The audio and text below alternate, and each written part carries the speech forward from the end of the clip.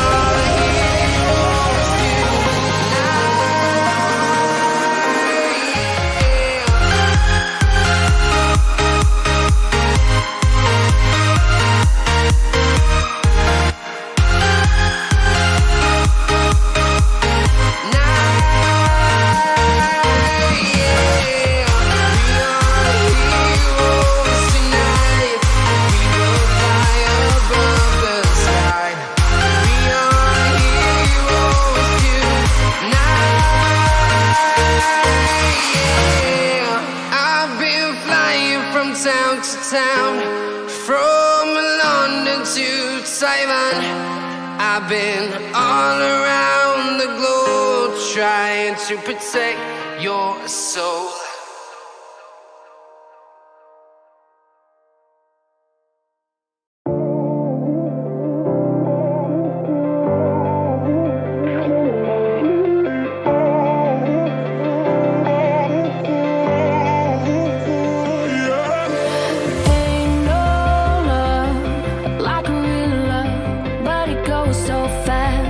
All tied up like a captive.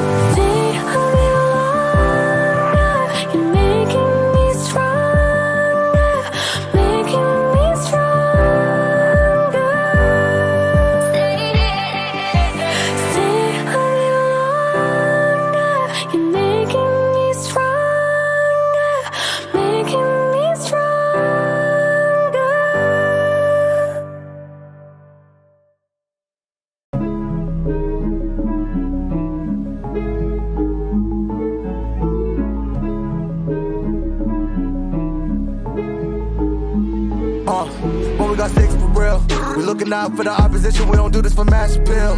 Don't make me blast it still. I put in work, no fly in the mirror. They want me to lose, but I can't. Mama shed like 1,000 tears. I can't do that shit to waste. I pull up in Mercedes. Next year you gon' see me pull up in the race. All I know is ball hard. Mama told me, boy, make sure you tie up your legs. Hey, when I was down bad, boy, I got on my knees and I started to pray. Now I'm breaking bread with my young vet. Wiz, you was a part of the gang. No, now he getting paid every single day. Yeah, I was hustling. I could turn an 8 to a 28. Let me show you. 12, they can kiss my ass. Yeah, see them lights, but you know I got the strap. Go right up, now he getting paid every single day. Yeah, I was hustling. I could turn an 8 to a 28. Let me show you. 12, they can kiss my ass. Yeah, see them lights, but you know I got the strap.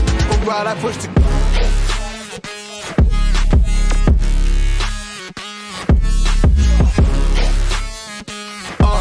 I do the dash, on my way to the bag, boy, you know I push the gas.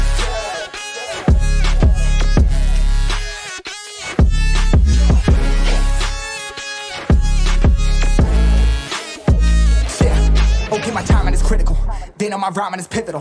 Homie, the dash is digital, gas residual. Fire and smoke like I'm leading a ritual. You bet my cash is long. I hit the gas, I'm gone. Riding my wave. I've been stuck in my zone. I bet I blast them all. Sliding on faith. I've been out finding my ways. Grinding for days. I've been out shining the hate. All of y'all wanted for praise. Stuck in a phase. Let it and turn it ablaze. Yeah, homie, you don't want no race. Nah, better to stick to your place. Yeah, want it all, I gotta taste. You push on the pedal, now I gotta skate. Yeah, all I ever know. Put me on this throne. Pinnacle. Push my buttons and that motherfucker go. What you know, what you own. Push it and I zone. Sonic booms full of room. Running till the tomb with my goons. Smell the fumes. Y'all know what it do with the crew when we coming through. Y'all know better move. Make it fast. Ain't no second chance. Coming for your ass. Turn to ash. Burning rubber now. Better push the gas like.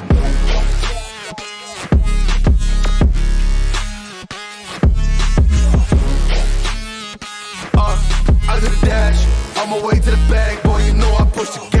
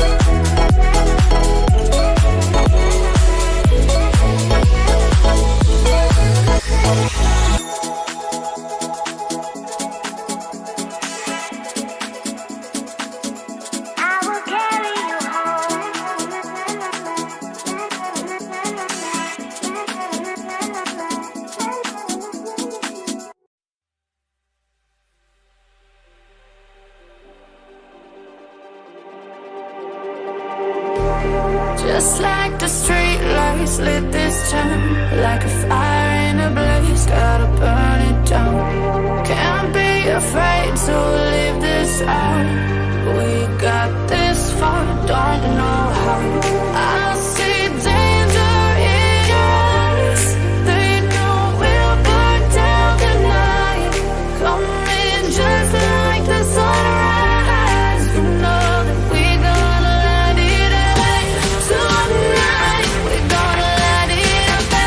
Tonight, we gonna light it up. Just like the sunrise, we gonna light it up.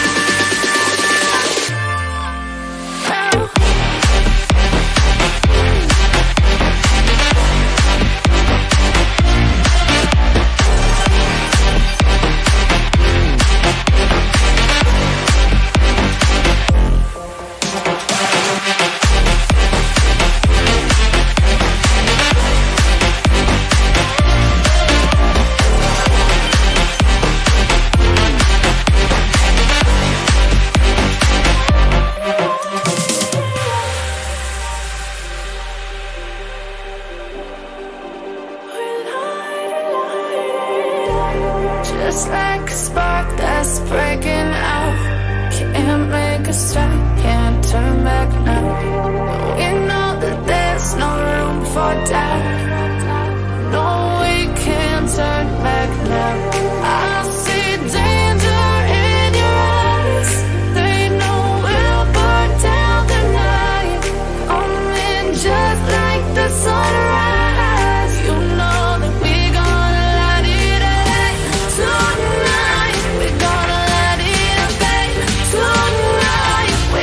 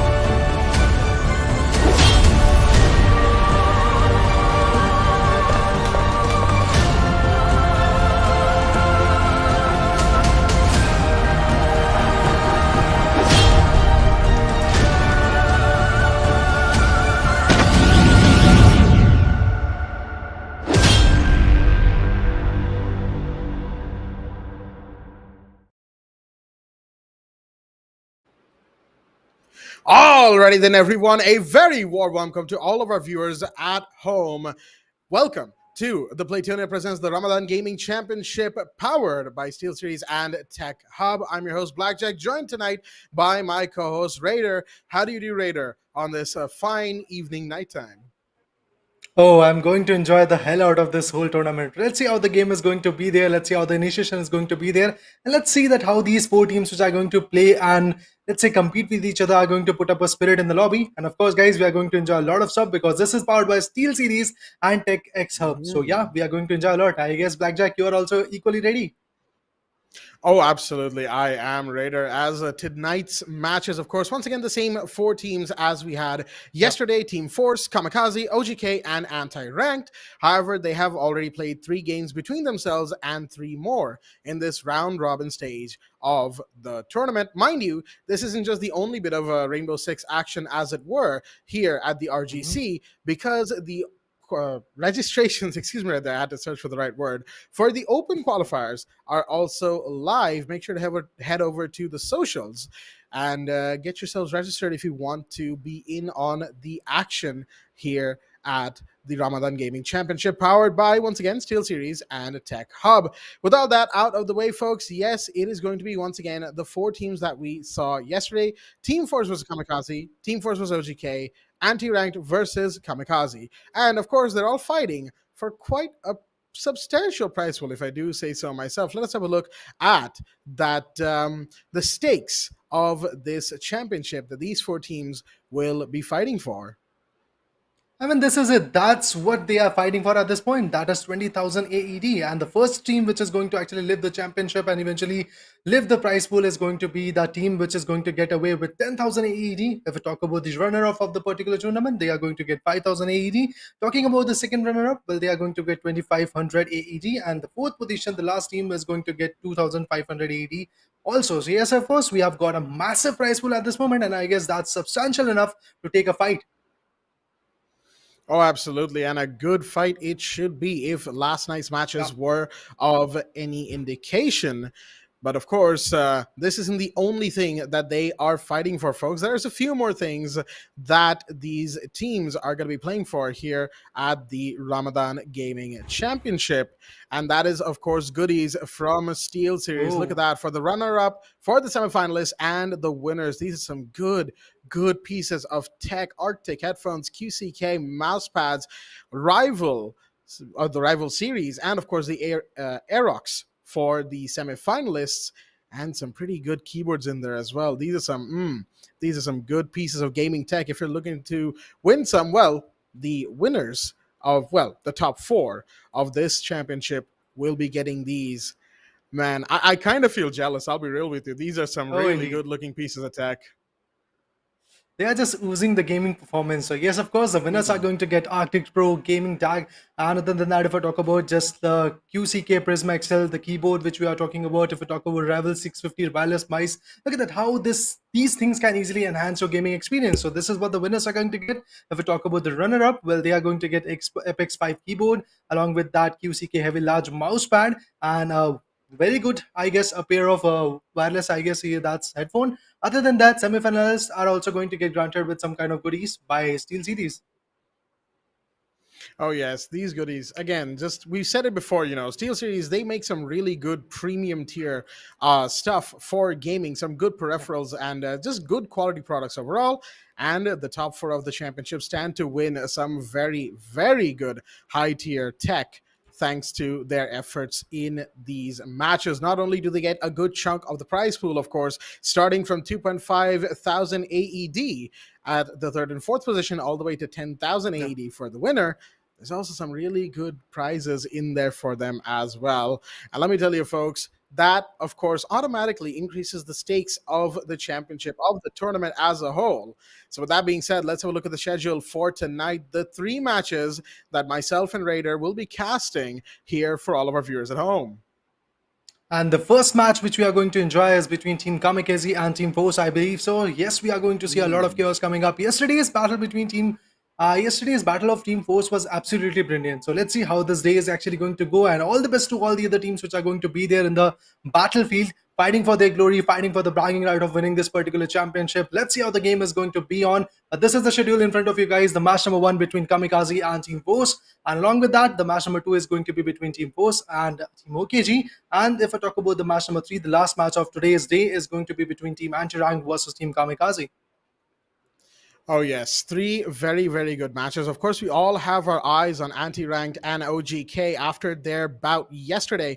OGK, of course, going all the way to maximum overtime, round 15 against Kamikaze. So Kamikaze putting up a very strong, aggressive performance against their former opponents. But Team Force is a slightly different kind of team, mind you, as their game against Anti-Ranked yesterday was mixed in with slow and steady plays with good droning, good intel gathering, but also some good aggressive plays when and where needed, leading to some very, very dominant rounds, especially when Team Force was on the defense. And of course, that means that if Team Force goes defense first, then let me tell you, Kamikaze will be in for a wild ride. Will their aggression win it out? We will, of course, find out soon.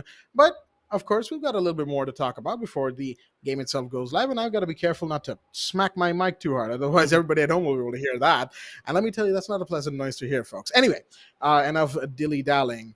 Force versus Kamikaze, all of the preamble laid out to bear. Very aggressive team versus a team that likes to mix up their play styles. We kind of saw a little bit of this with Anti-Ranked versus OGK yesterday, where Anti-Ranked were really baiting out every single play that OGK could possibly make in their hyper-aggressive play style, OGK losing as a result 2-7.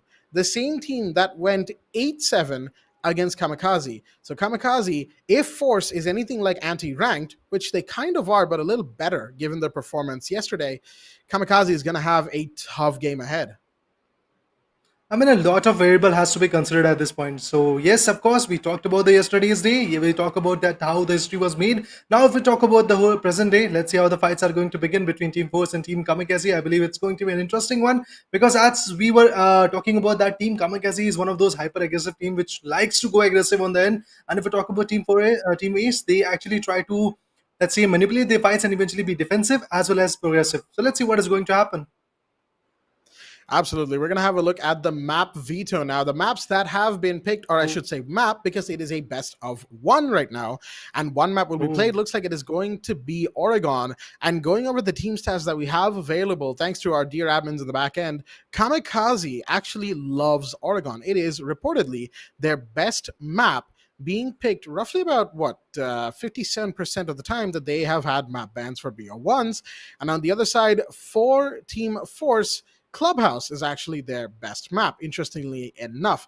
Oregon isn't their worst, but they don't seem to really prefer it over Clubhouse. So it's going to be interesting to see how Force conducts themselves. Yesterday's match that Force played on was was actually on Oregon. So given their history previously, I honestly think they could do some good work here. They've already played Oregon pretty well against a relatively well-balanced team.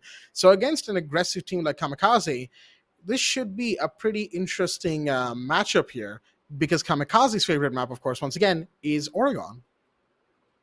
Oh, of course, we are going to see a lot of hectic chaos coming up in the map of Oregon because if we talk about Team Kamikaze, well, they love to play on that ground. And eventually, if we talk about Team Force, well, they have to manipulate some new strategies. They have to develop some new strategies and eventually fight with it, go with it, because of course we know that we were discussing about that the favorite location, the favorite map, or should I say favorite battlefield they try to actually choose is Clubhouse. But unfortunately, they are not going to get it, and it's the ground for Team Kamikaze. Let's see how Kamikaze is going to come up and how Team Force is going to retaliate with it. I hope the best of the best is going to win. So let's see how the game is going to begin. Oh, absolutely. This is going to be a fantastic, fantastic match. Let me tell you right now, all of our viewers at home, if you thought yesterday's matches were quite something, well, these matches are also going to be quite something indeed. Now, if you noticed during when we were showing the schedule for the night, Team Force and Team Kamikaze will be playing twice tonight. That is because Team OGK and Anti-Ranked played twice yesterday, so they get to take a little bit of a breather, have only one game each, and they will, just kind of chill for the rest of the time.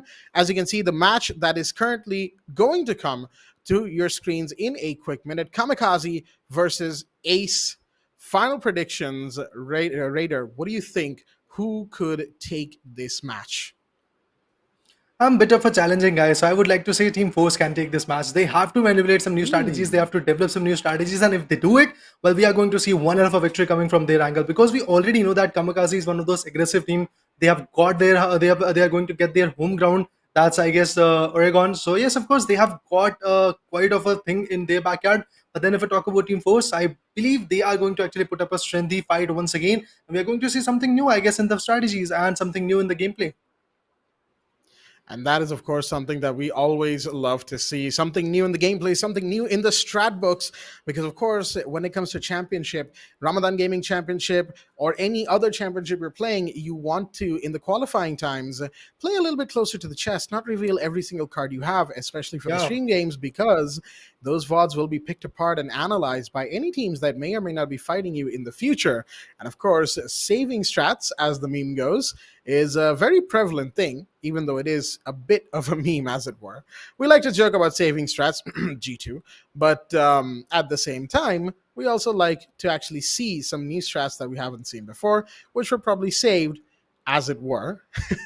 So all things considered, yeah, this should be a good match. Home ground, slightly advantage for Kamikaze. Team Force, on the other hand, coming in with full force, as it were, to this map after a good performance yesterday. So again, good stuff all around. And really the groundwork for this game makes it look really great.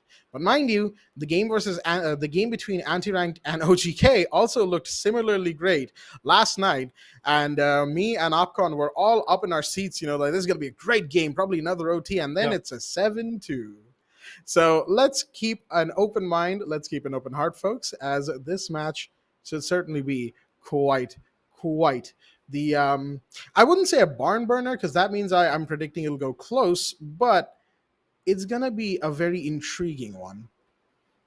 Well, of course, it's the start of day number 2. We are going to see some new kind of strategies and see a new kind of gun game, and the gameplay will be awesome. So let's see how the fights are actually going to pan out, because yes, of course, we want to see some action in the lobby. As a caster, I just love some action in the lobby, but then eventually the players which are going to fight in the lobby have some kind of pressure in their mind, because it's a qualifiers type of stage and they have to actually do something amazing. If we talk about Team Kamikaze, they have to defend their home ground. If we talk about Team Force, they just have to attack and take away their home location into their position. Let's see how they're going to do it. And I believe some new things are actually going to be there, and that's what I'm excited for. I'm not excited for the aggression for Team Kamikaze. Yes, of course, they're going to put it up like that. They're going to put up their aggression, but I want to see that how Team Force is going to tackle with it. That would be something interesting to watch, I guess. Oh, absolutely. And mind you, Team Force on the defense yesterday against Anti-Ranked was just, going back to these games, to the games that they played yesterday, these 4 teams, that is, to, again, just have a little bit more backstory to this match. As casters, of course, we are storytellers. And what good is a game if there's no story behind it? So let's have a little bit of that, shall we? Yesterday, Team Force on the defense against Anti-Ranked, interestingly enough, had a bit of an issue with losing bodies a little early, especially on the roamer side of things, but there were a few good roams from one of their players, John, who was really just wasting time, making good plays, basically being a rat when their team needed it. And as soon as everything was in the all clear, there wasn't much time left for Anti-Ranked on the attack. John would fall back, maybe take a kill or two on the way back, or early round he would just completely demolish the enemy team alongside their teammates, of course, leading to dominant rounds like round 2 and round 6 were in particular. And the other thing that I did like about Team Ace's defense is that their offside game, when it's not picked apart early, is quite good, which sort of scatters their opponents. Anti-Ranked were a little all over the place against them on the attack, and by the time Anti-Ranked went onto the defense, while they had a solid start, again, Ace quickly read them and turned the tables by the 10th round and won it out by round 11, causing it to be a 7-4 win. And that just sort of tells you what kind of team Force is. They're very versatile. They like to really read their opponents. They like to really see what their opponents are made of, and they like to test them in that regard. And of course, we have Kamikaze, as we've talked about, very aggressive, very strong on the aggression. So with all that being said, all that preamble out of the way, Team Force on the defense, Kamikaze on the attack. Operator bands are a go as the first match is underway. Well, let's see who is going to get banned and who is going to get welcomed in the lobby, because now we have got Team Force and Team Kamikaze heading up into the battle in just a few seconds. Let's see what is actually going to happen. Jekyll is already there. Let's see how the fights are going to pan out.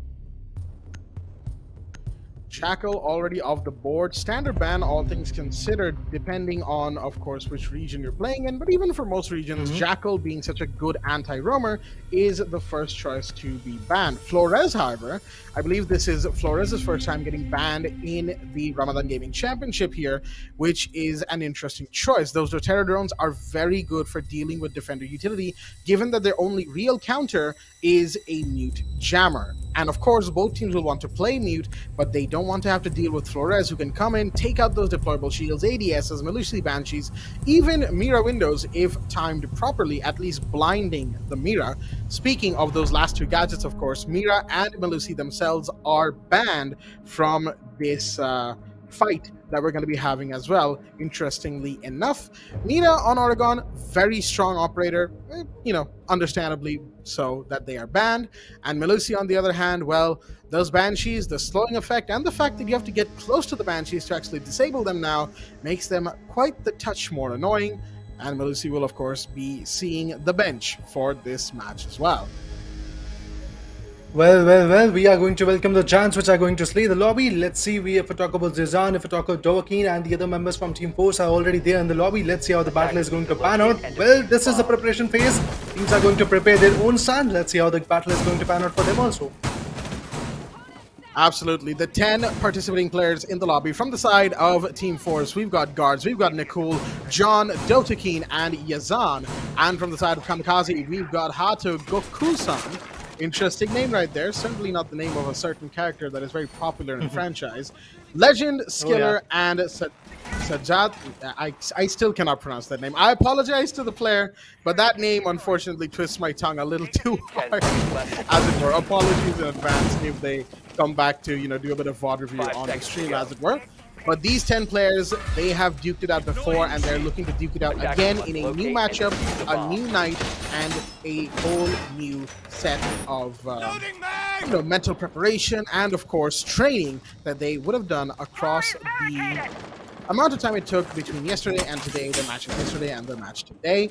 Round 1 is a go now, and the Legion, of course, out on the prowl here on Tower, supporting Jaeger guards, who's on the second floor. The drone is there. It should spot them. There we go. And guards is going to fall back as a result. Shots fired by the Legion, but they will also fall back. But Hato will be the first one to go down. That's John on the roam. We were talking about them just a little while ago. John on the roam, very powerful unless taken out quickly. But this time it's going to be Hato. Hato down to the dust. So all the players are actually losing a lot of strength at this point. Look at those TPPs coming out. It's a proper 4v4. Now we have got a 3v4. Oh, look at that. How the bodies are going to drop really soon. The Kamikaze on the way. Drop the diffuser. Let's see how the fight is going to pan out. We are left with 2 versus 3 scenario. Let's see which team is going to crush the competition. Absolutely right there. John with the first blood, but unfortunately the trades, unfortunately for Team Force, that is, Kamikaze trading quite well indeed, as we now have a minute 45 on the clock, and it's a 3v2. Legend, Killer, and of course the Iana now looking to get their way in through Tower and meeting Hatch. Hatch is open. Hibana's going to be jumping down any second now with the Finka boost in tow. And mind you, Skiller with the Finka is not to be trifled with. Finka, LMG, gone 6 grenades, so many things. Grenade goes out, will not connect onto Dovahkiin. They will instead fall back and watch the tower stairs from the line of sight that they have right there. Yazan takes a bit of damage, but nothing too severe, as we have the Iana gathering some more intel using the hologram projector. Well, the intel is here. He's trying to take him out. Let's see, is it possible for him to take him down or not? Dovahkiin and the other guy, that's Yazan, is also receiving quite a bit of damage. They are trying to connect some good shots, and there we go. It's a 2v2. Legend, Goku-san, and Hato have already been down to the dust. It's all about skills. And Sajadi, let's see how they're going to tackle it up. Well, one more player has been lost from Team Force. It's all about Yazan. He has to do a lot of effort. He has to do a lot of job at this moment. Is it possible for him? Let's see, is it possible for him to convert these strikes and eventually do a 1v2? No, it's not. The Tigers won, and the Kamikaze have defended their home ground. Kamikaze starting off strong. Attack on Oregon is never easy. Mind you, Oregon being, of course, a defender-sided map, at least just a little bit. It's more likely, what, 56-44 in terms of attacker-defender split. Kind of makes it even, but just that, extra 6% of the defenders goes a long way. So Kamikaze taking the first round over Team Force, putting them on the back foot early is a good sign. They're looking good. They're looking as aggressive as they were yesterday, of course, fresh after a good break that they had between matches as well. That game between OGK definitely will still be in their heads, though, because, of course, it was such a close game, and it really could have gone either way. They do not want to let their opponents go all the way to maximum overtime, because we saw Kamikaze has issues with playing the long game. They're so aggressive all the time, they tend to lose a little bit of energy, and they will want to avoid that here and now. Team Force, will their versatility pay them good dividend once again? It's only been the first round, so I guess we've got time to figure that one out. Indeed, Team Kamikaze is already building up a pressure that yes, they own the home ground and they are going to win it. But then eventually, if I talk about Team Force, I believe the first match is going to actually brief in a lot of new strategies for this particular team. We always say either you win it or you learn from it. So I believe Team Force has learned a lot of new things and we are ready for the attack action. Out to locate a bomb and defuse it. Absolutely. Team Force, they will have learned quite a few things from their fight against Team Anti-Rank yesterday, but Kamikaze, of course, stand to learn much more, given that they had so many rounds where they should have won against OGK and couldn't or didn't for whatever reason. And now here they find themselves one match down, yet to put a point on the board for themselves, trying to put first point on the board, because in a round robin, sure, you might not need to win as many matches as you would in a standard elimination bracket, but you still need to put points on the board, and the only way to do that is to win the matches as they come. Beautiful peek from Guards. Good stuff right there. That's going to be the Finca gone.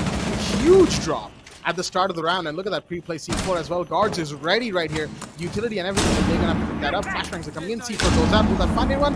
No, it doesn't. Flashbangs wasted. C4 wasted. One buddy down. Make that a 4v4. Hatu fires back with Nikul on the board. Well, it's a proper 4v4 fight coming up. The sprays are there. They're properly trying to actually analyze and eventually get the close calls. Let's see, is it possible for Team Force to bounce back in this particular one, or it's Team Kamikaze is going to again win it? Let's see, a lot of speculation, a lot of variables to be actually played with, because we are left with 1 minute and 40 seconds approximately. And in this 1 minute and 40 seconds, we are going to see a new face rising up once again. Let's see, is it possible for Team Kamikaze to again be back in the fight, or is it Team Force who is going to win it this time?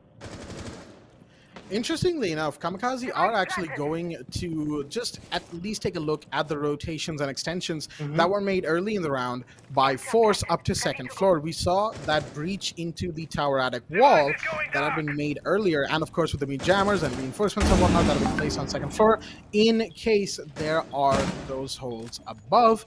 So far, they won't find anyone because the roamers have mostly made their way back close to or onto the site. With now 60 seconds on the clock, Team Force, the ball is in their court. How hard are they going to hold? How hard are they going to shell up now? No, it looks like John wanted to go for a late flank. Gets taken down. The Iana was ready as the C4 goes out from Logiki. Will not find one, unfortunately. No one on tower stairs. And no dice for Guards on the shot out towards blue. They are trying to actually eliminate a lot of casualties coming up at the lobby, but you can already see Team Force is actually losing a lot of ground. Now it's a proper 2v5. Guards is way too late. Kamikaze dropped the diffuser. Now it's 2v1. They have got the triple kill, I guess. That's Dovahkiin who has got triple kills. Now let's see, is it possible for him to convert the last one into his favor? And Kamikaze has the diffuser. They are trying to put up some space, but now the space are there. They are trying to build up a casualty. Is it possible for him? They are trying to peek. The shotgun is already onto the way. One good shot, and that player can be taken down. Just one good shot, and there we go. Guards is going to be the one to get that instead. I mean, it really doesn't matter how many in the kill streak you get, so long as you win the round. Yeah. Of course, a 4K would have been quite good for Dovahkiin's kill death in the stats that we will discuss later on. But still, that triple kill from Dovahkiin absolutely turning the round around, because it was looking quite dicey for them. It was a 2v4 that they were up against, turned into a 2v1 thanks to the SMG-11 of that mute player. Fantastic stuff from Force. The last two members of Force, that is, Guards, mind you, who got the first blood, and Dovahkiin, who held it down in the site expertly to bring the round back and equalize early 1-1. I mean, at the last, that's what counts. That you have to make an equalizer. You have to make an effort to eventually bring back your team spirit in the game. Let's see how this third one is actually going to pan out. We are left with 30 more seconds to go with the preparation phase. The teams are trying to prepare themselves for the battle, which is going to come up front. If we talk about Team Kamikaze, well, the starting was good enough, but in the next one, they lost it. Let's see how the third one is going to pan out for that particular team, because we can already see Team Force coming back and trying to prove themselves, and they're proving that they are the winner. They can eventually do it.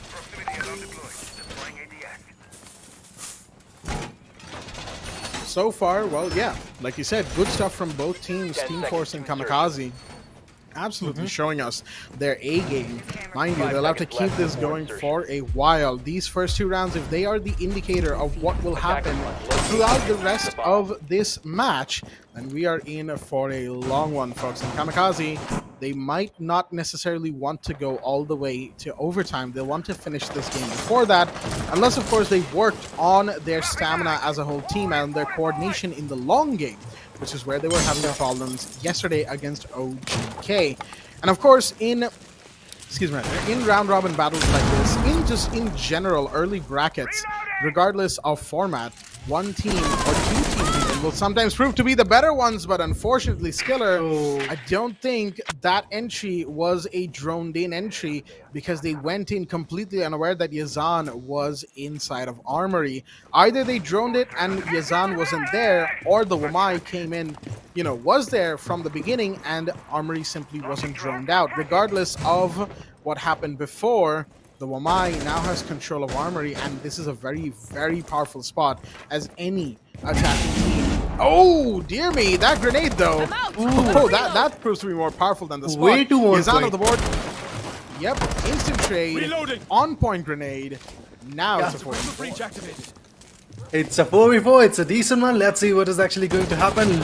Currently, we are actually seeing Legend trying to actually take over. John is way too late. He's about to go down. Let's see, is it possible for him to turn down from that kind of perspective? Yes, if we talk about Legend, he is also trying to combat. He's also trying to put up some good space so that eventually he can just lay down one good member from Team Force. But is it possible? The hologram is there. They're trying to eliminate. They're trying to possibly put up a show in the lobby. But still, Team Force actually holds their ground. And if we talk about Team Kamikaze, they're also trying to totalize the fights. It's a proper 4v4-1. 1 minute and 15 seconds more to go. Not a lot of time. The time barrier is also something which is actually putting more pressure.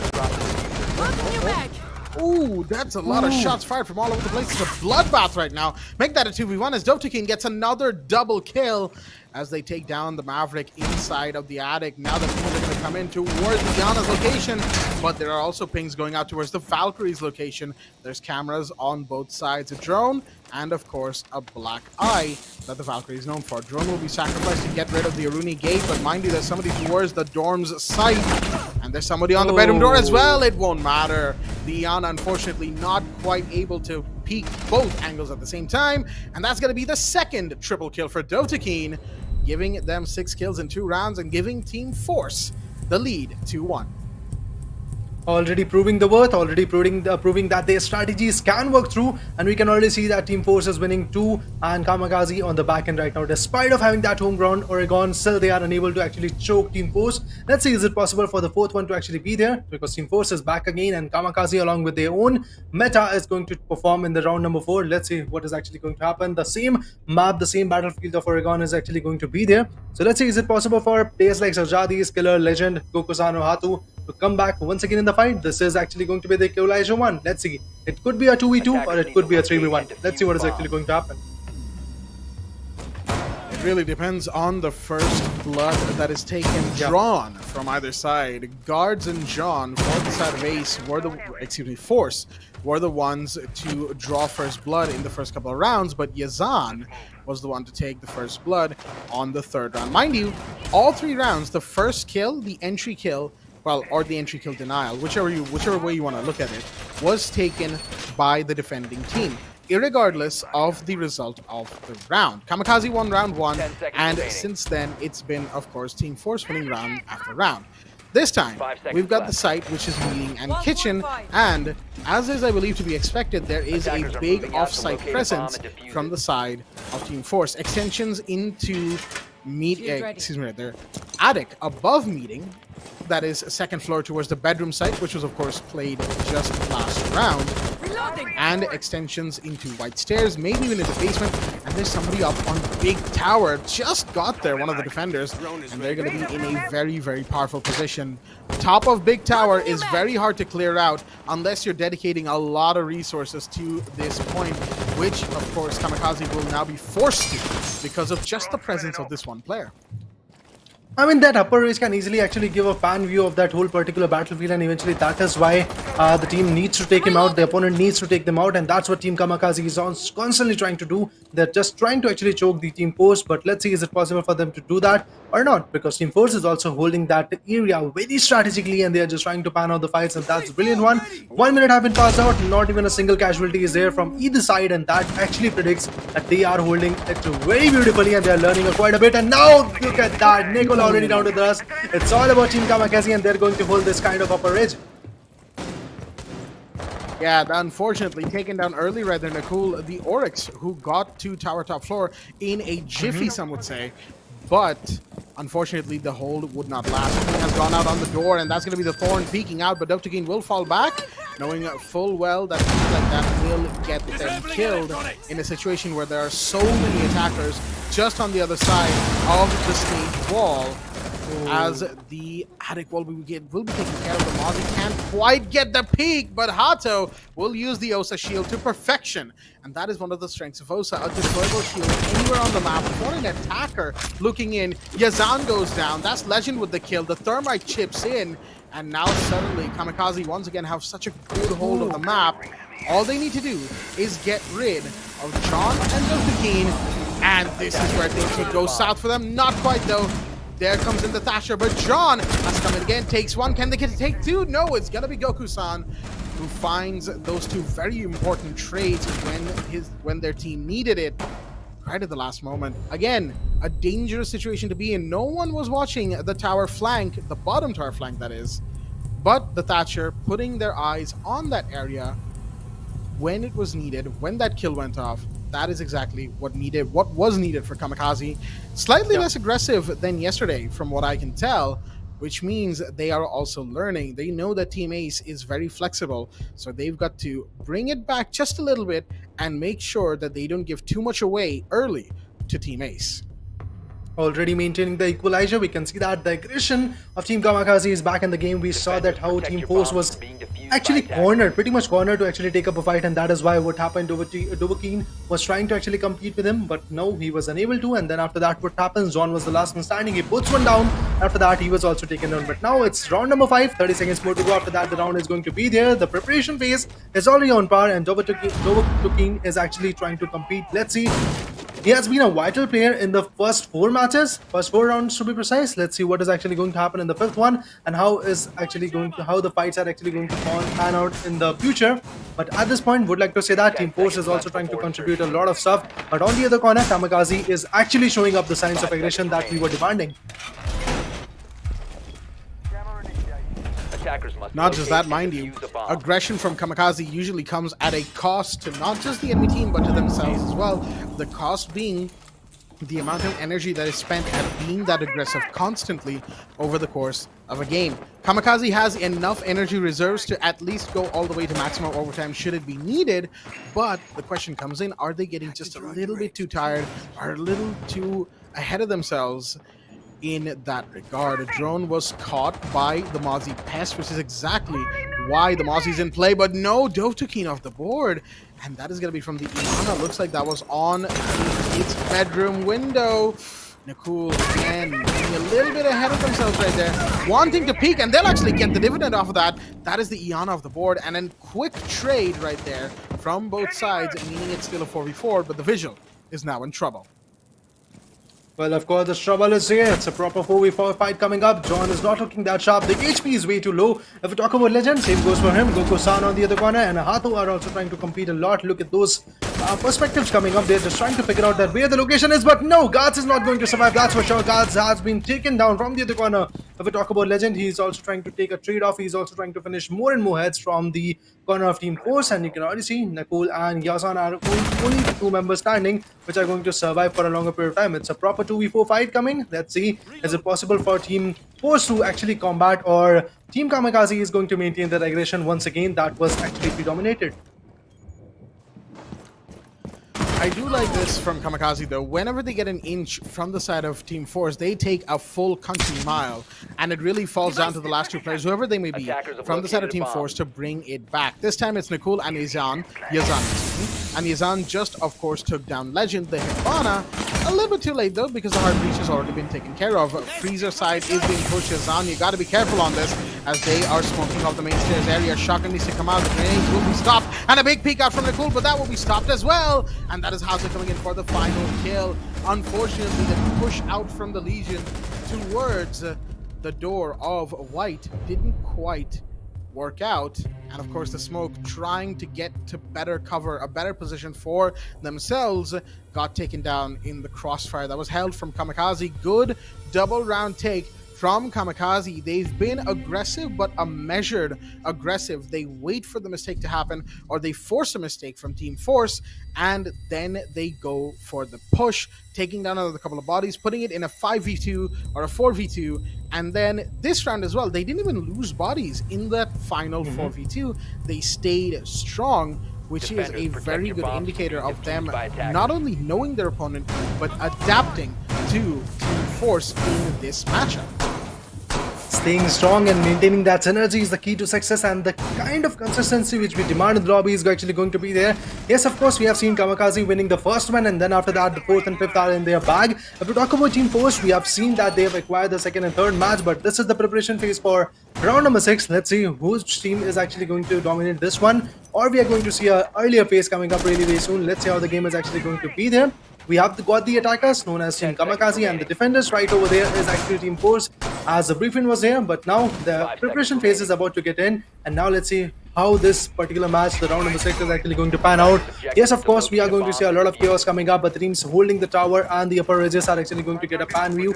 And the other corner, the attackers of this particular lobby, or should I say Kamikaze, is also trying to contribute a lot of stuff.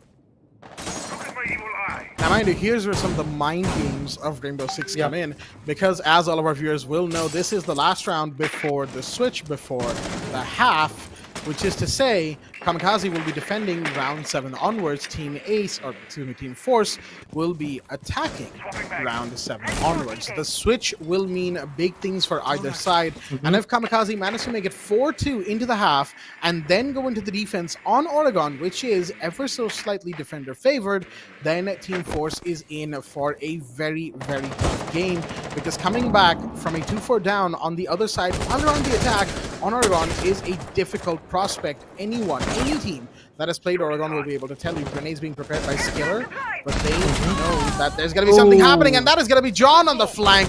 Unfortunately, they didn't quite make room for the Valkyrie to come from first floor.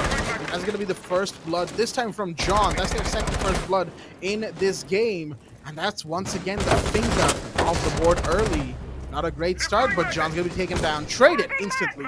Well, a little bit later, but still by Legend. Well, the trade is there. It's a proper 4v4 fight once again. We are actually biting the nails at which team is actually going to acquire the upper hand. If we talk about Team Force, we have got Guards, Knuckle, Dovahkiin, and Yazan still trying to combat. On the other corner, if we talk about Kamikaze, we've got Arthur, Goku-san, Legend, and Sadashi also trying to fight. But there we go. Once again, the shots are there. They're trying to contribute. Guards have been taken down. Now we are looking at a bleaker angle for Team Force. Let's see if it's possible for Force to come back once again in the game. I hope so that they are able to compete. Otherwise, the lead is actually going to be massive of a 4v2 on Team Force, and that is something which is actually going to put up a pressure. But there we go. Kamikaze dropped the diffusion, and one good member has been taken out. It's all about Knuckle and Dovahkiin. Let's see what is actually going to happen in between these two giants. Well, looks like that Maestro is going to be doing a lot of work right now. 81 bullets in this LMG, but the angles are not being watched. That's going to be the Maverick taking one, and Nicole knows the Maverick's going to cross any second. No shots fired, but they can't quite get the kill. Will they get it? Ooh. No, it doesn't matter, because, of course, the Maverick turns around, shoots him in the face, and got a little bit of blowtorch damage onto the Maestro as well, which meant that the Maestro on the kill feed appeared to have been killed by the Mavericks.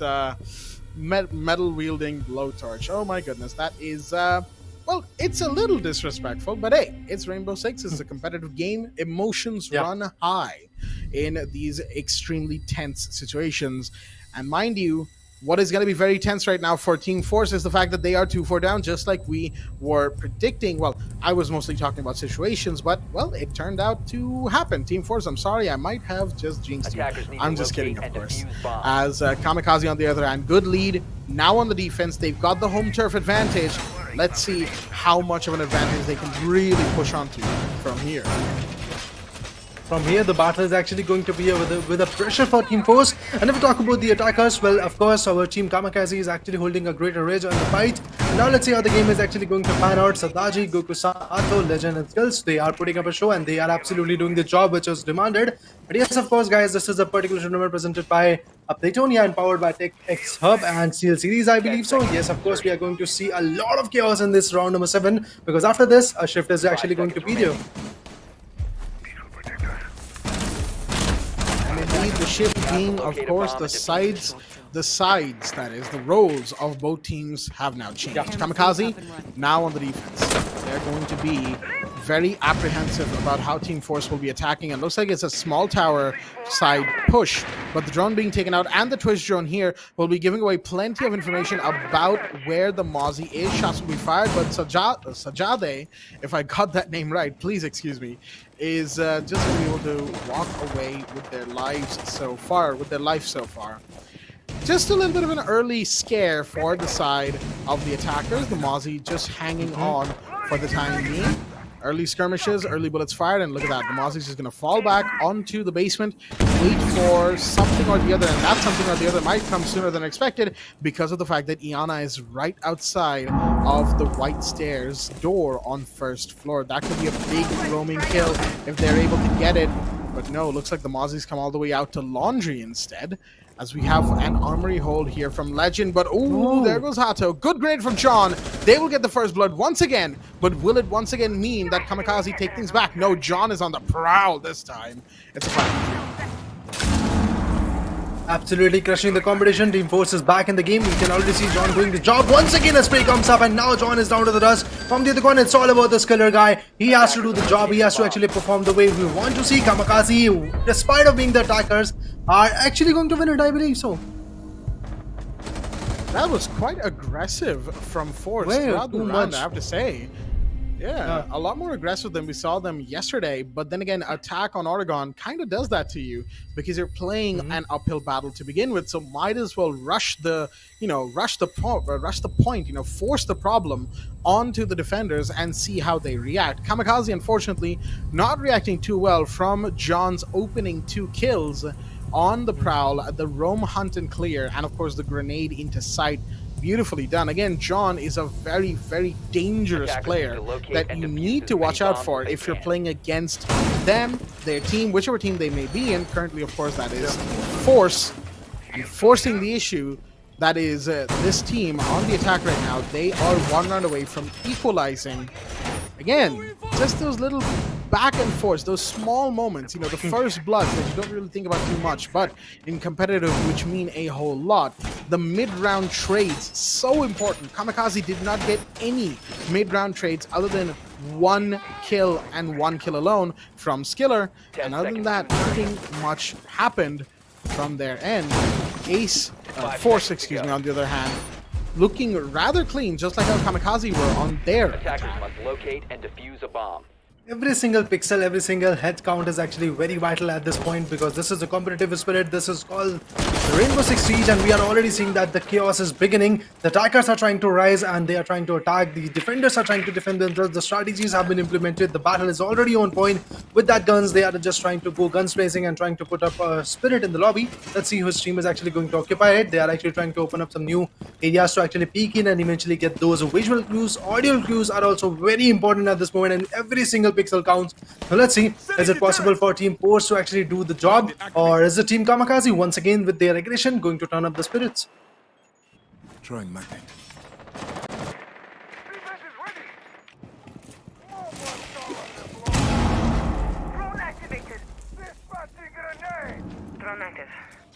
I believe so. Well, once again, the drones are there. They're trying to actually analyze and eventually get those visual clues. If we talk about the other area, we have got the brawl room also. Yeah, apologies, Raider. I forgot my mic was muted. Oh.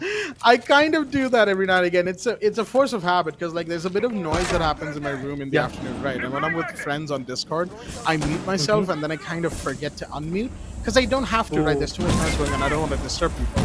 So yeah, sorry about that. I was going on and on about how the fact that the Tachanka being brought in from Kamikaze is quite interesting, and there we go. We're gonna see the use of the Molotovs that Tachanka has in that Shumika launcher, the reworked Tachanka, mind you, of course, because his turret is now in his hands, and he's got a whole new gadget to play with that works very similarly to Smoke. That is remote area denial and remote flank denial. If need be, grenade should go out any second now because there is somebody who was pushing out towards. Nakul is taking so much damage, and they will finally go down. Legend will take that kill, and that is the opening kill of the round. Once again, first blood. This time to Kamikaze. Shots fired. Hato managing to stave off the Finka push-in because of course, the Echo Drone that's watching and giving those sonic bursts as support. Time is being wasted there. It's only 45 seconds on the clock, but John's gonna find one. That is huge, and they managed to get away with it. In the meanwhile, Dota team will go down. It's still 3-4. Man advantage is still in the favor of Kamikaze, in the favor of the defense. Feet will be spotted, head blue will be spotted, but John is too good of a shot for this. They're gonna take one more, and Yazan comes in for one more as well. Skills off the board. It's all now down to the Echo, Goku-san, and they will only be able to trade with Yazan, leaving the attackers in the site with no defenders in sight. And Team Force will equalize after a good bit of aggressive play towards the site later than I think Kamikaze expected. And that might have been what contributed to Kamikaze being a little jumpy, a little bit, too peak heavy, face checking too many angles, giving away too many 1v1s, and Team Force taking full advantage of that. It is something very auspicious about this particular match because now you can already see that it's a proper 4v4 equalizer coming up. Team Force is also trying to just establish the dominance. And if we talk about Kamikaze, they're also trying to hold their own ridges, but still somehow Team Force bounces back once again. Team Kamikaze actually had a lead of 2 points, but then when it comes to the Force domination, well, you saw that how the battle is actually going to go on. Beat John, beat actually Dover to King. Every other player is absolutely trying to compete, absolutely trying to put up a spirit in the lobby. So let's see how the game is actually going to pan out in this particular one, because we are already diving into the round number 9. It's like the tournament, it's like the match just started because a lot of stuff has been gone, but still we are looking at a sharp 4v4 point system. Mind you, a 4-4 is always very contentious for both teams because you never know where the rounds will go from here. At this point, you only have 3 rounds to a victory. Instead of being a 1st to 7, it becomes a 1st to 3, and there is not a whole lot of time to really read into your opponent anymore. You've got to use all the data available to you, all of the information that you have gathered from playing against this team that you're playing against for the last 9 rounds. And 9 rounds is a long time in Rainbow Six, given the 45-second prep phase and the full 3-minute round.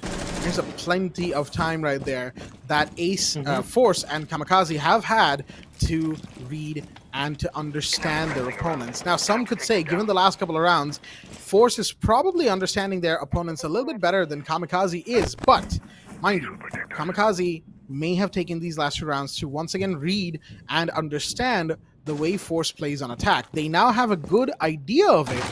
Now, how do they go about countering it?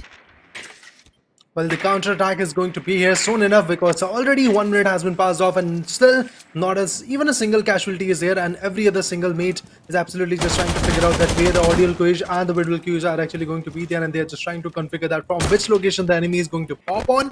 And you can already see Team Force is absolutely trying to configure, and holding those stairs is absolutely going to be the job for this particular team. If we talk about Dover Tukin, well, this is the guy who actually got triple kill, quad kill into his perspective, let's say in this particular one. In this round number 9, is it possible for him to do the same kind of job? And we can already see some kind of utilities have been used up. The players are constantly going for those utilities and constantly trying to peek in, get those visual cues, get those peeking heads, get those pixels, and eventually pop the head off the enemy.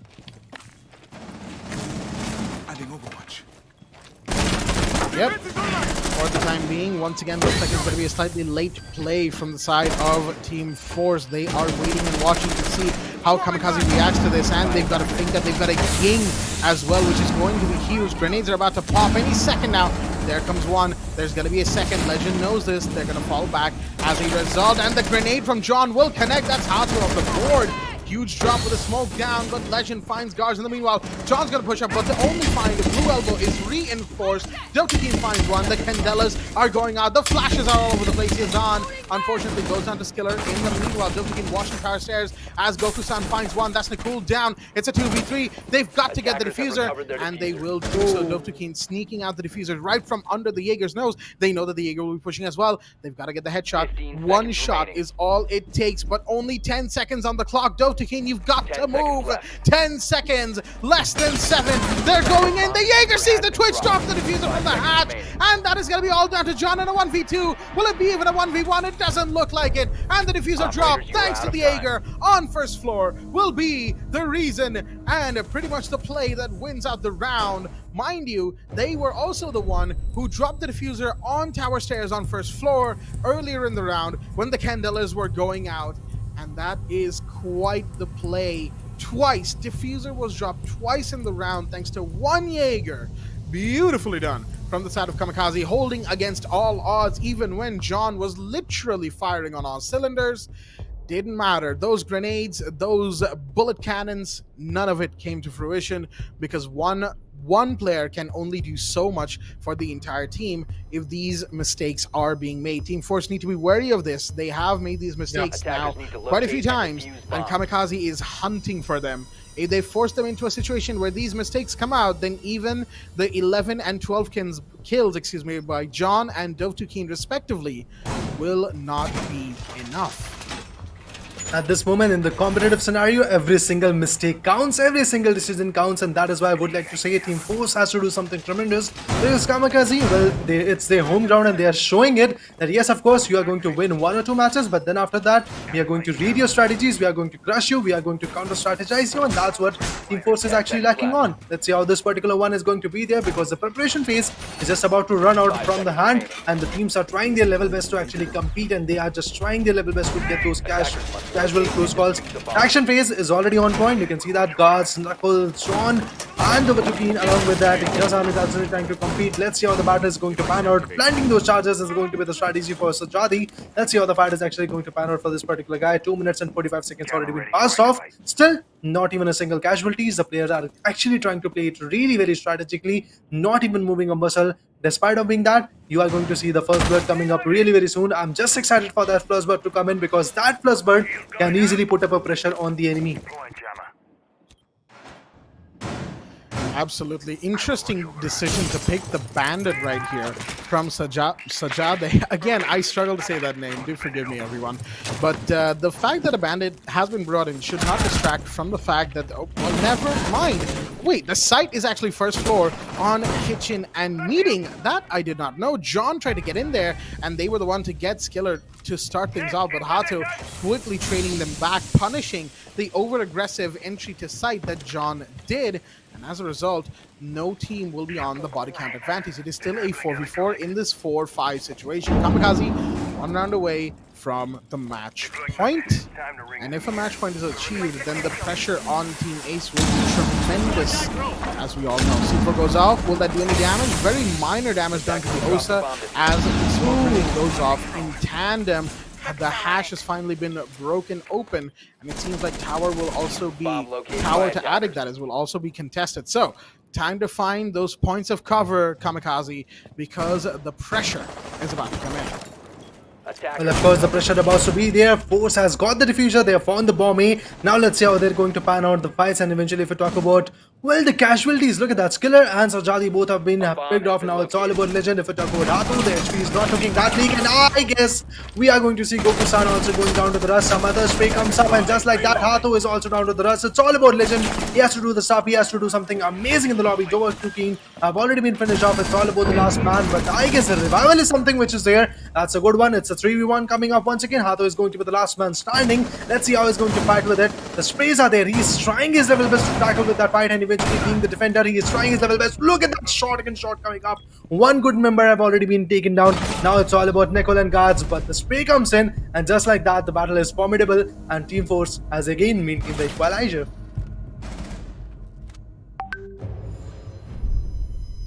Interestingly enough, once again, this is a round that is very similar to what we have seen before from the side of Team Kamikaze, in that they were being overly aggressive and giving away too many 1v1s, and Team Force just punishing it left, right, and center.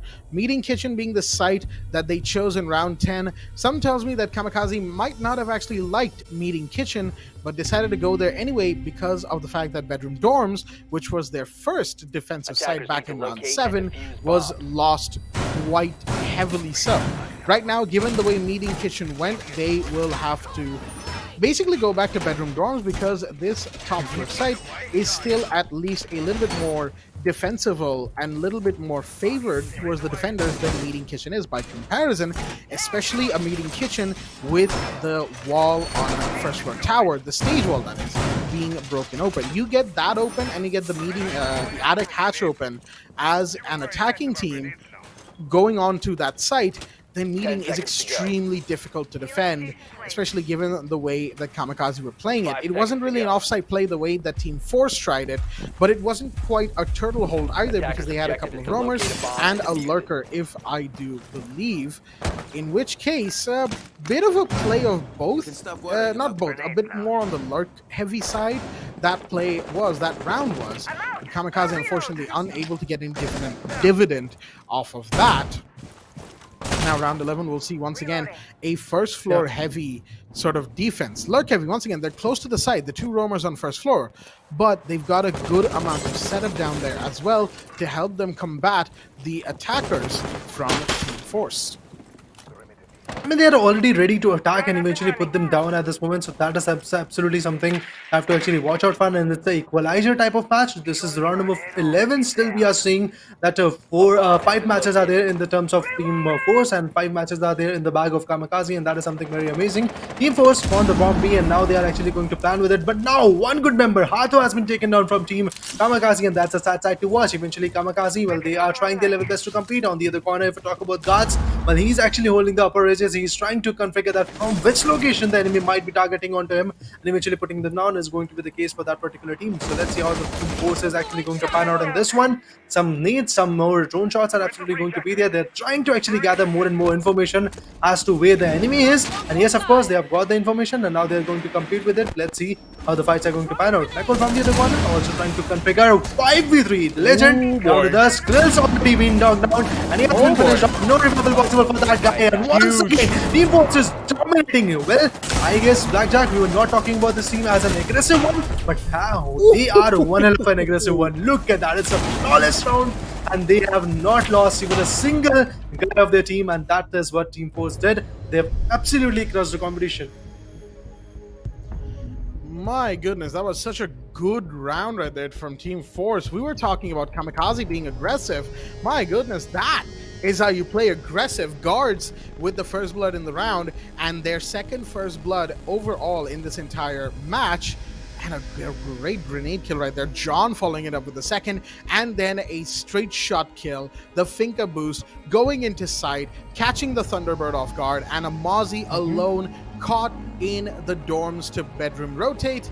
Well, there was only so much that they could do. 6-5 match point goes to Team Force. Interestingly enough, once again, just like against Anti-Ranked yesterday, where Anti-Ranked took the first round and put Team Force onto the back foot, this time we had the 2-1 coming in from Kamikaze, and the first round coming in from Kamikaze. However, Team Force bringing it around very quickly this time, not only taking the early lead, but trying and almost succeeding to keep it most of the time. And there's been a bit of a pause called. I believe that is from Kamikaze after the round was done. There we go. Hato will confirm that they are now ready, which means the pause will be unpaused. The timer will start moving in just a quick second, folks, and the match will resume, as that gives us time to talk about a little something that I've been keeping track of. First bloods, i.e. who takes the first kill for which team, and tallying it all up, John Attackers need from to the side of locate Team and defuse Force the has bomb. taken the first kill 5 times in 5 rounds, obviously. Out of the 11 rounds that we have had so far, John has been a fantastic entry denier in terms of frag on the defense, and on the attack too. They have 3 first blood, so they're a great entry player as well. Looking at the scoreboard, it is evident John and Dotukeen are leading in terms of the kill ratio of the team, 15-7 and 13-7 each. Far and ahead, of course, the side of Kamikaze in terms of the number of frags taken. Mind you, the number of frags taken is not necessarily a count of how many rounds are being won. You can have a lot of kills in one player, in one team. That will not mean that the round will be won because of course, the work that the support players are putting in, the work that the drones are putting in, the amount of intel that's gathered, utilities that are denied, everything needs to be properly in place, and that is exactly what is being done. Grenade, but no, that will actually miss and take out the drone that was there. Guards is going to find the Jaeger instead with the gun, and Guards now with their third first blood of the match.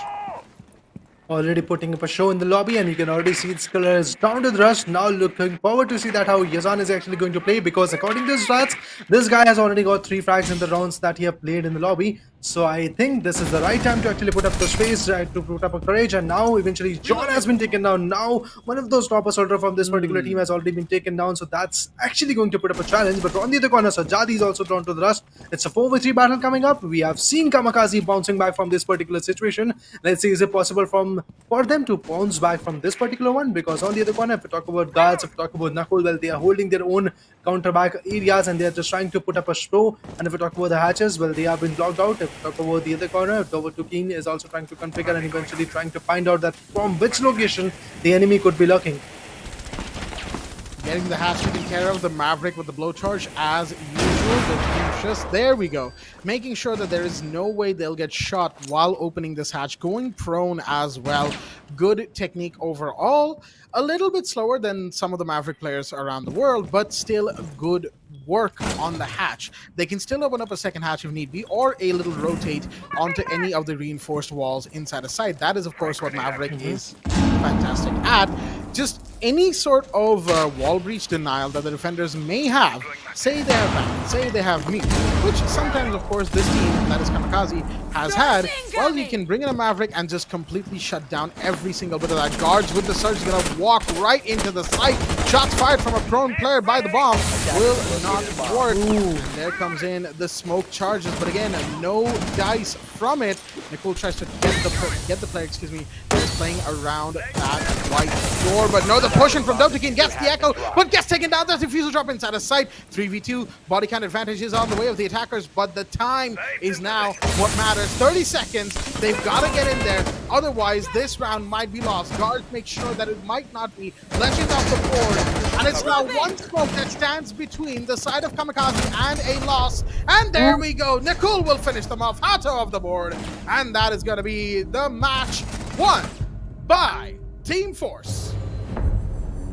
They have done it beautifully, and that's what I was talking about, Blackjack. Seeing some new faces, seeing some new faces, and my actually pick was, I guess, Team Force, if I'm not wrong, because that's what I wanted to see, that how this particular team is going to bounce back. According to yesterday's battle, according to the previous one that they have fought, I'm talking about Team Kamikaze, we have actually learned that Team Kamikaze is one of those assaulting teams, one of those aggressive teams which knows to actually pick up the frags. But if we talk about Team Force, well, this is one of those teams which plays strategically. They know when to aggress, they know when to defend themselves, and they know when to counter back, and they will know how to develop some new strategies on the go. And that was something very brilliant. If we talk about players like Yazan and some other players from Team Force, well, they were somewhere not being able to actually, let's say, pick up those fast paces and eventually pick up those frags. But if we talk about players like John, Dovertukeen, they were something. These two players, I guess, from Team Force was the one what picking up most of the frags, doing most of the job, and that is why I guess somewhere around the synergy was there, and that is why somewhere around Team Force won this particular match. Absolutely. I have to say, overall, very good show from the side of Team Kamikaze. I guess at the end of the day, we were correct. They didn't need to go overtime, but not in the way that they probably would have wanted to.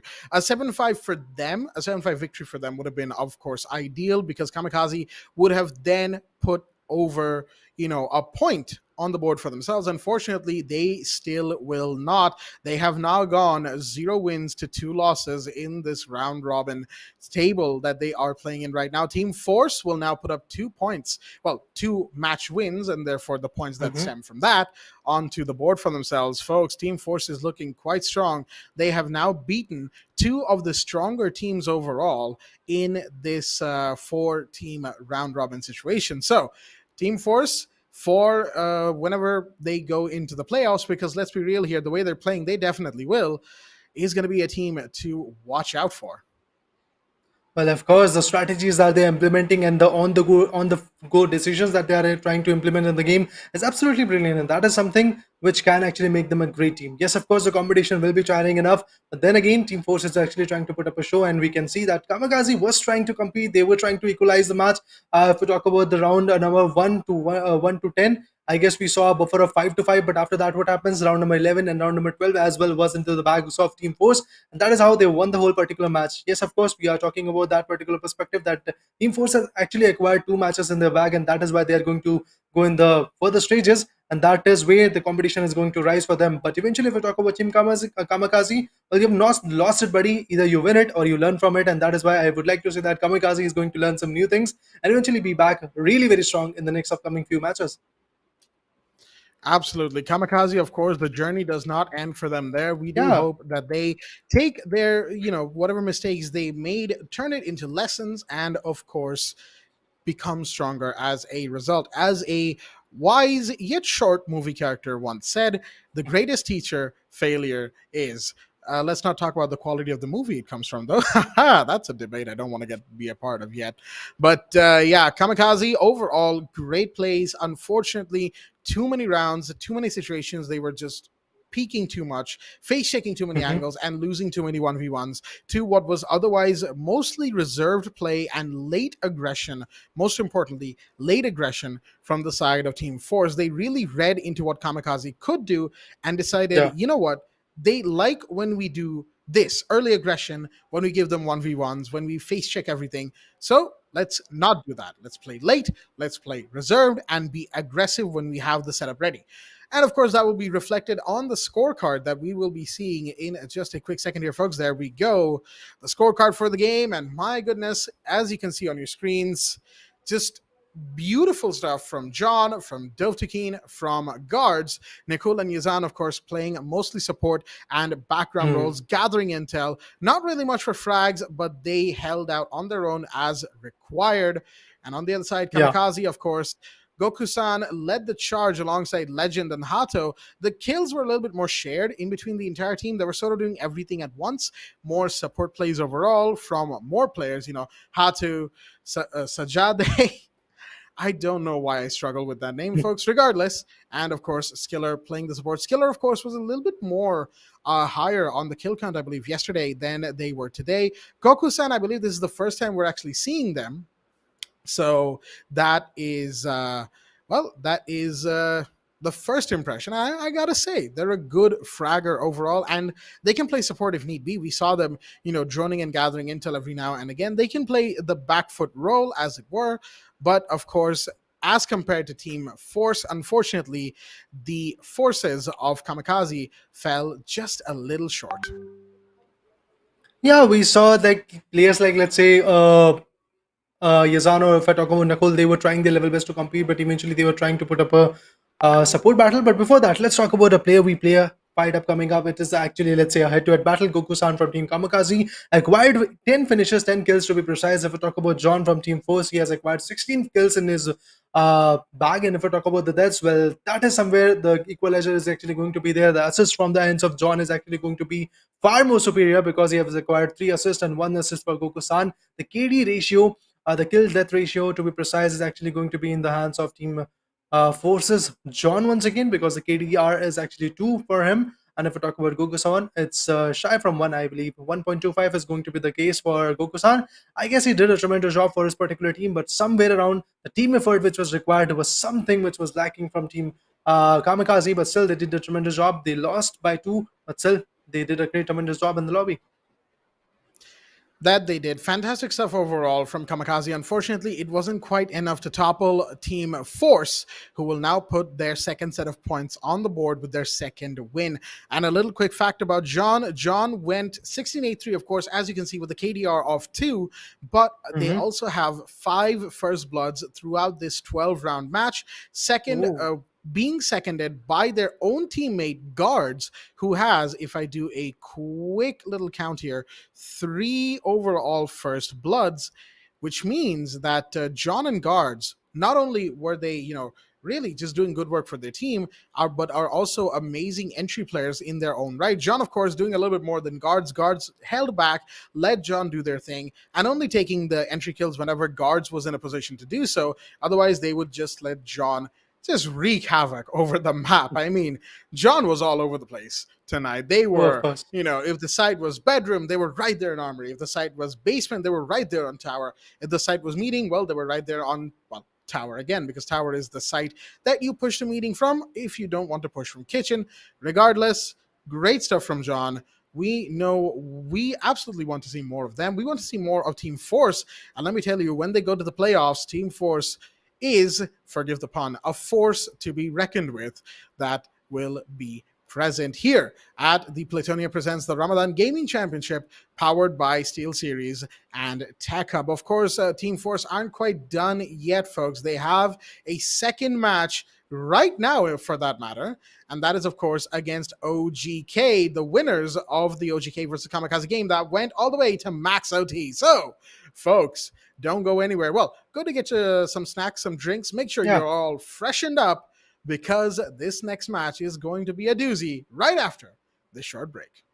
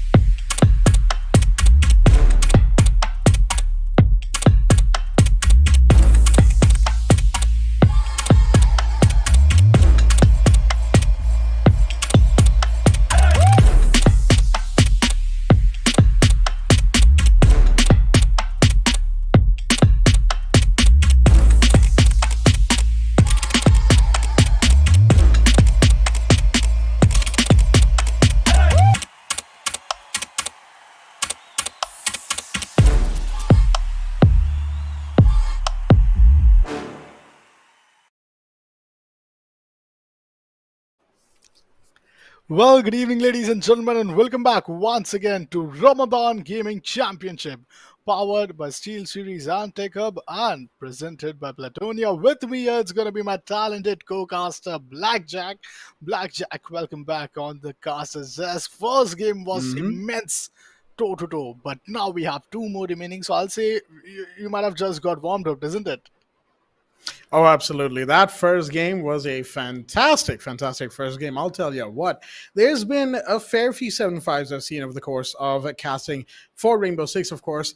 A lot of them are actually fairly one sided. It's just that the teams win more one sided rounds than not. However, between Team Force and Team Kamikaze in that first match, a lot of the rounds came really close. It was down to like 1v2s, 1v3s most of the time, and really could have been swung either way. A clutch here, maybe an early peak there, maybe a couple of kills, a streak from any one of the players on any of the rounds, and the result might have been totally different. It was that close for both teams.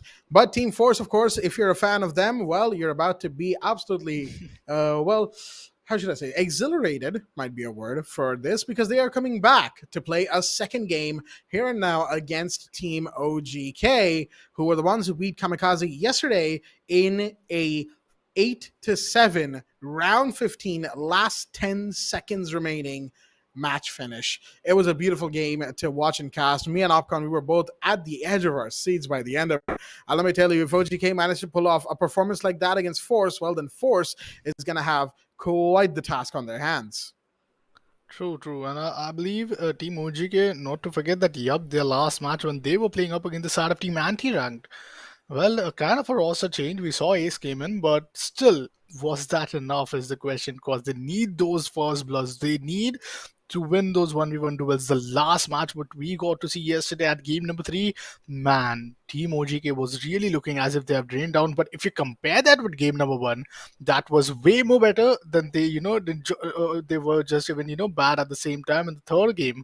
So I believe that as it is the first game, winning this would really be quite interesting. Let's hop into the map, Vito, and let's see out of Border, Club, Bank, Coastline, Oregon, Villa, and if we get to see Clubhouse as well, oh my god, that we go again. It's gonna be Oregon. It started. And that's where it all started. This is where it all might end, as both of the team, it's going to be the last game for the playoffs before they hop into Team 4A's. They have won both the one. If you talk about Team 4 OGK, they have won one and they have lost one. So it's like a win, they have to win it. But in case Team 4A's loses this out, it might really balance out, and this is where things are gonna get way intense, because it's not like we have any of this one team who is just dominating who is gonna win it. Each and every team who is winning might have a potential to lose, and this is the last game for both of the teams. Absolutely. This is the last game for both of these teams, and they are just, for OGK more so, the pressure is on because they only have one match worth of points on the board. Team Force, on the other hand, have 2. And OGK, as we saw yesterday, they really fell short against Anti-Ranked, who in turn had fallen short against Team Force, who have now also beaten Kamikaze, who took Team OGK all the way to round 15.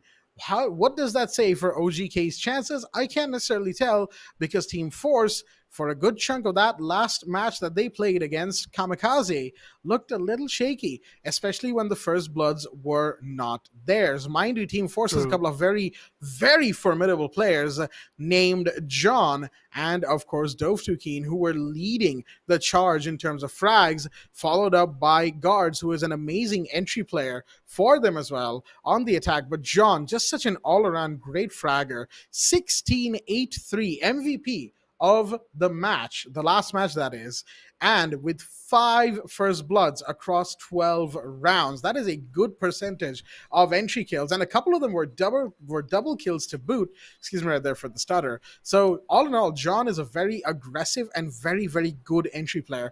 Will they be a little tired? Maybe. It was a 7-5 after all. Not quite the 8-7 that OGK had yesterday, but still 7-5 is on the long-ish side of a BO1. So now Team Force have to be, they will be slightly less stamina heavy, as it were. Yeah.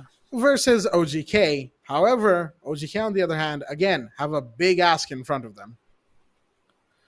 I think we're going to witness some good siege plays right there because we have some of the most amazing teams right here. We have witnessed them yesterday. It was a very late night show, and believe me, these late night show, the later the better. It's the same thing right here, right? Because they make sure that the more night gets, I'll say, darker and darker, the better team and the players comes out to be. Because we really love to see these late night movies. We love to have some late night content, but when it comes to your favorite game of Siege, I know most of us out there who love Siege, the other one who even sleep watching some of the YT videos of Siege, so that they get to learn something, they get to know a lot and lot about the info about the operator. But what's better than seeing a match live? Here at the Ramadan Gaming Championship, and also we have some of the amazing, it's me as well, plus Blackjack, especially the storyteller, to cover each and every technical aspect, which is a lot and lot, I'll say, a learner for me as well. So, well, before we hop into that, what do you expect? It's the same map, but we have one same team versus a team who had played at the same map yesterday. So, what are you gonna say about it? Honestly, all things considered, Team Force, the stats that we have from the admins on the back end, right? Team Force, their best map is shown to be Clubhouse, right? However, the way that Okay. they're playing Oregon, I'm really surprised that they haven't really picked Oregon by themselves a lot more often. Now, that could be due to maybe some limited data. That could be that maybe they don't like to pick Oregon, but they like playing there because, again, Oregon, like we said yesterday, is just one of those maps that everyone loves to play. It's one of the first maps you learn anyway because it is just such a commonly played map. As especially if you're new to Siege, right? As soon as you go out of the newcomer playlist or casual playlist, whichever one you're playing really, and you go into unranked and ranked, probably early, 9 times out of 10, you're going to be playing Oregon and Clubhouse. So you learn those two Yep. maps very early in the game, and then you move on to the bigger, more complicated maps like, say, Theme Park, like Chalet, Skyscraper, so on and so forth, depending on the competitive map pool of the season. So Oregon being this commonly played across the national leagues, across regions. It's not just, of course, a South Asia or MENA region thing. Excuse me. It's of course everywhere. You look at EU League, you look at NA League. Everybody True. talks about how Oregon is just played so often to the point it got to the point where early 2021 season there were talks of like people just wanted Oregon out of the map pool. It was played that often. It's a good map, very competitive, but people just wanted it gone. I was one of those people, I will happily admit. But now that we've seen more of Skyscraper, we've seen more of Chalet. I love those two maps, by the way. They're, to me, they're better than Oregon, but hey, I'll take the divided opinion on that. Oregon, now that it's been played less, has become more enjoyable to me. Ironic as that may sound. Force has played well on Oregon. OGK, on the other hand, I don't think we've actually seen them on Oregon. We saw them on Cafe and we saw them on Theme Park. So now that they're coming to Oregon, we don't really have a point of reference so far. This is going to be our point of reference. And the only other team like them that's been on Oregon is Kamikaze, who, well, we saw what happened to them. It's Team Force, the ball is literally in their court. True, and I think they really need to grab this and make sure that they are the one who puts up those final wins to be added inside the table.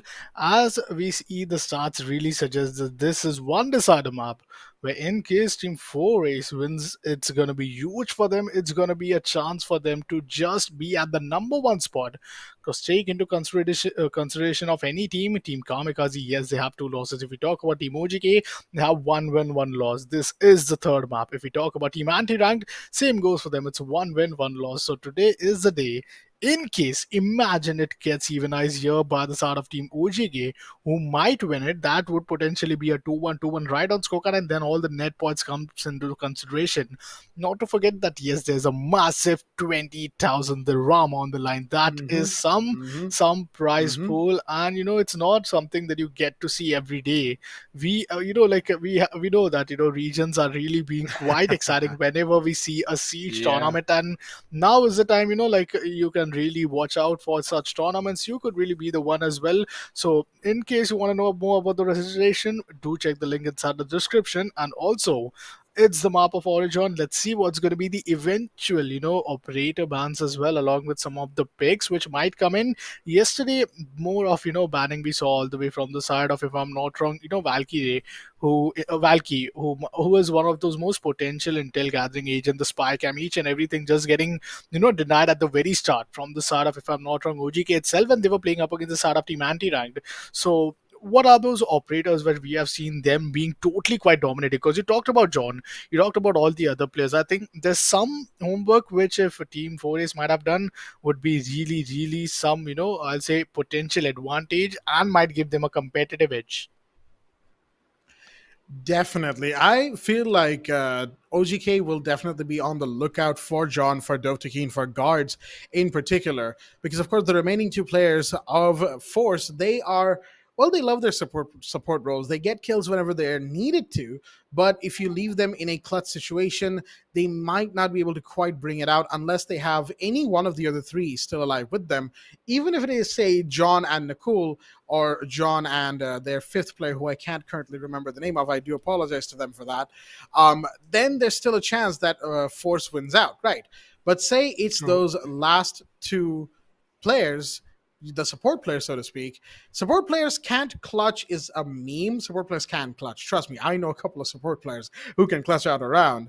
But more often than not, support players, unfortunately, can't quite clutch as well as your fraggers or even your your mid players, right? I say mid players, that's more of a Valorant term to borrow real quick.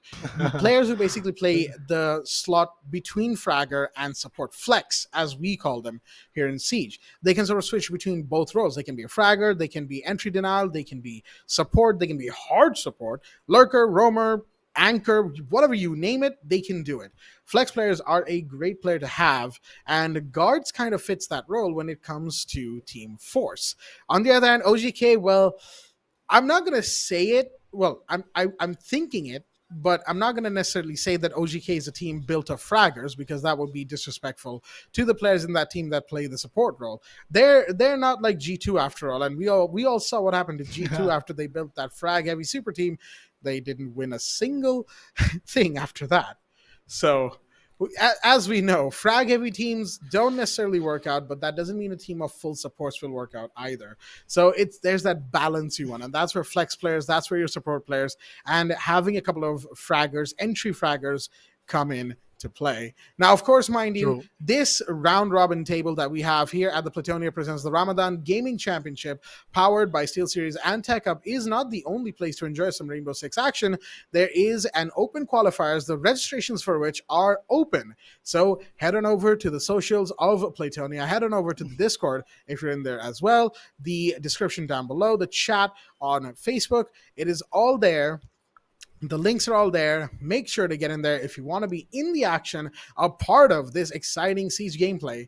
Then make sure to register over there, and we will hopefully see you when the open qualifiers and the playoffs after which happen as a result. It is going to be fantastic. These four teams have shown us some great Siege, but of course, only a couple of them can really move ahead, and a couple others will simply have to try again at a different point in time, as we simply wait for Force versus OGK. If you're wondering why the match hasn't started yet, by the way, apparently there's some technical issues in the back end on the players' end. They're trying to fix it as soon as possible. True. That's why we are still here. Apologies to all of our viewers for the slight inconvenience of the delay, but hey, you get to spend more time getting to know myself and Opcon, which, hey, it's a win-win if you ask me. You get a stream and you get us, talented casters that we are, in this situation. But overall, with all of that backstory and preamble and so on and so forth laid out for all of us to really digest for this game, I'm going to pass it over to you, Opcon, with this question. Who do you think is going to win? I'm not talking about the half. I'm not talking about potential OTs. Give me a score that you think will be achieved by the end of this game. I mean, first of all, I'm quite glad because yesterday, whatever scorelines we did predicted, the numbers, what numbers had to say was quite some, I'll say prediction out there, because we did saw 4-2 not just once but twice. That was the side of, none other than the side of Team Force. Then we had Kamikaze with OGK and also Team Anti-Rank. But what happened in the last game was quite unfortunate. Talking about this game, Team OGK, I believe they could really be the one who might take it in their favor. It would potentially go to a 7-5 and not an overtime, because it would be the one where the team to cross the finish line is going to be another side of OGK. But if we talk about Team Force, they really have one thing at their advantage. First of all, their win. Second of all, yes, their energy is being drained down a bit, and that's what happened with OGK, right? Happened with OGK also, right? Because yesterday, that thing did force them out. It was quite some late time, and also they had to bring in Ace, which was the one who did pull up all the team, who did pull up each and every fragging power to his space, and also made sure that he is the one actually being at the top. When we compared the player to player card, we did saw that the toppest player what team, if I'm not wrong, OGK had to offer, it was a double AS. So I believe that in case we don't get to see the lineup, I would not be able to be that assured with my prediction, but I would really go with a 7-5 scoreline, to be honest. Yesterday, those early 7-4s and then a good 8-7, that was something immense. And I think second game was where things started to happen to be way more exciting. Today also we have Team OGK at the second game itself, so let's see what do they have for us. And also the next game would be something which I'm really going to be awaited for. Finally, we get to see anti-rank today. Yesterday they played two matches. Same goes from the side of OGK. Yesterday they too had two matches. So I'm just waiting to see. And actually the scoreline does match up from the start of the first game itself. How toe-to-toe things went. It's the map of Origin, so you know that it's not like something where you have those defending advantage, right? What we saw in Cafe at the second game, like those defending having a good situation, first a 4-2 for the defender side, then again a comeback, then an overtime, where each and every round being won in overtime was a defensive sided win. So let's hope something similar does not happen or repeats, and players here really know and anticipate what could be those potential threat when it comes to those ban. And eventually up next is going to be the operator ban. We know the map is going to be Oregon. We know the teams are going to be Team Force versus OGK, and that's the last match with either of the teams are going to be playing. After this, they just have to wait for that one for third game, and that third game could also be a big decider out of what the result could be for these teams. Imagine the side of Team OGK actually winning it. The biggest advantage for them would be Team Anti-Ranked as well winning, and Team Kamikaze actually taking a two-win ratio. Like they did lose a match yesterday, quite close of what we saw from the side of Team OGK. They did lose a match today as well. In case Team Kamikaze happens, in case the unthinkable happens, that's a big advantage for OGK.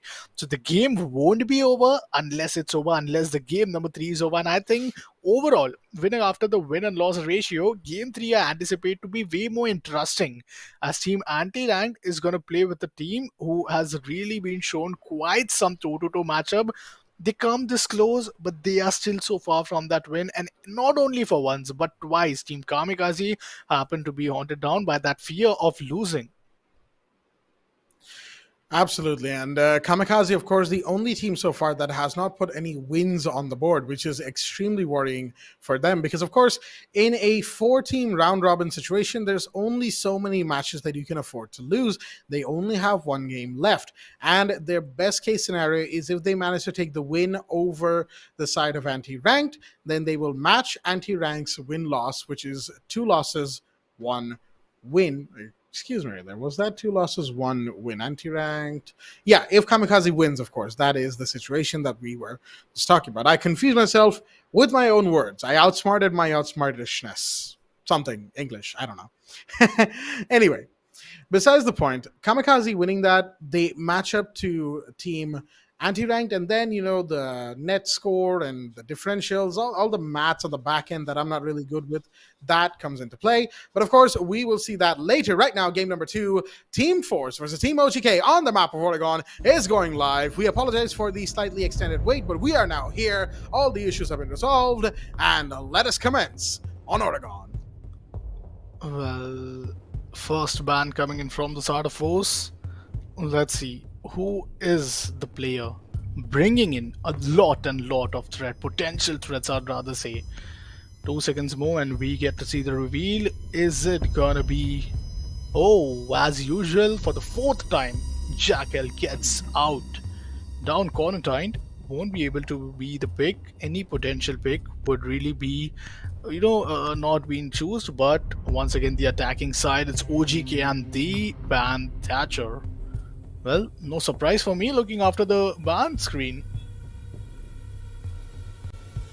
Yeah, I mean, this is kind of to be expected, right? When it comes to the bans here on Oregon, Thatcher and Jackal. I mean, in general, Thatcher and Jackal are just banned all over the place. There goes Mira again. So far, the bans are looking very, very similar to what they were in the first match, which also started with Jackal and Thatcher getting banned, and then Mira and Malusi.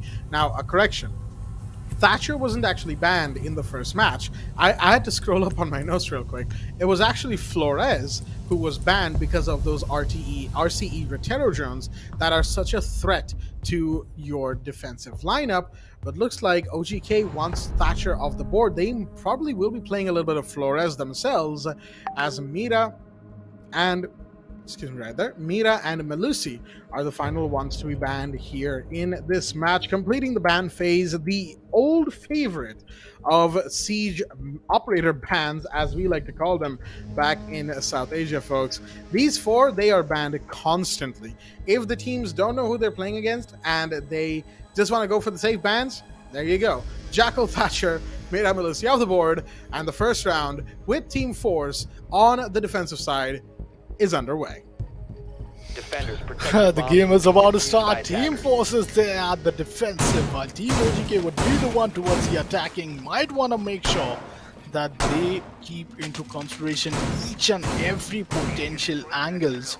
The Team OGK are definitely going to strike, and if they strike, they're going to strike strong. We have Checker, we have Eagle 2K, we have Tika back, we have Buddha. So man, that's the lineup who pulled off the overtime, the win in the overtime. Sorry for that.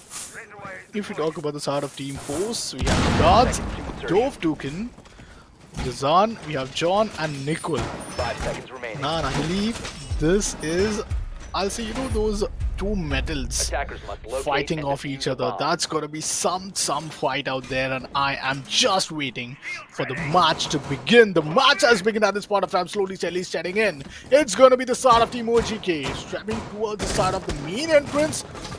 Meanwhile, towards the side of restage, we have Dove Tuking already holding a good angle, but Dove Tuking, he gives the audio clue, gets taken down by Safe-Fan. Safe-Fan gets traded instantly, but not taking down Tika. That's a good 4v4 start, but eventually, this is where things might turn out a bit into a disadvantage position for the side of Team Forest, rather, I'd say, because they lost a defender. That's Mozart too, but look at the Shield doing so much intel and guards. Man, this was some also ballsy play from him. Interestingly enough, we have that first blood being taken by Dotakin only to then be traded back pretty quickly. That is something that was happening in the last match, as well as we have Nicole coming in this time around. Cheka off the board, big drop right there for OGK. They cannot afford to lose that player, as that will put them on the back foot quite hard. Another interesting thing, that is to say, that Guards is playing the Clash. Not an operator that you really see played all that much, at least on this level of competitive Siege. However, she is extremely good as an operator to have. Safe in the meanwhile is going to find John. However, the smoke is having a few connection issues. We're not going to talk about those for too long. Don't worry. Oh, never mind. There goes two of them. Okay, that's unfortunate. Dovtakin and Cheka off the board right now.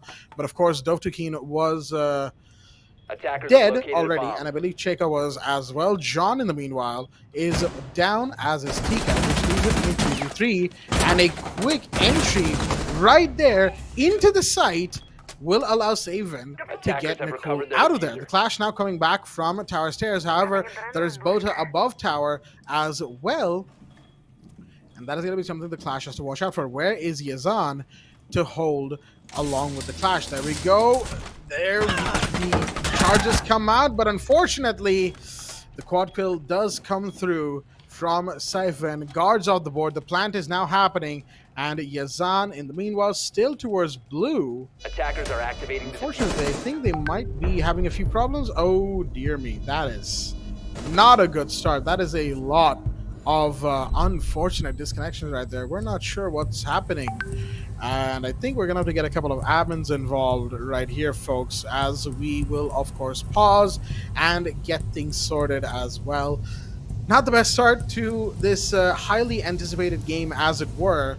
I don't know if I can even take any notes of this. So we're going to come back to us, and the admins will get to talking with the players. Folks, we do apologize once again for the inconvenience, as it were.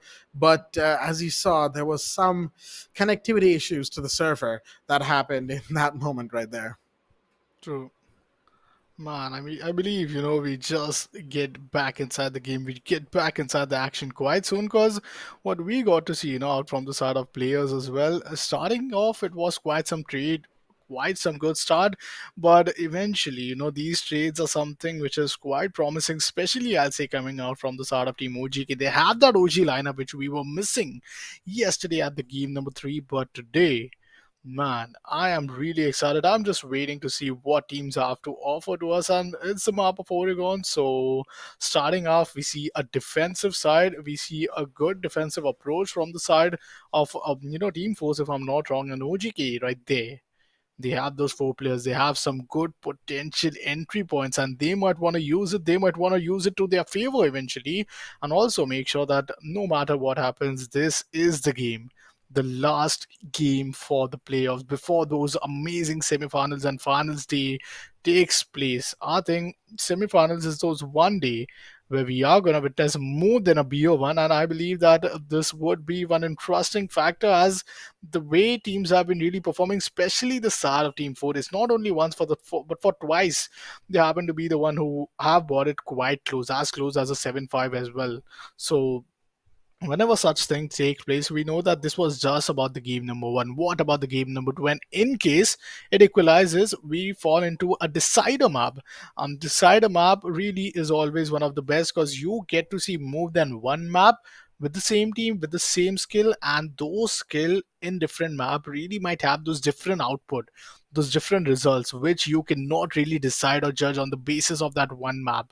Well, this is a qualifier, so teams really need to show what their caliber is. They really need to show what they are potential of, and just getting into top side, just getting top from any other team out there would really give them a chance to compete not only for the massive prize pool of 20,000 dirham, but also to qualify into any upper bracket advantages where they will be competing with only the better off team. And that's the reason, right? Because if you win, only the winning teams get to compete in the upper bracket, and the prize pool is also like such. Third and fourth place gets 2,500 dirham. Second place, like in case you happen to come inside the grand finale, you get 5,000 dirham minimum. Losing it would really cost you the same, as you are going to miss the opportunity of winning the 10,000 dirham at the winner's place. Yeah, there's quite a lot at stake, as it were. And mind you, it's not just the prize pool that they're fighting for. The top 4 places in the championship, the Playtonia Presents Ramadan Gaming Championship, powered by SteelSeries and Tech Hub, the top 4 will also be playing for some great SteelSeries Tech goodies that they'll be winning. But we'll talk a little bit more about that in a short while, folks. Seems like there's a bit of a big issue going on in the back end, and it's going to take a while to be solved. So we're going to be taking a quick break. We'll be right back.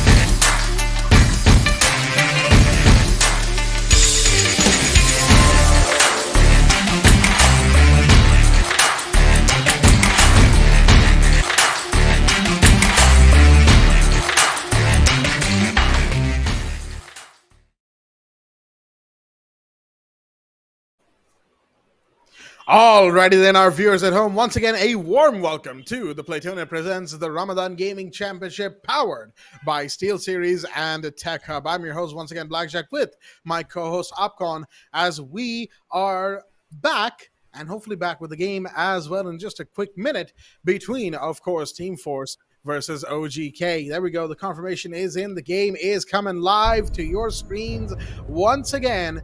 And it looks like it's going to be a round one start indeed, as we saw the unfortunate connection mishaps in the last round that led to some very unfortunate situations happening and being presented in front of our players here, and hence we have the current game being effectively restarted. Round one will be replayed, but the site will remain the same: laundry and supply room on the basement floor, as round one comes back into play. And interestingly enough, guards is actually going to bring in the clash once again. That too from the side of guards, I believe. Let's hope this happens to be quite a good, I'll say place, a big Attackers need ability to which he locate could and really defuse help as it many out. bombs as they can. The defense, once again, we talk about Team 4Ace and we talk about Team OGK with their eventual aggression. These aggressions are something which really needs to be taken care of, and Team 4Ace already started up with those preparations. Let's see.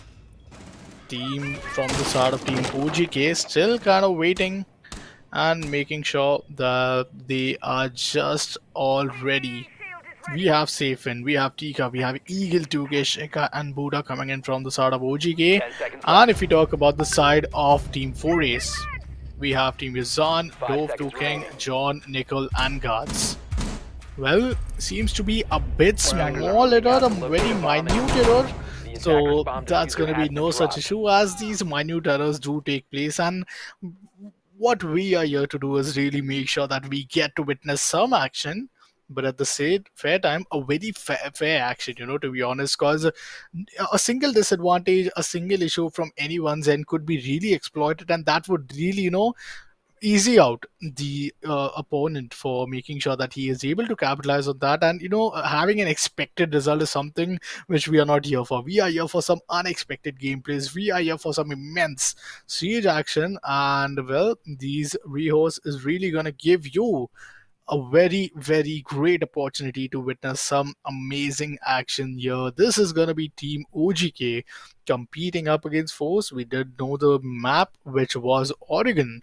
And as you mentioned, that these initial, map bans have really been quite some troublemaker, as till now, we got to see the strongest map for the side of Team OGK isn't yet been picked yet in their any of the 3 games which they got to play in the playoffs. Well, so far, not the greatest start to the game. We will happily admit that, folks. But again, like Opcon said, these are just small technical issues that happen every now and again. This game is a big, complicated, piece of software that's been running for 7 years at this point. We are, after all, in year 7. Season 1.2, the mid-season balancing patch, did come out earlier tonight, for that matter.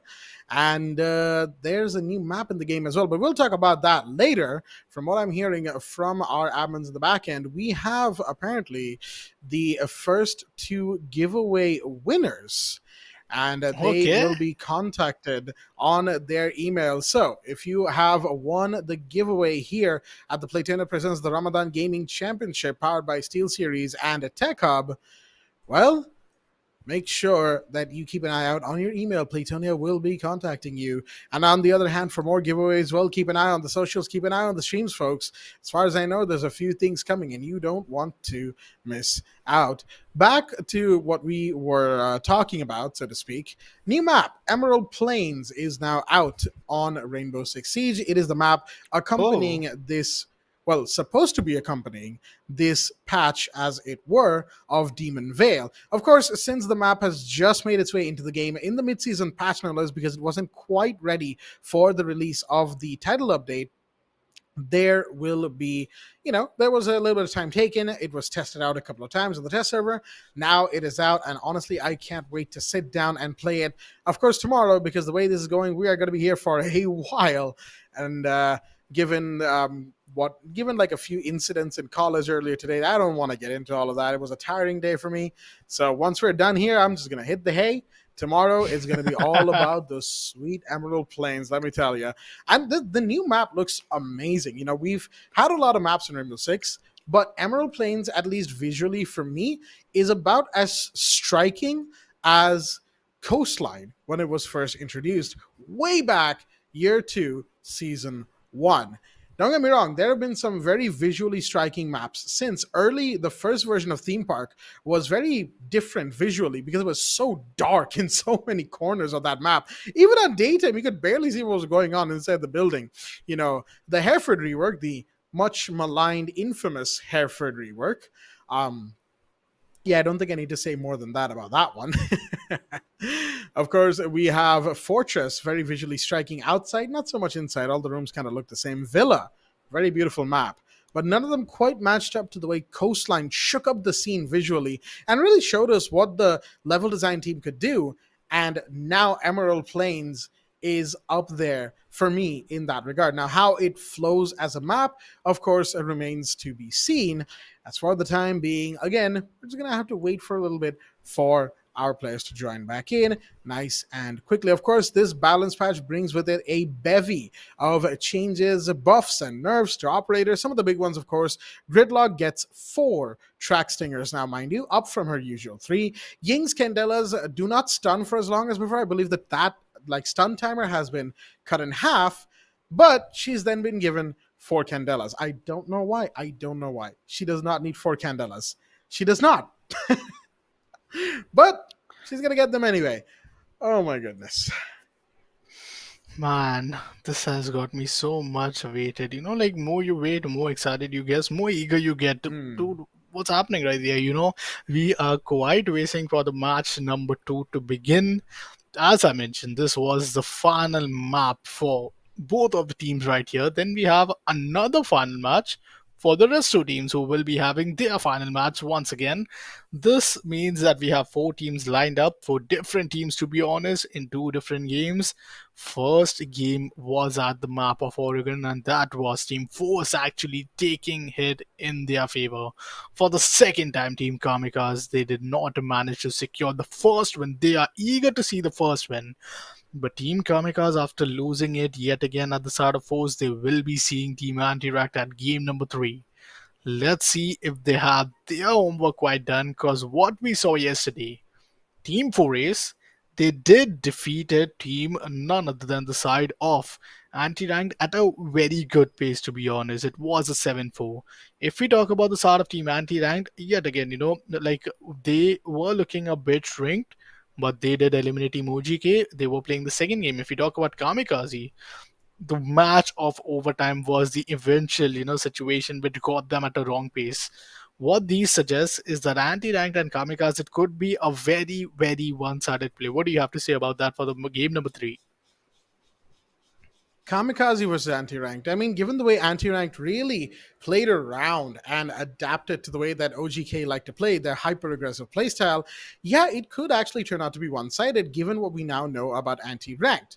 However, the way that Kamikaze, conversely, played against Team Force earlier tonight, of course, they played a strong game primarily because they were not only, willing to adapt, they were actually successful in adapting to the way that Team Force were sort of, making late plays, being very structured and whatnot. They tried to be less aggressive because that's what Force was waiting for. Just like how Anti-Rank was waiting for OGK to be hyper aggressive, that's what we saw come out from Force at the beginning. Kamikaze instantly switched it up and decided, you know what? Okay, let's not be hyper aggressive. Let's wait. Let's play to our strengths and be a little bit patient on our own, be a little reserved.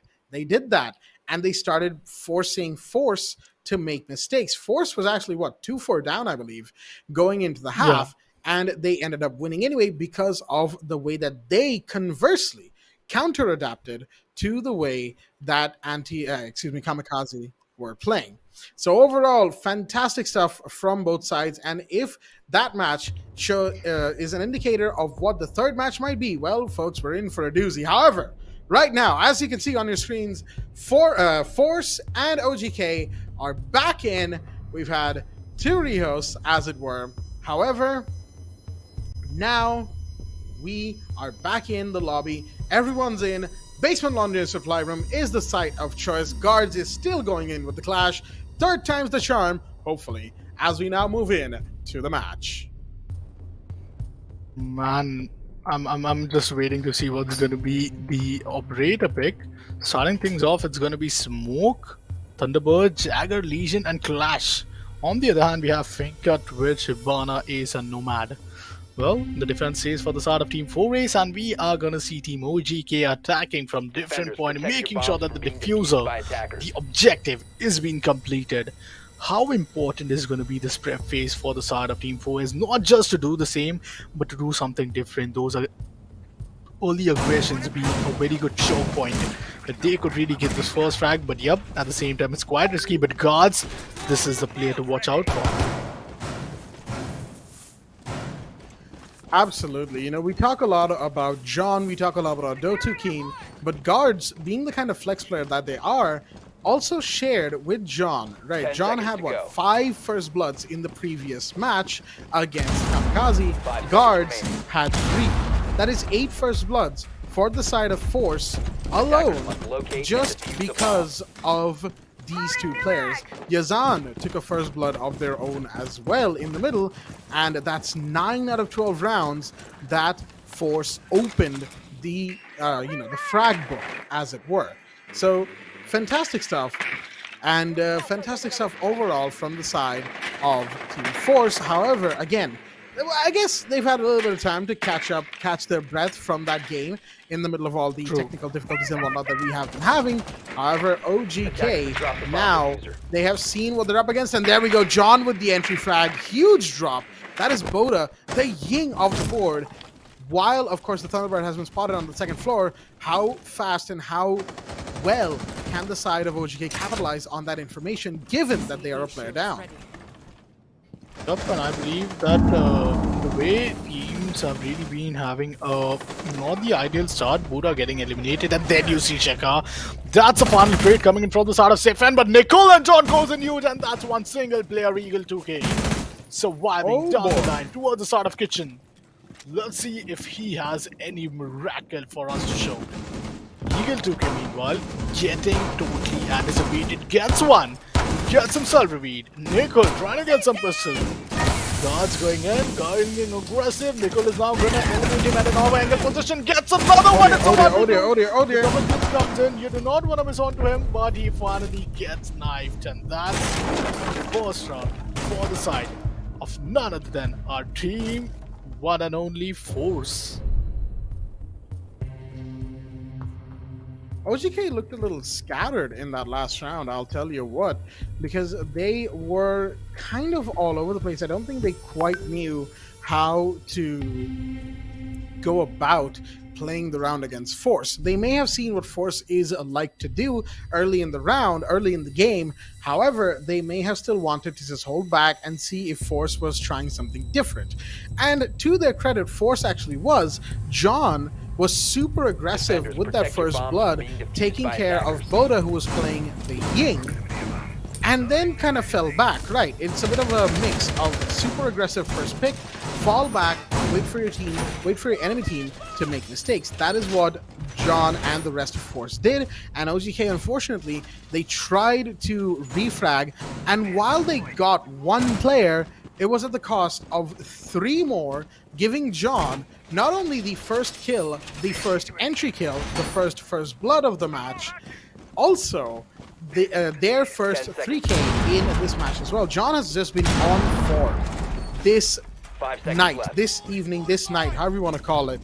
And guards being the clash definitely helped as, a catalyst for allowing the side of Team Force to land that first round. Now on the defense, round number 2, they will be going in with their heads held high. Not only have they landed a good first round, but here we have Dotakin actually trying to go for a spawn peek, or at least an early peek out towards the white van on the main door of the building.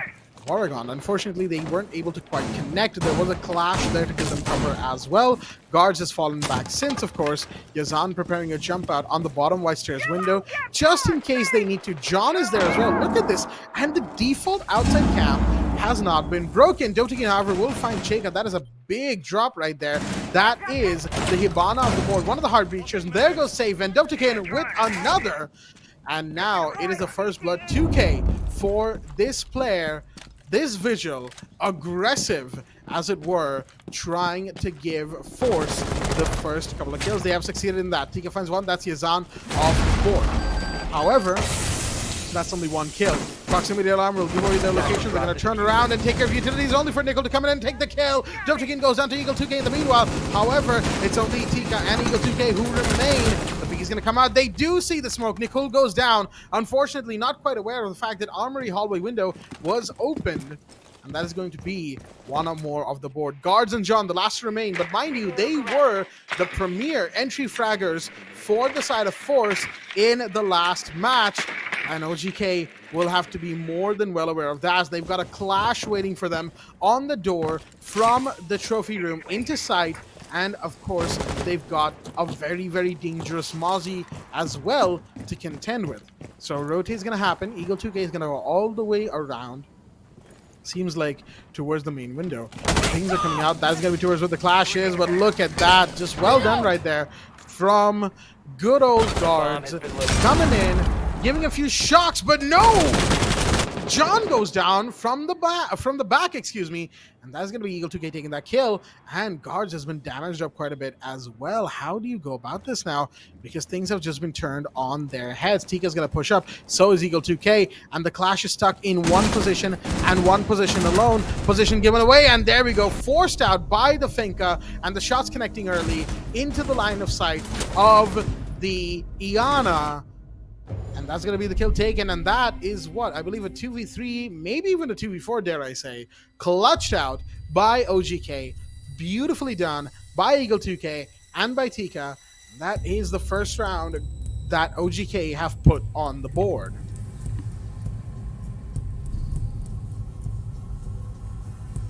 Wow.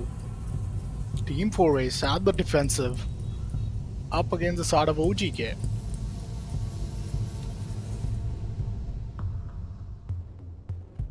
Attackers need to locate and defuse bombs. Well.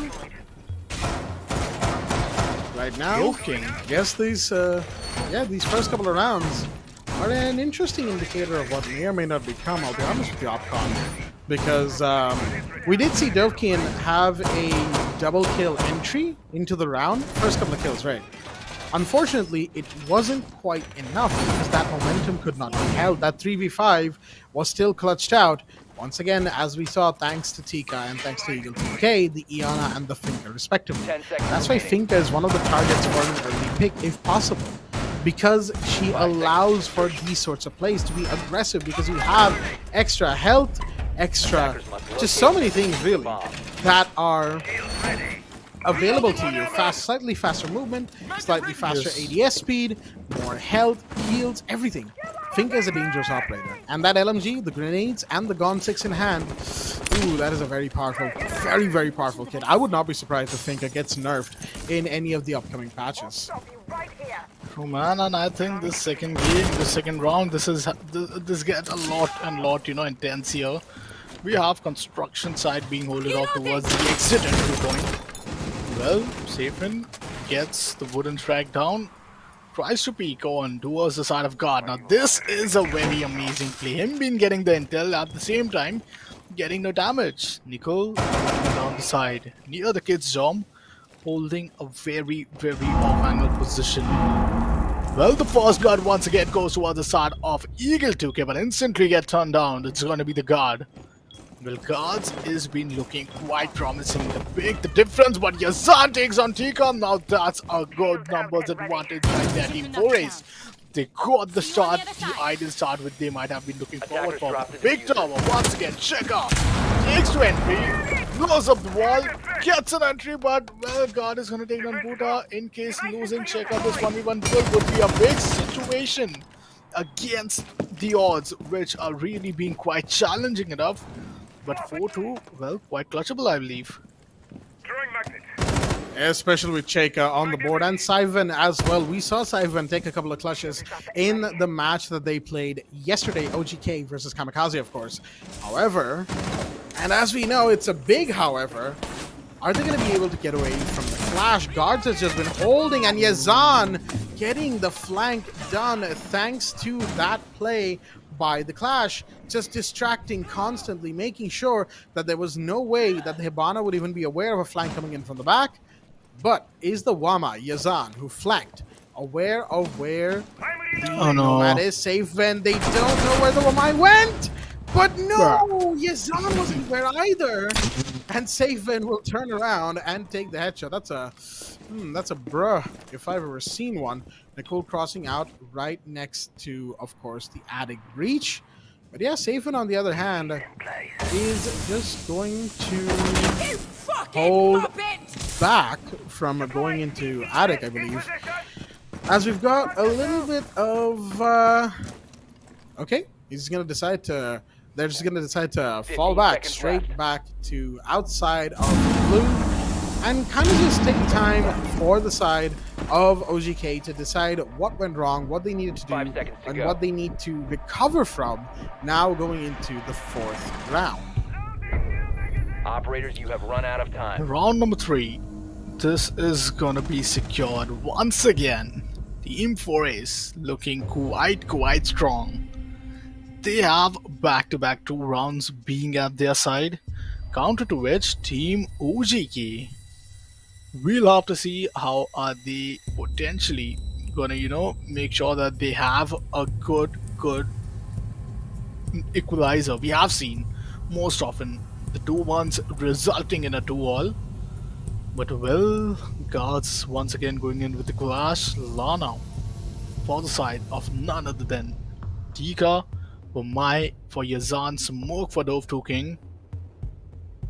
And if we talk about Nomad here being a pick, nothing much to have a change, and this is quite amazing because you try to get adaptability on your side rather than just making sure that you are keeping some switches, even though knowing that each and every round you lose is going to get counted for you to first win it and then overcome it. Doubles down the pressure of winning. But this is the last game for both of the teams. This is going to be the game which will be the decider.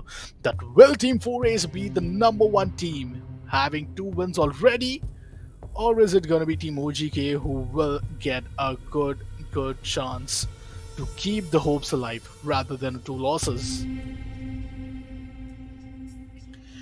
As it were, 2 losses right now for the side of...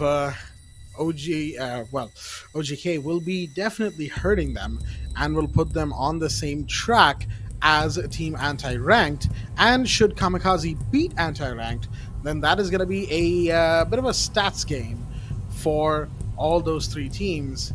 And in the meanwhile, of course, Team Force will just completely pull through by themselves, no problems whatsoever. A pause was called, of course, and...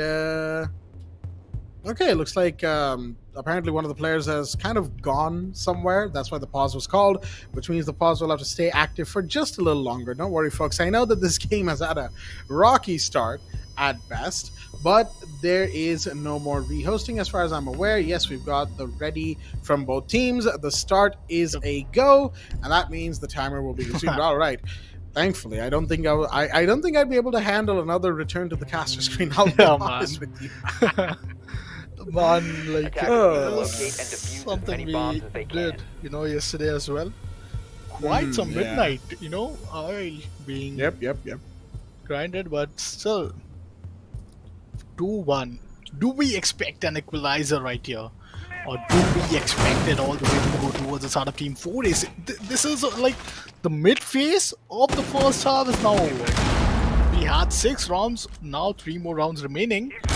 and Team OGK kind of concerned, at least a one win could be a good potential advantage for them to give a room of 10 comeback, seconds left to before give insertion. some margin of errors being already utilized, and then after losing, 5 seconds left. you before get a insertion. chance to just work on those mistakes and also see Attacker's if the objective is to paces locate go a bomb and similar. defuse it.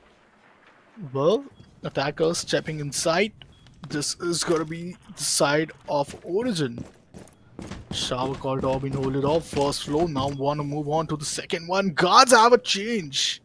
Now this change could be something which we could not expected. Farmlands is going to be that entry point. Safe and waiting, sure, making sure that each and every corner he clears could be a good intel. Trying to show his movement, and this really changes up the positioning for the start of Team 4Ace as well. Attackers have recovered their diffuser. Device ready. That it does. However, mind you, the first blood hasn't been taken yet, which means that any team that's able to gather that first kill, and it could very likely actually still be Team Force because of the clash playing on tower first floor. However, there is an instant rotate up to top floor of tower, which means that the site will have to be abandoned. But clash tower cannot be held as solidly if there are players just watching from above you, ready to take your head clean off as soon as the gap is seen. Oh boy, the Wamai. Gotta be careful on this wall. Dr. King has been down, but the first blood will go to Siphon instead. Eagle 2 get fans on both of one as well. A 3 drop instantly. It's now 5v2. Nicole has to rush back to site as the guards is now the only one in there remotely even close. Candelas are going off and guards have been blinded. The clash left alone on watching the tower stairs from Boiler. Boda is going to be contesting, and there we go. Shots are about to be fired. Oh, what? Boda will be the one to get the kill, and Cypher will find Nicole as well.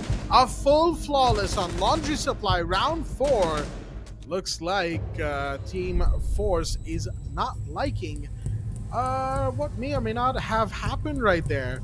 Kind of just fell apart. I believe they pushed forward a little bit too early, gave away too many face checks, and lost too many gunfights. And as a result, they find themselves a equalized 2-2 going into round 5. 4 straights to be a location for the side of Team OGK. This current round, Junkyard is where we are going to see Shega. That's a good pick. Man, Zero being added up along with Ace, but the player to watch out for yet again it's going to be guards. Some little changes down the line would be needed, because what you got to see earlier, that one dropout, not even a single player being taken down that round, that's a good way to start things off. Cheka meanwhile making sure he's outrunning each and every position, making it ready. 25 seconds. The prep phase is where you need to make some good strategies right there. You need to just make sure those off angles are being really taken care of, because it really helps you out to get initially those audio clues. It really helps you out as a team to make sure that you get these eventual intels, most important intels, and there's no backstab or a flank which would be a potential threat. Games begin. We did see 4 people being positioned towards the side of the street area, one towards the side of Junkyard, drone being taken care of, and well, that's a good intel, but Checker tries to peek it. That's a double peek, not a word thing to be honest, but still, unless he gets a good opening, that could reward as a very good first blood for his team. But not yet. That's the thing though. No first bloods taken. Both sides are playing just a little bit reserve. Well, I say reserve. John's going to find one. Huge drop. That is Siphon off the board. The Nomad down with only 1 air jab placed. Not great, as the Wamai will start things off quite strong here on the Laundry Supply site on round number 5. Given the way the rounds have gone so far, I don't think we're going to see any meeting play. Oh my goodness, that's an impact from above. That could be another kill if they're not careful, but Nicole will find one. That's Eagle 2K down. Boda trying to take care of the player from above in Armory, but not quite. Guards will find Cheka, and this is what I was talking about, isolating and taking down the players of OGK one by one. Boda and Tika caught literally in a situation where they just have to watch their long crossfires outside the building with absolutely no way of getting in there until they get at least a first kill. with John placing down those. Oh my goodness, that was a one tap. And ooh, John, gotta be careful. Might lose your life there, buddy, if you're not careful. Ooh, what shot. That was an attempted peek by Boda, but Nicole was right there as the Jaeger will go down on the other side. Nice angle from Tika right there. Good, you know, presence of mind and knowledge of the props being put down on the map. They're being fired at for all angles. It's still a 1v3. It's still a bad situation to be in because you still have the smoke with all of those canisters still remaining. And the second one will go through. Tika's actually going to push through as a result. The shot into the face will be met on the tower stairs. Lead is taken back by the side of Team Force. Man, what a beautiful round. Team Force, this is what you would want to play by the books. 3-2 the last round before the switch comes in. That's where we see Mosaic coming in once again. Thunderbird, which wasn't being the ban. Guards have been really one of those exploding players, to be honest. I see those change for the side of, OGK, to be honest. Pulse here being a pick from the side of John. John has been looking quite chill today. But the second half, the half where you would be defending, that is going to be the eventual advantage, which could really result in a very good way. Either which ways, we haven't quite seen those equalizer come in most of the time. 4-2 has really been those ideal score lines, to be honest. But this time, let's see, is it a 4-2 or is it the first time where we are going to see an equalizer coming in out of both of the teams? Well, we got to see what this round has to offer, what the players has to offer. Looks quite a promising hold. Guards being there towards the Kidstorm, making sure that any entry towards the side, he could really help it out with these off-angle positions and make sure that these SMGs could really be quite helpful. And really need to reload. Might want to wait, switches his gun. Attackers starts to move on from the side of street. Once again, a similar approach. No chains, one towards the side of Junkyard, breaking down the warehouse door. Moving meanwhile towards the side of the game room. Shower corridor being taken care of from the side of John. Tries to get a good intel, but misses by an inch. Well, this is some good way to start things off, and that's going to be just the last round. Drone comes in, gut spots him off, he gets himself exposed, but is taking care of those entry stairs.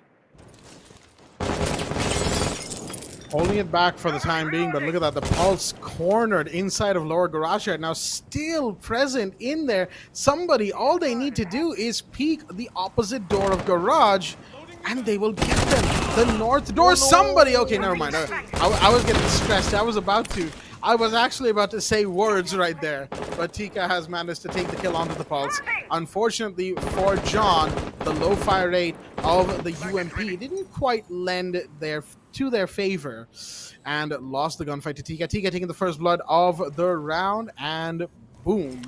That is going to be the first blood to OGK. Will they be able to capitalize off of this, though, is the main question, as now the push is coming into bedroom. Guards, did they see that move? I don't think that was actually a move for inside of... Oh, it was actually, and Guards is going to take full advantage of that. Shake off the board, tried to go for the breach. No, not quite. Tried to secure the area of the breach, but the Nomad is now down and out of the round as a result. 4v4 situation, he picks him up, but Tika gets the better of him. Guards is now being eliminated. There, he is the one who is gonna be one big loss to the team. Team 4 is down to Nickel, down to Dove King, down to Zhigan. We haven't seen quite the diffuser, but Yasar takes out Tika. Oh my god, he has been fortunate now to a 2v2 situation. The pistol comes in out of Nickel, and now it all falls down to Moda. He is the man who could really save it out on an equalizer. Oh my god, get the first one. 1v1, and that's gonna be Nickel kicking him down. That's the day. That's an amazing play right here. Man, that was too close. Team OGK, they almost made sure that they would take the control first, but then had to switch over. Team 4Ace won the round. The entirety of that round really did fall down to the hands of Nickel, and he takes it down. The 4-2 scoreline, which we often expect, Blackjack once again comes into the play, but is this gonna continue? Favoring towards the side of 4 is because there is a side switch, there is a momentum change, and Team OGK it's a must-win situation. 2 losses, and that's a match point being given into the hands of your opponent team. Attackers need to locate and defuse as many bombs as they can. Absolutely. 4-2 advantage. Now, the thing about Oregon is that it is ever so slightly defender-sided, right? Not maybe as heavily as, say, Villa or Theme Park. However, it's there. Most players and people you talk to would consider it defender-sided, and so it shall be. Eagle 2K having a little bit of a moonwalking moment right there, unfortunately for them, but it looks like they are still connected in the game, and that is, of course, all that matters. Right now, round 7, yeah, back to the point I was saying. Force being on attack now means that they no longer have the Oregon defender advantage, which means OGK can potentially mount a comeback here. Now, mind you, Force versus anti-ranked, also very similar overall.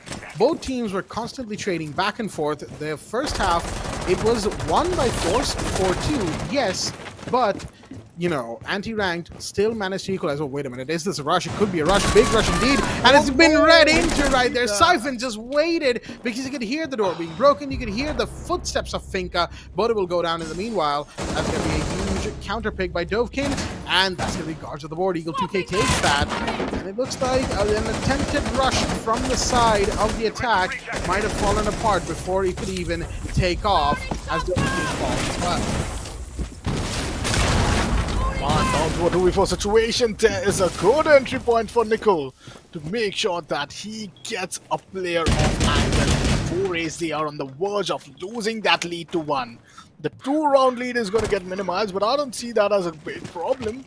That's just those margin of errors being created. Dom Hall being a good hold. Team 4 A's, they really need to step in. They have 110 seconds remaining, and Safin gets down.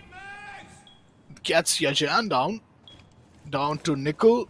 It's a 1v4 situation, and Nickel gets the first one. He has really been looking quite promising. Might go on for another one, but eventually the double peak, that's where Cheka and Tika are gonna make sure that they might rather choose to take a trade, while we see Nickel having just 30 bullets, and he might have to go on and reload. Well, a long range peak, and Nickel gets taken down from a very long range fight. Well, a good way to start things off, and a good recoil control right there as well. Indeed. Pretty good recoil control. The MPX, of course, I believe MPX got a little bit of recoil added to it a couple patches ago. Not that it really matters all too much. It's still just a laser beam of a gun. Even though its damage output might be on the lower side, it outputs bullets fast enough to offset that potential issue. Regardless, I gotta say, I did not like what we got to see from Force in that last round. John rushing in with one drone barely 2 feet ahead of him, making so much noise. Especially the side of entry that John chose, right? Which was main bedroom on the side of top floor, literally 1 room away from the site. I'm not necessarily sure what they were thinking, that is Force, but whatever it was, I think they may have underestimated OGK's early defensive setups if they thought that that was going to work. I'm sorry, John. You may be a fantastic entry fragger and a fantastic player overall for your team, but a rush like that is not going to work because, well, this is competitive. This isn't ranked or unranked where you might be able to surprise and bamboozle players after a 3-round half. It's a 6-round half, and OGK have a good idea of the way you guys are trying to play, and you know, trying to switch it up with a rush like that, unfortunately, is just not going to work. Still in the lead, mind you, Force. They are 4-3 up, which is what matters for them right now. They have the lead still in play. John, interestingly enough, Finka, sure, fine, but LMG with the suppressor. I don't mind the hollow. The hollow is actually really good. The base hollow, of course.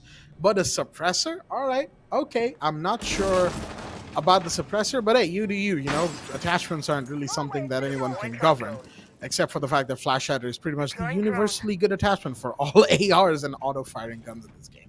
Anyhow, 4-3 the scoreline as round 8 continues. Nickel, meanwhile, going on, taking some bait intel. Eagle 2K takes down John. That's another time, 2 times in a row. The first player being taken down, John, a big entry fragger, a big loss. Nickel, meanwhile, trying to get those entry points in his favor. Basement corridor being taken care of, so that those diffusers could really get a good time. But Eagle 2K, could he get the time to be revived? Stika still exploring his option. Nicole trying to make sure that it's just a bait, gets another one, and well, Guards is going to take down Tika. Eagle 2K is still at a very good side, but well, Guards is going to take it down. That's a 4v3 situation. Yazan gets down, another player down to his knees, and that's a numbers advantage. This is where things might look quite inside the favor on the side of the teams. Well, there we go, it's deployed. Forays has the diffuser. Just 3 players remaining, Cheka and Boda. Just duels. Well, might add a first kill, might add a first initial opening, but that was just nothing but a clone right so far.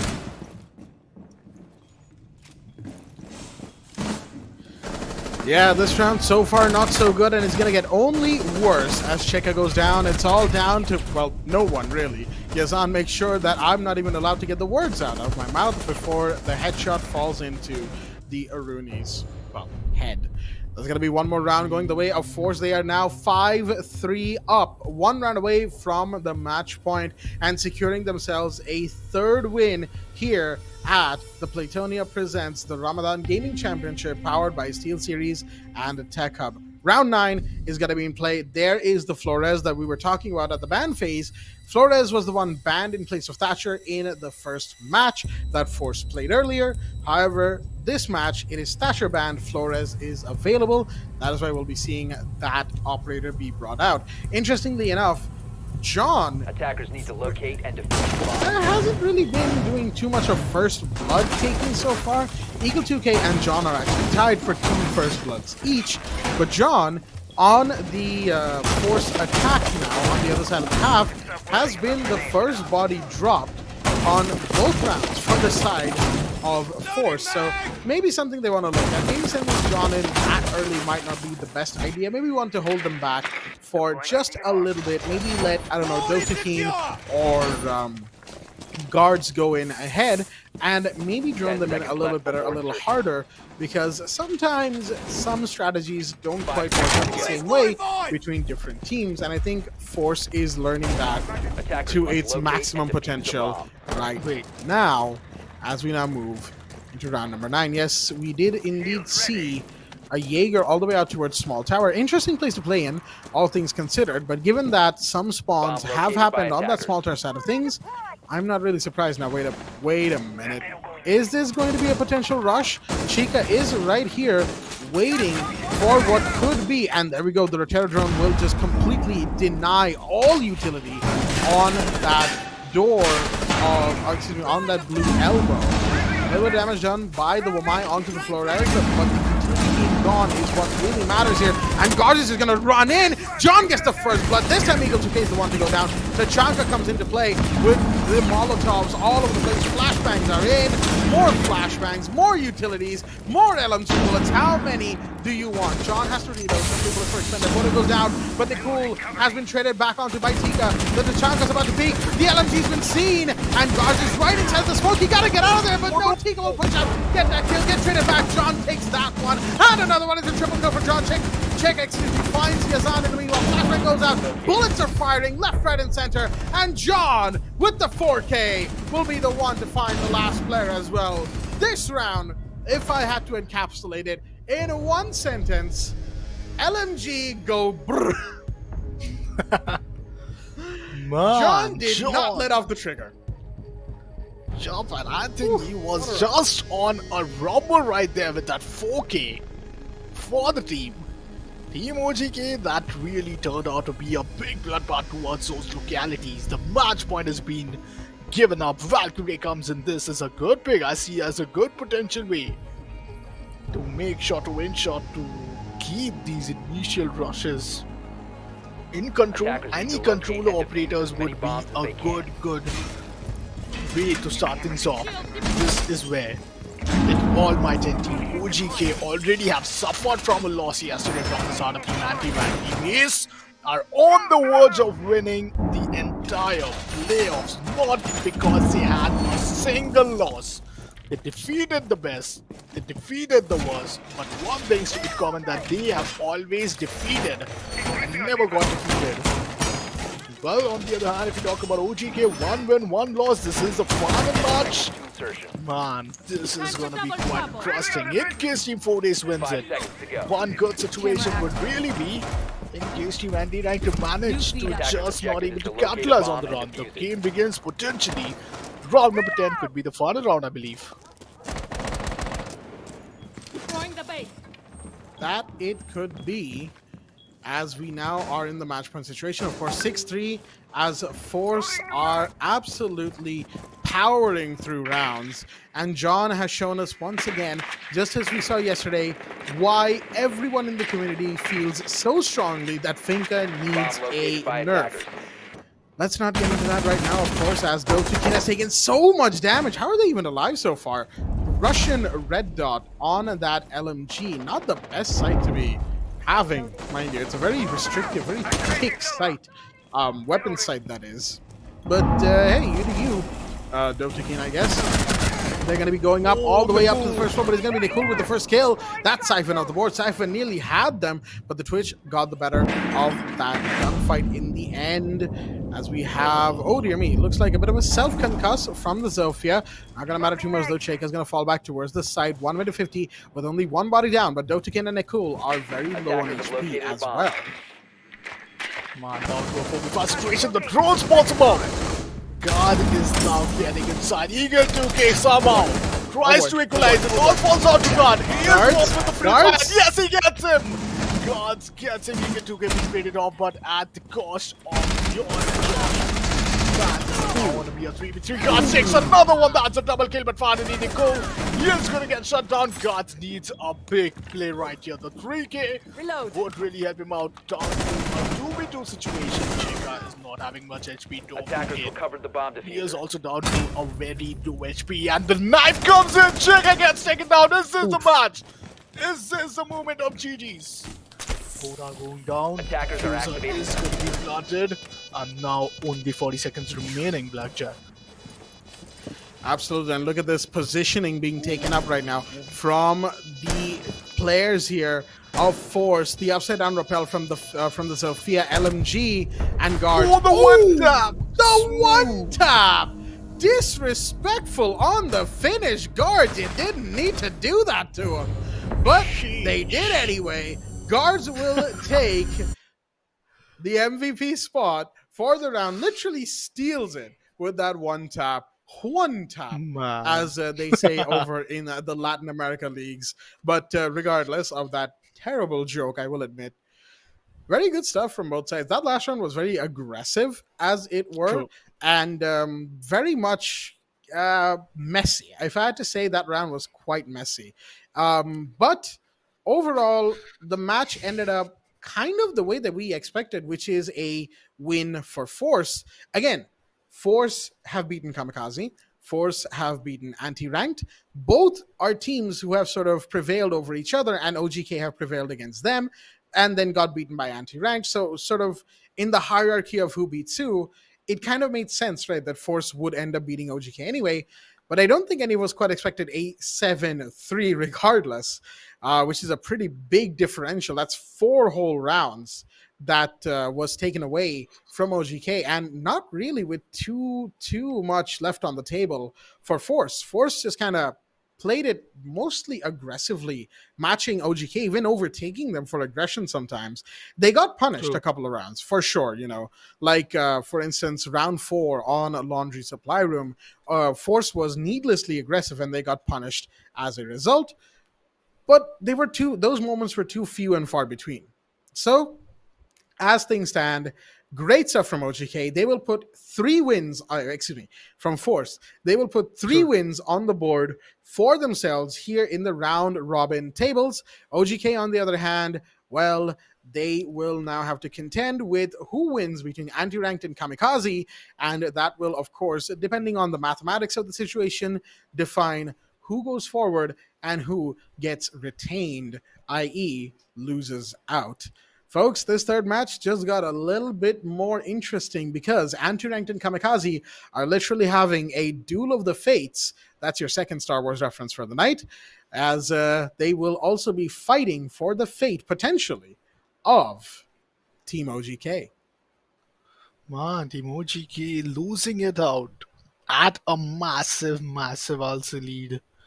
It did came to an equalizer, quite the equalizer which we were looking forward for, but still having that one round loss and then another and then another, they were looking to fall down just like those pieces of dominoes right there.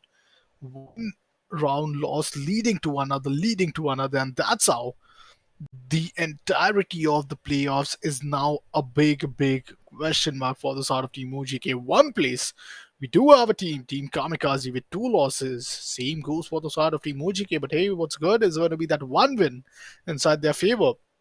On the other hand, if we talk about the side of Team Anti-Ranked, 1 win, 1 loss, a 50-50% chance.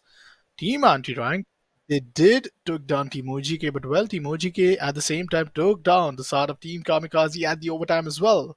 Let's see what the numbers has to suggest, because we will be up with the scorecard, and then it's going to be the eventual the most awaited time, 11 frags coming out of the side of Eagle 2K.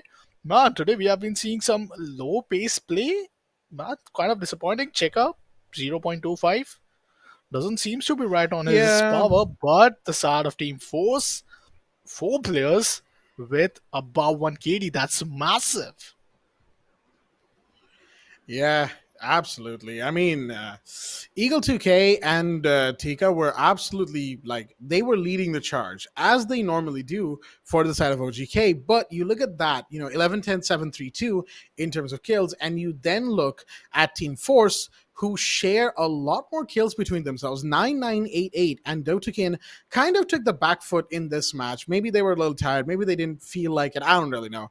5-6-1, but still, more kills are shared between the top 4 of the team, and John, in fact, kind of taking a back seat as well, letting guards Nicole and Yazan step up to the plate, as it were. Really just interesting stuff, and overall fantastic plays from all parties involved. But of course, Force ended up being the superior team by quite the margin, 7-3 as a result. And again, like we said, very aggressive play from both teams for a majority of the match, right? However, of course, one team ends up winning, that being Force. And looking at Force as a whole, Guards and Nicole definitely had a pretty good time, all things considered. John still led in terms of getting first bloods because they got 3 first bloods in the 10 rounds that we had in play. Eagle 2K got 2. They were the only other one to sort of consistently get first bloods. After that, it was sort of divided between Dove2Kin, between Syven, Tika, Nicole, everybody else just pitching in whenever they could. As we now move to the player v player, the MVP v MVP of both teams. Nicole, 954, a higher KD ratio and more assists and less deaths, of course, as compared to Eagle 2K, 1171, slightly lower KD ratio despite having 11 kills because of course, the 7 deaths. And Eagle 2K fulfilling much more the role of a fragger as we expected. Not too many in terms of assists because they go in and get the first kills in the round, especially on the attack, of course. However, today that was not enough. Nicole and the rest of Force managing to beat them out here at the Playtonia Ramadan Gaming Championship, powered by SteelSeries and TechHub. Man, Eagle 2K did try his best. Every round you see him with that 2K, with that 3K, but in the end, that was just it. We had an amazing time here with Team OGK, is the one who started off at a brilliant fashion, winning on an overtime. But the side of Team Force, the one who have been unbeatable, there is no one really taking them down. First time we got to see them, it was a massive, massive scoreline of 7-4. Now we see them 7-3. The previous round being just one after a 2-2 match from the side of Kamikaze, man. Team Kamikaze versus Anti-Rank, that's the one match you gotta watch out for, because it's the only team that has got the scoreline to the closest when they have competed against a team who has been unbeatable. Does it signify the team anti-ranked are going to get a tough time? But team anti-ranked, they only lost to one team, and that was the side of Team 4Ace. If you talk about the side of Team Kamikaze up against the side of OGK, well, they did lose it against them as well. But team none other than 4Ace, they have really been, quite brilliant. They have been quite dominative. And now I'm just waited for the game number 3. So any predictions from your side? Okay, so this one, I'm again not necessarily too sure about it. Just like I wasn't too sure about Force versus OGK. However, like I personally, was moving towards Force because again, the way the hierarchy of matches have been so far, it kind of dictated that Force would win, and we ended up correct, right? So let's take a look at that just briefly, of course, before we have to go into the game. But there's a break before that. You get the point. I skipped over so many words doing that. Anyway, anti-ranked were beaten by Force. Right? That, of course, was the first match yesterday. However, anti-ranked beat OGK, who were the winners between OGK and Kamikaze on maximum overtime. And how did anti-ranked beat OGK? By baiting the recursive plays, playing them at their own game, and winning 7-2 on Theme Park. Kamikaze being the team that's been beaten by both Force and by OGK, and OGK also losing to Force, doesn't really bode too well for Kamikaze. Once again, the hierarchy of the matches dictates that anti-ranked should win on paper, right? Given the way things have gone so far. Maybe it'll be closer. Maybe it'll be 7-5. I don't see it going to OT, but I will be happy to be wrong. And we'll see whether or not I am on the other side of this short break. Refresh yourselves, folks. We'll be right back.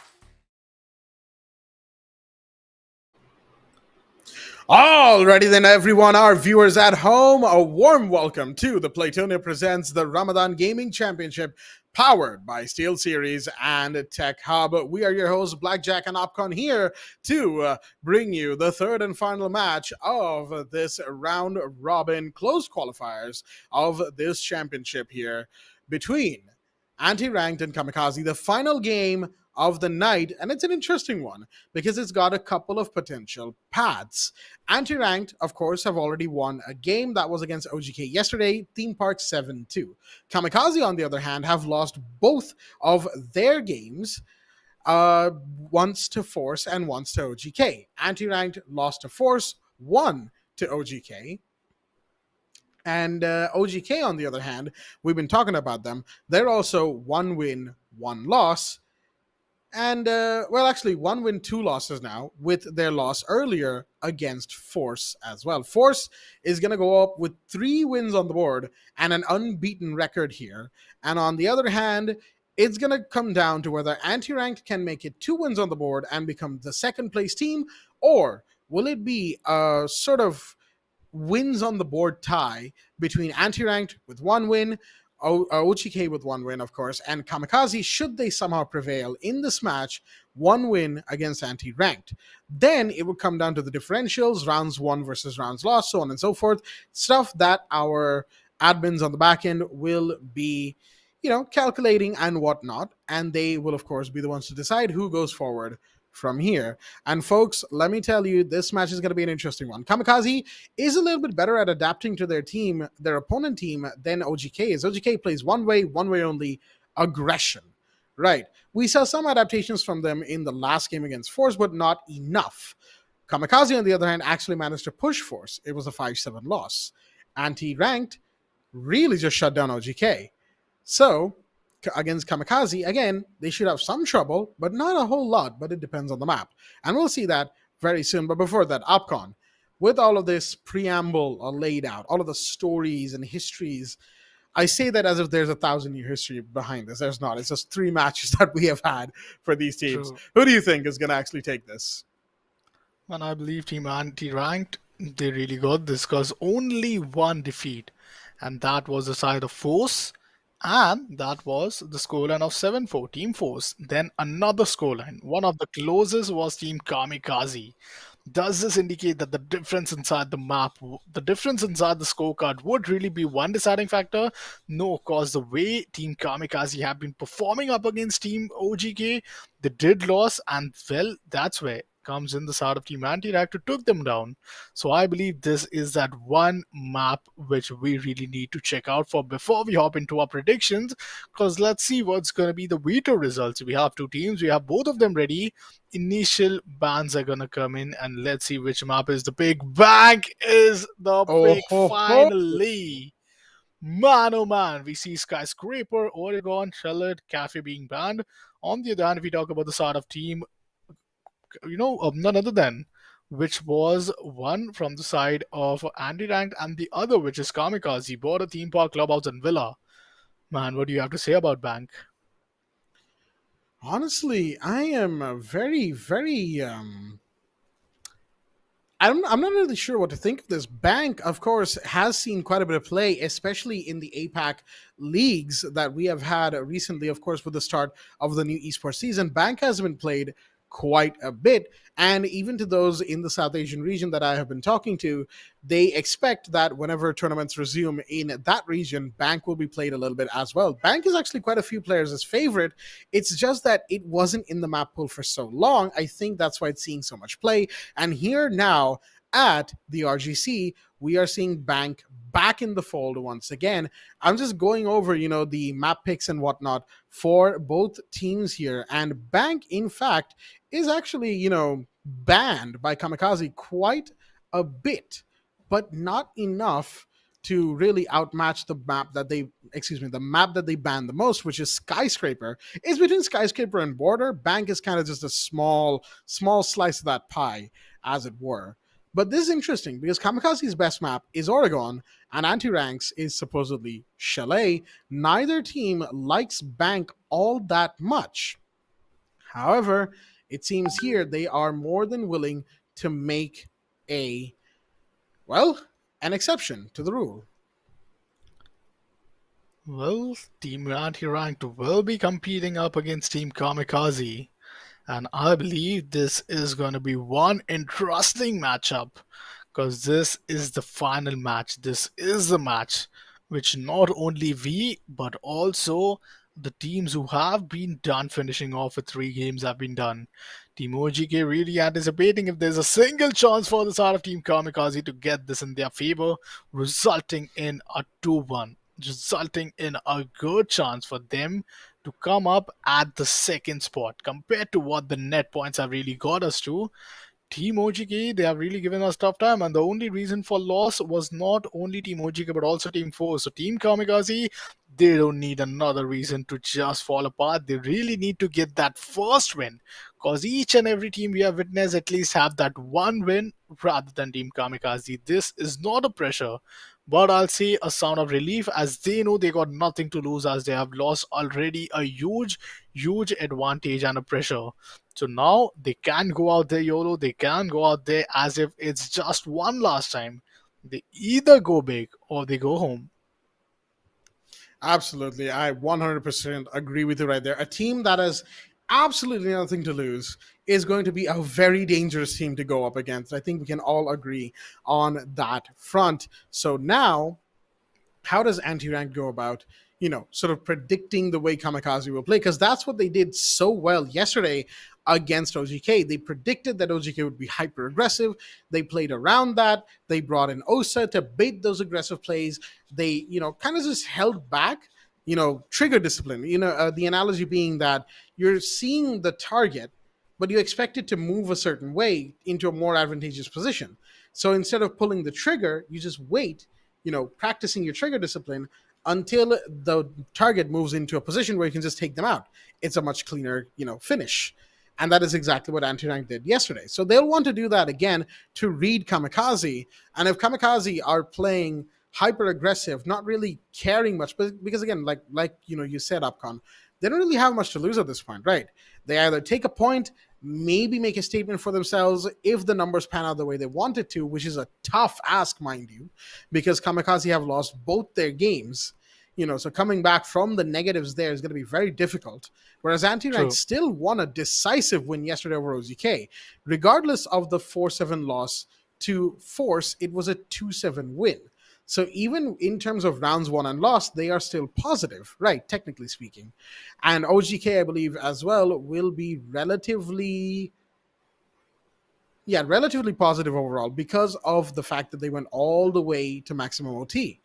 But Kamikaze, it'll be difficult. They need to win this by a good margin if they want to ensure themselves getting in there, and that will probably mean OGK gets eliminated as a result because of the loss they suffered earlier. Again, lots of technical stuff, lots of maths involved, quick maths, as they say. But yeah, we're not going to be the ones to make those calculations. We're just here to cast some fantastic matches, folks, and this one is going to be a fantastic one indeed. So if I were to give predictions, as I know our counterparts over on the Arabic stream have done probably, yeah, they already have put their predictions down. I believe it's a 1-1 split between Anti-Ranked and Kamikaze. I'm going to put my bet onto Anti-Ranked, actually.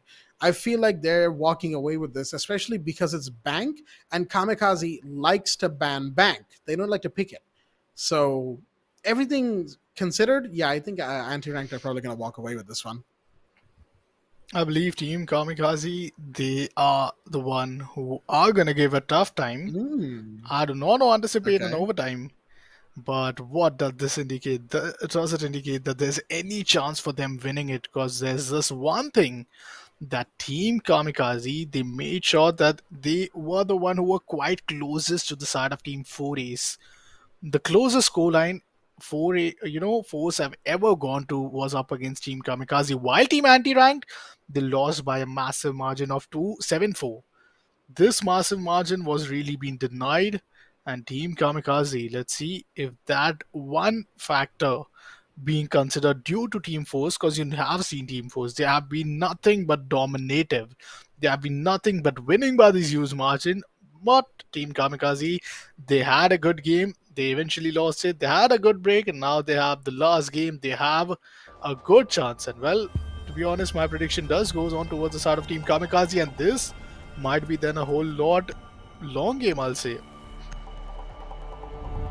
I guess we will find out now that we are going to be moving into the game with the bans coming in. Kamikaze is attacking, anti-ranked is defending. Jackal will be the one first taken care of. That is a 3-for-3 ban for Jackal. And if I quickly go over yesterday's notes, I believe, yep, Jackal. Yeah, Jackal was just banned every single time. I think he's had 100% ban rate so far. My goodness. Poor Jackal. As in the meanwhile, Sam Fisher himself, for those unaware, that is indeed Sam Fisher, who is now going by the codename Zero in Team Rainbow, according to the lore of Rainbow Six Siege, will be banned. I mean, on Bank, understandable, you know, because, and look at that, Valkyrie as well. This is something that a lot of players on Bank touch on, isn't that Bank being such a huge map with so many open rooms, right? Which is what's important here. So many large open rooms allows for cam placements, very, very, very sneaky cam placements. And obviously Zero and Valkyrie are exceedingly good at that. And so they are going to be banned by by, I believe that was anti-ranks bans. True. Unless I'm mistaken. So yeah, all things considered, not bad. Pretty good bans that were thought up of by the teams here. Bank, of course, has received a few changes, a map buff, as it is called, and as a result of the map buff, it is back in the competitive map pool, and it is now seeing a little bit of play. Thunderbird is the last operator to be banned, and that, of course, is purely because of those healing stations that Thunderbird can deploy at any point in the map, with zero need to really care for them afterwards unless they get destroyed by utility, because those healing stations are just so good. Regardless, anti-ranked on the defense, round one in basement, CCTV, and lockers is a go. Oh man, my favorite map finally here. But let's see what's gonna happen. This is where things are gonna be quite interesting. Round number one it is, and let's see, Wings being at a very cornered position, the players to introduce.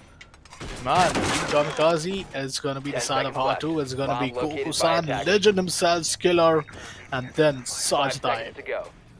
5 seconds and we are gonna see Team Anti-Rank Day at a defensive position. Will have to stop Team Kamikaze for the next 6 rounds. From the diffuser to be planted, the objective is simple, but the opponent are gonna make it quite tough, I'll say, because it is one of the team who got nothing to lose. As mentioned, game has just begun. Wings here towards the side of the CCTV room. Well, quite some close call there. Objective trying to go a bits and piece ahead, making sure that he is going to regroup, and that's where he is holding off the lower angles.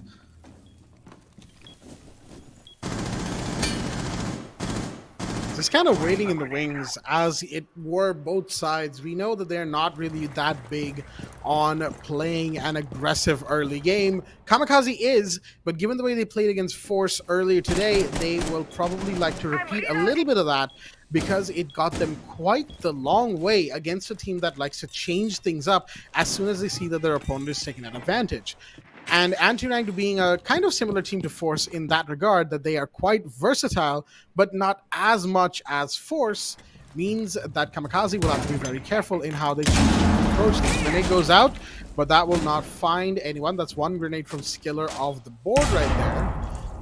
But no utilities and no players found as a result of that. Just clearing out the mid stairs of outside of open area, going into that overturned hallway right next to the locker site. Hatches are being opened. Hibana gets on that nice and quickly. Interestingly, no hold on the blue stairs that is visible for the side of Anti-Rank. Literally no one. You usually have what? A smoke, a shield, a couple of Wamai discs, a couple of ADSs, a mute jammer, all planted on blue, right?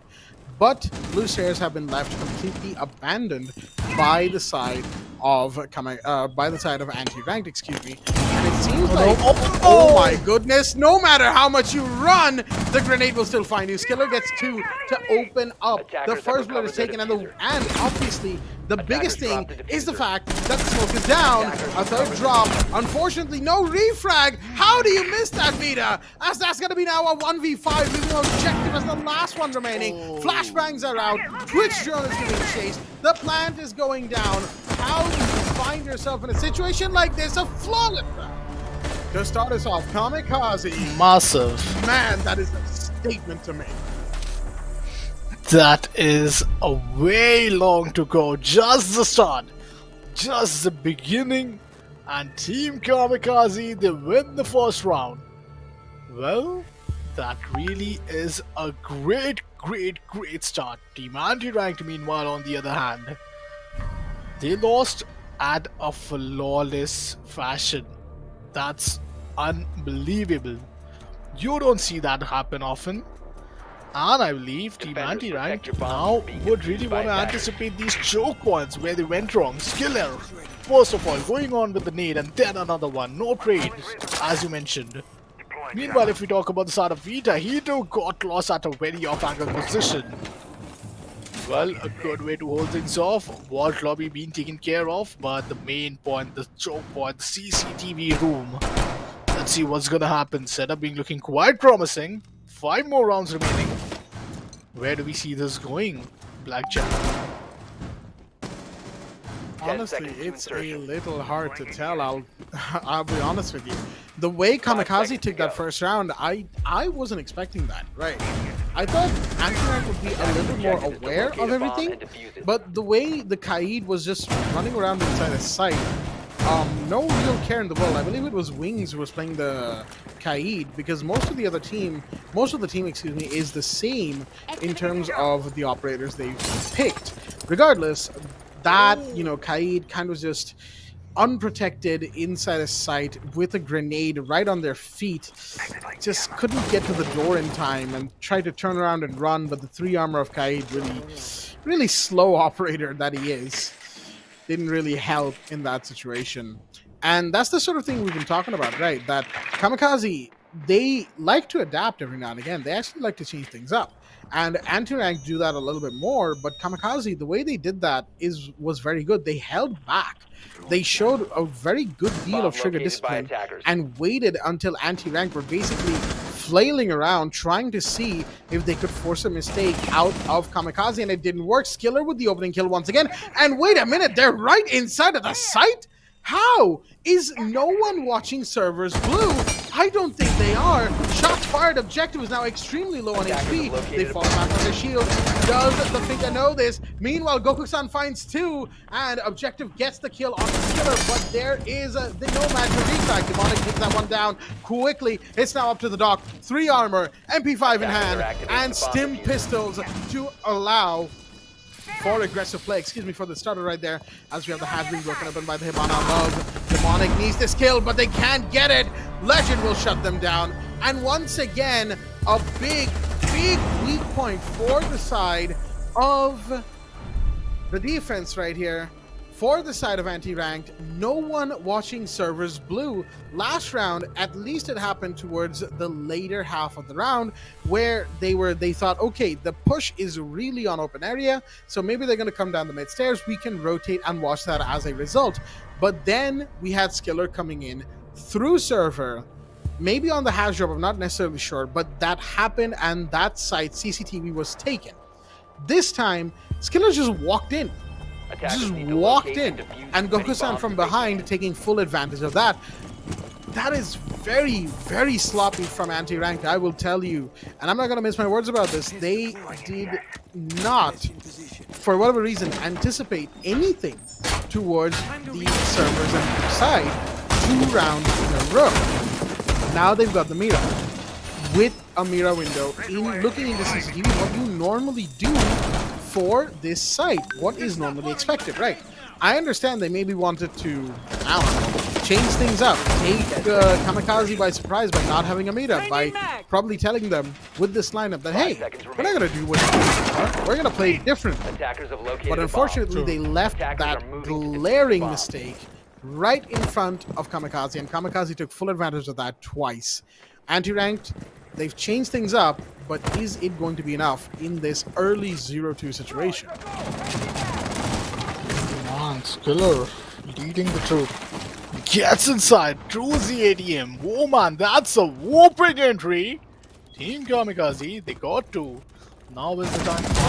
Team Anti-Rack supposed to win, but Skiller goes in huge once again. This man with the golden hand takes down Wings, takes down another player, takes down the first hope to get the first round. Team Anti-Rank, now they might start to panic. There are multiple choke points. There's an entire room right there which has been blown away along with Wings through the maid of Skiller. Well, CCTV is getting down. Those campsites really give a huge intel. Meanwhile, down to a 4v5 situation. Slowly, steadily moving in. It's going to be down to the side of Goku-san. Moving down the stairs. Meanwhile, that's the mid what being targeted. 1 minute, 50 seconds on the clock. Demonic trying to make sure that he is having a good off angle. Lobby being the position, but Veto gets it. That's a good scope kill, I'll say. Rather, it would have been quite a big trouble. Clearing off the lobby. Now it's going to be Demonic. Man, Goku-san takes down Vita. Kind of anticipated, kind of getting himself revealed right there. Just 3 players remaining. Against 4 team Kamikaze, they got to win the 3rd round. They win the 3rd round. That's the 50% of the victory. That's the 50% of the journey being already completed compared to 1-0 of the opponent. Blockers being blown away. Skills really need to dodge those. Demonic anticipating some movement happening there. Once again, another nade, a low toss. One and he gets drama 2.0. Man, that's a good low toss. Ardu takes down another one. Down to Demonic. He is confused. He is going to get taken down. Another victory. There is no stopping Team Kamikaze at this point. Okay, so I gotta say, I am really liking the way Skiller's been playing. Really, just holding back, making sure that the team is absolutely ready for everything that could be thrown at them and thrown against them, ready for any possible changes that Anti-Rank could make, and Kamikaze is taking full advantage of that, led by Skiller. What is that now? 6 kills overall by Skiller, with opening frags on all 3 rounds.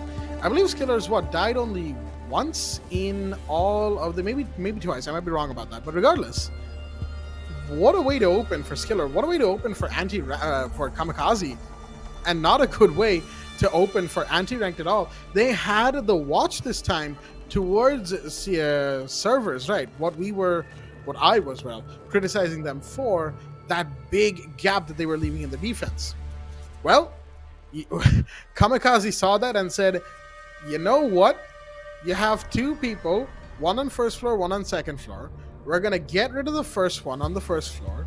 We're going to get rid of the 2nd floor roamer. And we're just going to come down the mid stairs and hatch. What are you going to do about it? Clearly, Kamikaze did not, Anti-Ranked did not have an answer to that.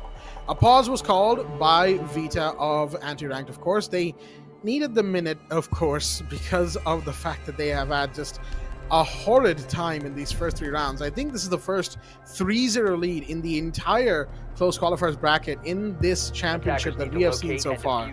And Kamikaze are really making a statement today. That's true. That's really true out there. Shots look kind of a bit promising.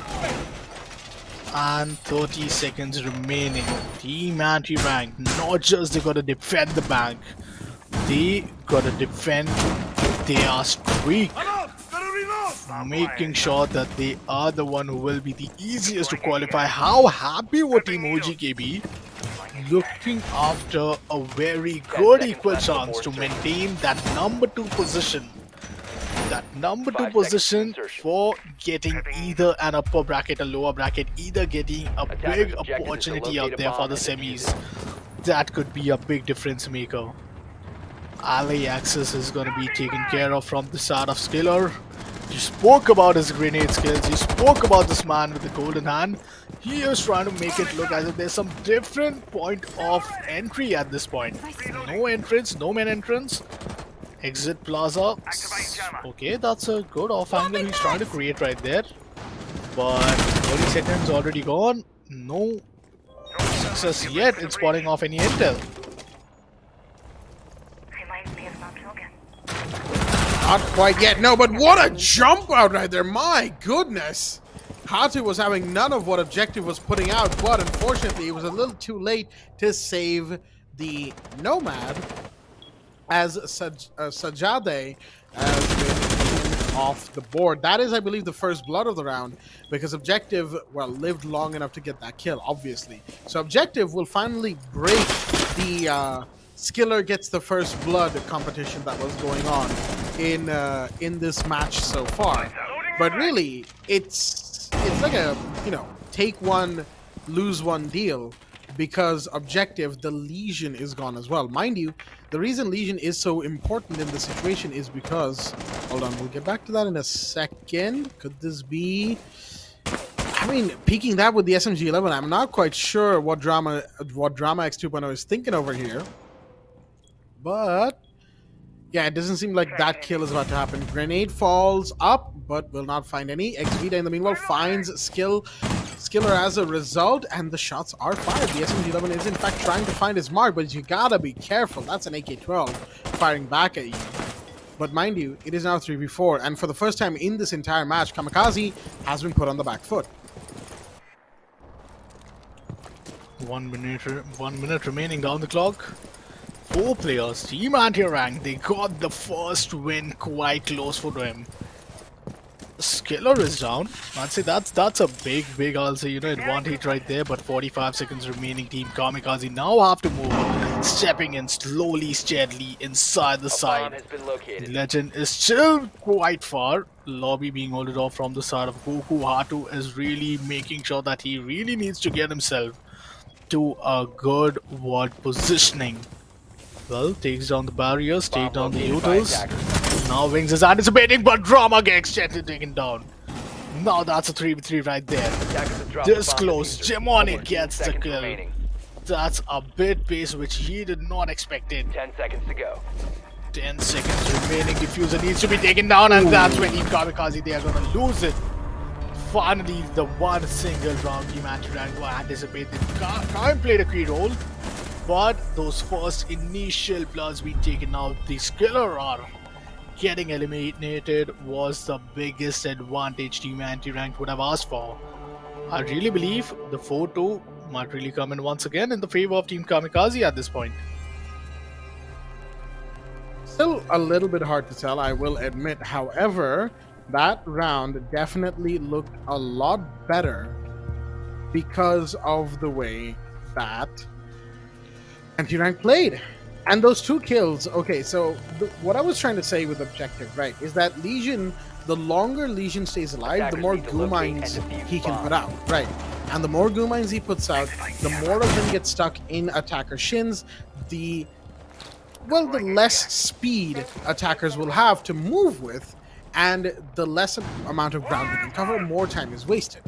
However, what really helped this time is one minor foresight from the side of Kamikaze, in that while you know, were traded a 4v4 situation, you have your top player, basically, Skiller, right, the Finka at that, grenading from below the red stairs, the spiral stairs, banana stairs, whatever you want to call it. And as a result of them setting up that grenade, well, they got taken down by the roamer from down below, Vita. And because Vita was uncontested and allowed to roam on the first floor with 0 objections from the side of Kamikaze, Anti-Rank ended up stalling for so much time. Kamikaze just kind of had to do a blind rush into the site at the end, and we all saw what happened as a result. So good play from anti-ranked in getting those 2 kills, but in getting the round as well, excuse me. But that's just the first round. It is a 3-1. There are still 2 rounds to go in this first half, and whether or not Kamikaze or anti-ranked are able to get them, that is a whole different ballgame. Team Kamikaze taking a good control towards the side of front desk. Now that's an entry, but oh my god, that's amazing, that's sneaky, that is brilliant! What is it being taken care of? Attackers Well, have no is the located a answer. bomb. Vita gets taken down, the Right intel then. is really being gathered. But Team Kamikaze needs to play it safe, the roof is blown away into pieces. Still being anticipated. Abu gets a good intel, gets the spot, but misses the shot. He had the opportunity, he loses it out. 1 grenade toss, it could be 1 bounce, but no! He misses it, objective gets taken down. Man, this is gonna be tough. This is gonna be tough. Another kill, Skiller gets it, the body gets taken down. That's a 4-1 or a 1v5. Bomb located Yes, by clutch. attackers. Starting in Rama 2.0. He might have a good advantage, but winning this 1v1 seems more difficult. The SteelSeries has a squad in place, but Skiller gets the 3, gets the triple to finish things off. Back-to-back rounds being won. One single loss doesn't make a difference or shifts the momentum, but Team Kamikaze, man, how did they really took them in their favor after Team Anti-Rank knowing each and every strategy which Team Kamikaze were cooking for them. I think what we saw was a good, very good bit of isolating and taking down your opponents one by one by the side of Kamikaze. Why I say that, right, is because the way the kills were structured, right, Defenders, they protect your first bombs from lost being the defused by Oryx attackers. on Skylight Stairs. That opened up Skylight Stairs to be held down by the Nomad with the ARX for the entirety of the round. That's where they got their second and eventually third kill. Actually, their second kill as well. Meanwhile, you have Skiller, right, pressuring away from the main lobby. The Oryx has been pushed out from site thanks to the verticality that's being played, thanks to the breach charges being deployed above. The ceiling is, after all, soft.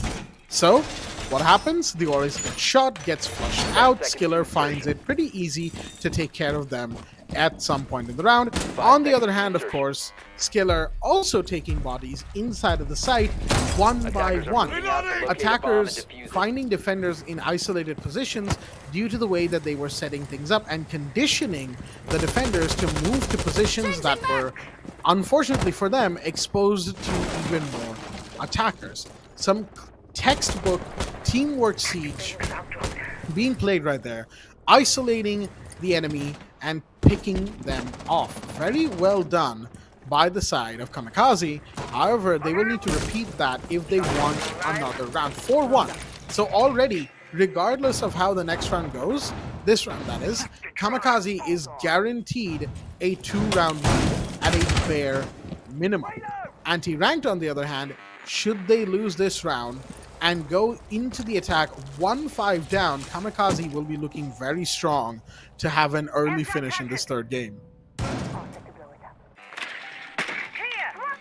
Oh, 5v5 to start things off. Nothing quite to any team's favor, but still, just look after the way, just look after the space being created. A good hold, rather, I'd say.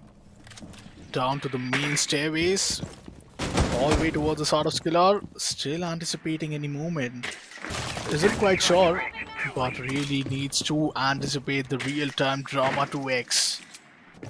Hatu meanwhile towards the side of the loan office. Skiller using it to his advantage. See you on the other side. 90 seconds remaining. Good team comms. Initiating together. Demonic now might have anticipated out of that blown out of that explosion. Team attackers, well, only 70 seconds remaining. Not even a single first blood. This is gonna be a big chaos. This is gonna be a big blow. Big spots on the first guy, but he is missing a shot. He needs to drop. He needs to drop down. He finally drops down. Gives a huge offer damage. Doesn't have a backup. A single naked drop. He gets up again and Sitsa takes him down. Wings did a key roll there.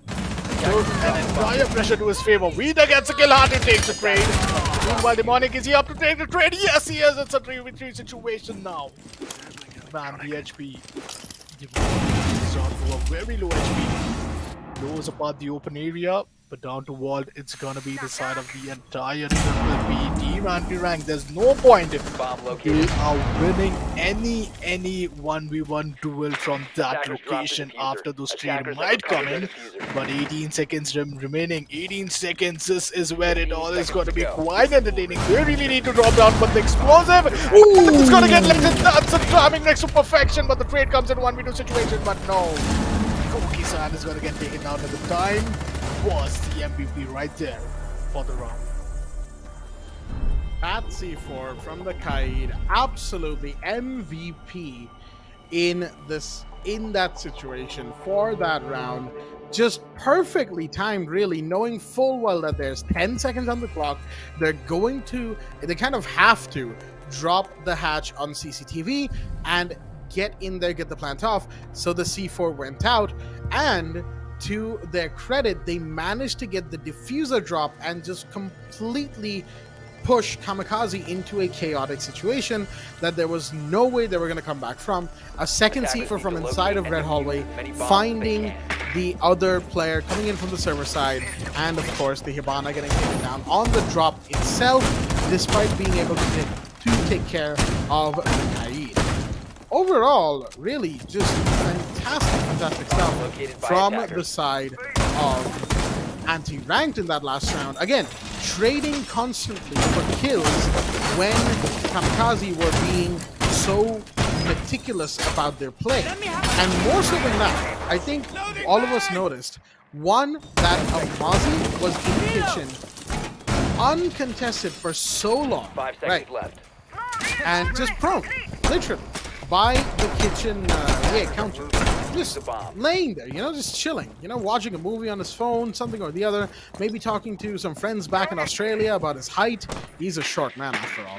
But, Mozzie was just chilling back there.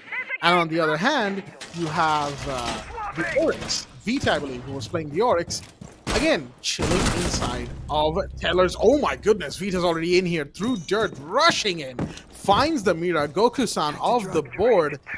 My goodness, that is an early kill and a half, and Kamikaze will be feeling the effects of that. Yeah, look at that. A little bit of appreciation for the shot as well from the dead Mira, as we now have a pullback from Blue Stairs towards servers. Potentially a kill could be taken. Maybe. No, Vita seems to be... No, they're still in there. And they're actually going to get Skiller as well? No way. Can they get a third? Can they get a third? Not quite. Legend will finally shut them down. But it is a 2-for-1 deal because two defenders are down, and Vita was the only one to go down in that situation. The side switch has really changed a lot. Team anti-rank, they have a chance, but look at that positioning. Lobby being totally holded off. Demonic once again try to get into those counters. CCTV being taken care of. Lockers exposes through those smokes. Oh my god, Seth, is that a trigger patience right there? Oh my god, the trigger control comes from the side of Sinzan. Now he is at a very good position. Oh my god, Team Kamikaze, what have they really done right there? They lost an opportunity to get these initial round, but the drone is now giving the intel, gives up on these intels, now rushing in towards the side, might really anticipate one cut towards the side of the face, but Sethda is now being spotted, and well, Demonic as having a good anti-cover. This cover could really lead him off to spotting a visual opponent, meanwhile also being at a great pace of not getting himself knocked out unless he gets a connection onto his head. Open area being at a pace, but a good headshot. Wings takes him down. A bomb has Team been located. Kamikaze after the lead. Attackers have dropped the Will be bomb. quite often mud, but Legend takes down objective at a very crucial angle. One single guy remaining. It's going to be all fall down to Legend. Legend towards the side of the gold wall. It's a 1v3 situation. Well, he gets taken down. And the 4-2 now resulting. Quite close to an equalizer comes in. Defensive switch did happen. Now we are having a different defenders right there. Team Kamikaze. Same tough time. Team anti-ranked got good way to start things off into their favor in the second half. 5 more rounds. Do they win it in streak? Do they give it toe-to-toe and take us to an overtime? Any number of things could honestly happen here. Anti-ranked on the attack are looking pretty strong, I have to say. One round away from equalizing everything.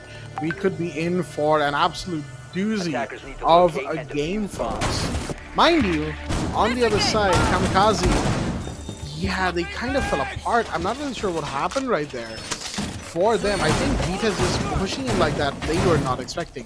Looking at the scoreboard right here, you can see that for the side of Kamikaze, Skiller has really just been leading the charge 10-4, still a +2 KD for that player right there. And the other players, so you know, they've been doing their work. They've been chipping in every now and again. There's a couple of good kills here and there from Goku-san and Sajade, and of course Hatu and Legend falling in the rear, mostly doing support work, but also getting their own fair share of trades when required. Ranked, on the other hand, they've mostly shared the work between themselves, and the support players have been getting a good number of kills every now and again. Vita wants to really push in once again through dirt. Look at this.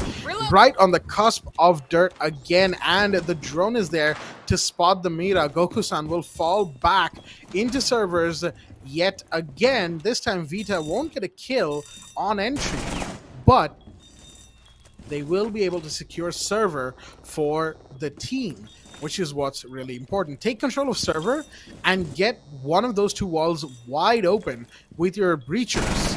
And now we're talking. The old plant spot of CCTV Bank will be laid bare. Again, a possibility. Maybe, maybe not. We'll see. Yup. A 4-on-3. This is the chance. Earlier we saw this out of Team Kamikaze.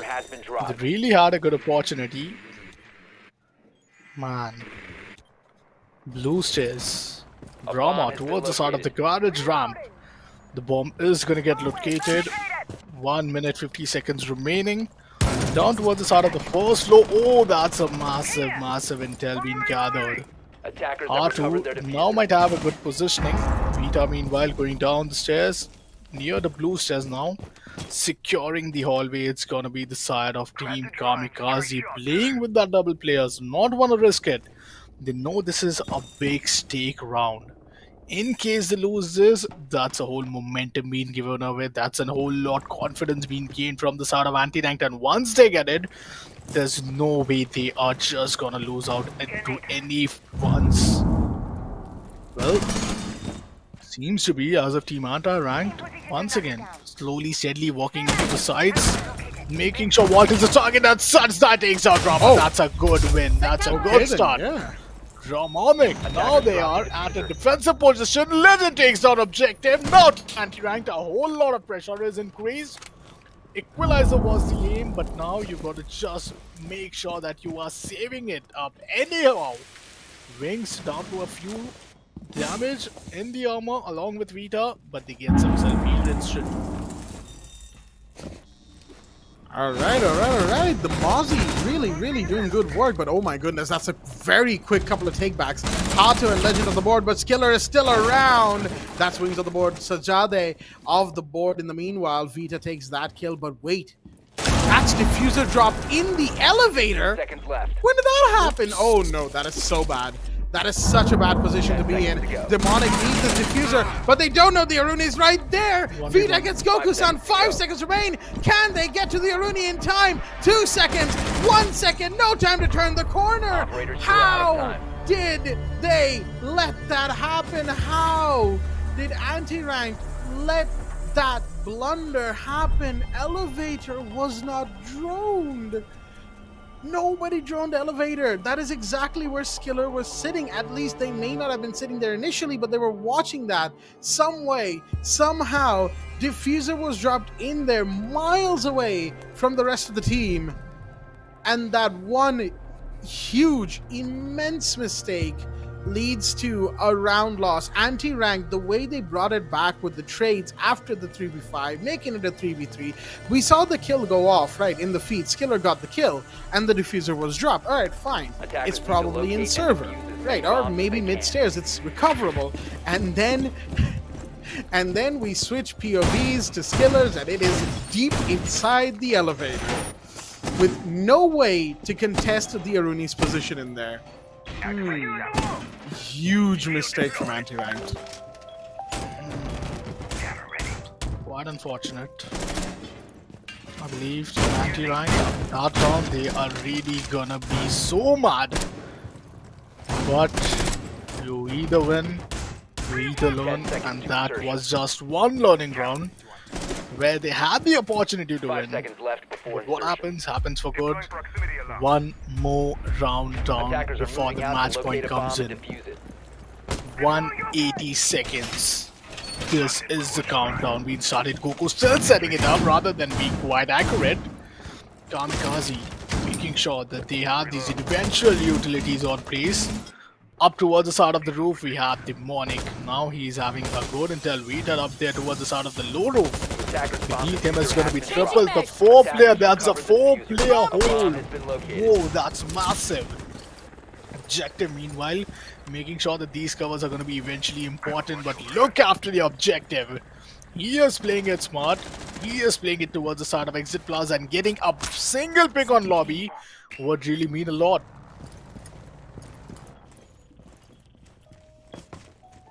Quite a lot Attackers indeed. located No a first bomb. kills just yet. These two teams, I wouldn't say it's uncharacteristic for them. They have been known to wait quite a while. Vita, my goodness, nearly losing their life to Sajade right there. And the Wamai really peeking out. My goodness, the aggression. Vita off the board. Iana down. That's big because, of course, Iana, not necessarily Iana, but Vita has been playing very, very good for anti-rank throughout this entire exchange so far. Kamikaze has come in, like we said, you know, like excuse me, rather, like Opcon, you know, said about them before, that they have nothing to lose. And a team that has nothing to lose is one to be very, very, very highly feared. You do not want to give them an inch because they will take a mile. And right now, Kamikaze will take more than just a mile. They are looking to completely shut down anti-rank every way to Sunday. And with Vita off the board, that could just become possible. Skiller takes a bit of damage. SMG11 in hand on the mute as we have a push coming in, but no, that's Legend of the board. Wings from Spiral Stairs will take that kill more than happily. C4 goes out, will not find one. Oh, wait, that's a double C4! Oh no, Wings and Demonic are off the board. That is insanely huge. Double C4 on Red Stairs, on Spiral Stairs. And Sajade will add insult to injury by taking down Drama. It is all down to objective. The last one, no longer standing. Sajade will take the third kill of their own in the round. And the double C4 from Skiller. Where do you really go from here if you are anti-ranked? Because the only way that they seem to be able to go is farther and farther down the proverbial barrel. Man. 6-3, the match point that's been given away. Team anti-ranked. The paper, the theory, everything was looking after the side that anti-ranked. They really got this. Not even a single possibility. Just 1 point pixel percentage where we did anticipate that the margin of loss compared to Team Force was way better. Attackers need to locate And Team defuse as many Kamikaze, bombs as they can. they did not really disappoint us. I have no surprises right there. Their first half was quite interesting. They did went down to 4-2. Their second half been way more interesting. They won 2, they lost 1. It's 2-1 still for the second half. Goku-san, that could be one big choke. That could be one big choke. Holding off towards the teller's office. Meanwhile, towards another area, we have Legends. Killer being quite off these games, these rounds. But Killer, he really needs to pace it up. He really needs to get himself up. He really needs to get those advantages. Oh my god. 5 seconds left. Drama 2.0 being at a very sneaky position, running away. Well, Goku takes him down, man. That's some you know, early rounds action, but the action, the real action has just begun. The drones getting taken down, quite annoying for the side of Team Anti-Ranked. But still, Kamikaze, that's some big setup from their side. They have to be just defending for the rest of the seconds. In case they want to win, just 3 chances. Let the timer run out after no diffuser being planted. Eliminate each and every 5 player, or get the diffuser down, get every player eliminated, or at least get the diffuser being diffused. Meanwhile, the side of Team Anti-Rank, things are simple. Go out there, just attack. You got nothing to lose at this point. But Team Anti-Rank, they can even blow this whole bank after getting the diffuser down. But Setza takes down Wings. That's a massive start. Team Kamikaze, are they really celebrating it already? Or still we have some more picks to be seen, some more action, and some more looking in the favor of Team Anti-Rank in this round? Honestly, I'm not sure anymore. Open area being the site of choice. Again, the probably one of the least picked sites overall in Bank is between open area and Teller's Archives, Attackers really. drop the bomb Top diffuser. floor and basement are very much picked all the time. But the open area kitchen is not quite the site that a lot of people want to go to, but looks like in this case the attackers will just want to go home. What is going on? Skiller gets the second kill after Sajade got the first opening kill of the round. I'm gonna have to do a count on how many opening kills Sajade has done once we're done with this round at least, right? But Wings and Demonic are off the board. Hato caught moving around too much, not quite watching the corner of the window. And that's going to be a kill going off on the head of Objective. That's in Stocks. Such a commonly cleared route for attackers on Bank when the site is on open area. But nobody came to clear this. Why? Because, well, two players are kind of dead. That's a big run out from Legend, but the C4 will not be able to blow up. Vita gets that kill in good time and gets the down on Sajade, and they're inside the Attackers site have right recovered now. their diffuser. They don't have the diffuser, mind you. It's a 3v2 still, and they could still be turned around. Demonic is the one with the diffuser. So where Demonic goes is what really matters. It looks like Demonic will join Attackers have located a bomb. Vita inside of open area. There we go. The plant is going off, but they need to watch so many angles. The Mute's legs will be seen, but not killed just yet. Vita's gonna find Skiller in the meanwhile. And with the triple kill, looking very, very mighty strong. 15 As the seconds plan's about left. to go off, Goku-san hears this. It's right by the Mira window, and Goku-san's 10 gonna be seconds down to remaining. DBNO. The drop is Attackers are seen. Will Diana be able to get the kill? Not quite yet. Shots fired, but now there's two players on this person's case, on this Mute's case. One has been downed. Will there be a kill taken? No, there won't be. It is denied. The clutch is not going to happen just yet because the downed Iana could give so much information on the Mute's position, and the round ain't over yet. Anti-ranked sticking around by the skin of their teeth, literally. In a 4-6 situation, 2 rounds to go to equalize and push for OT. However, Kamikaze will now go back to the site that they want so comprehensively. Well, I say comprehensively. It was down to a massive mistake by Anti-Ranked in round 8, and Kamikaze will look to at least have Anti-Ranked by the scruff of their neck once again in this round. Locker CCTV will be the side of choice. And folks, this match is getting a little bit Attackers more need to intense locate with and each defuse as many bombs passing as they second. can. Man, they live for another round. Team Anti-Ranked a 4v2, that's massive. Kamikaze just lost it there. They really came out to be quite not anticipating that there is some points which really need to be taken care of, but look after the drone positioning. Okay, that's great.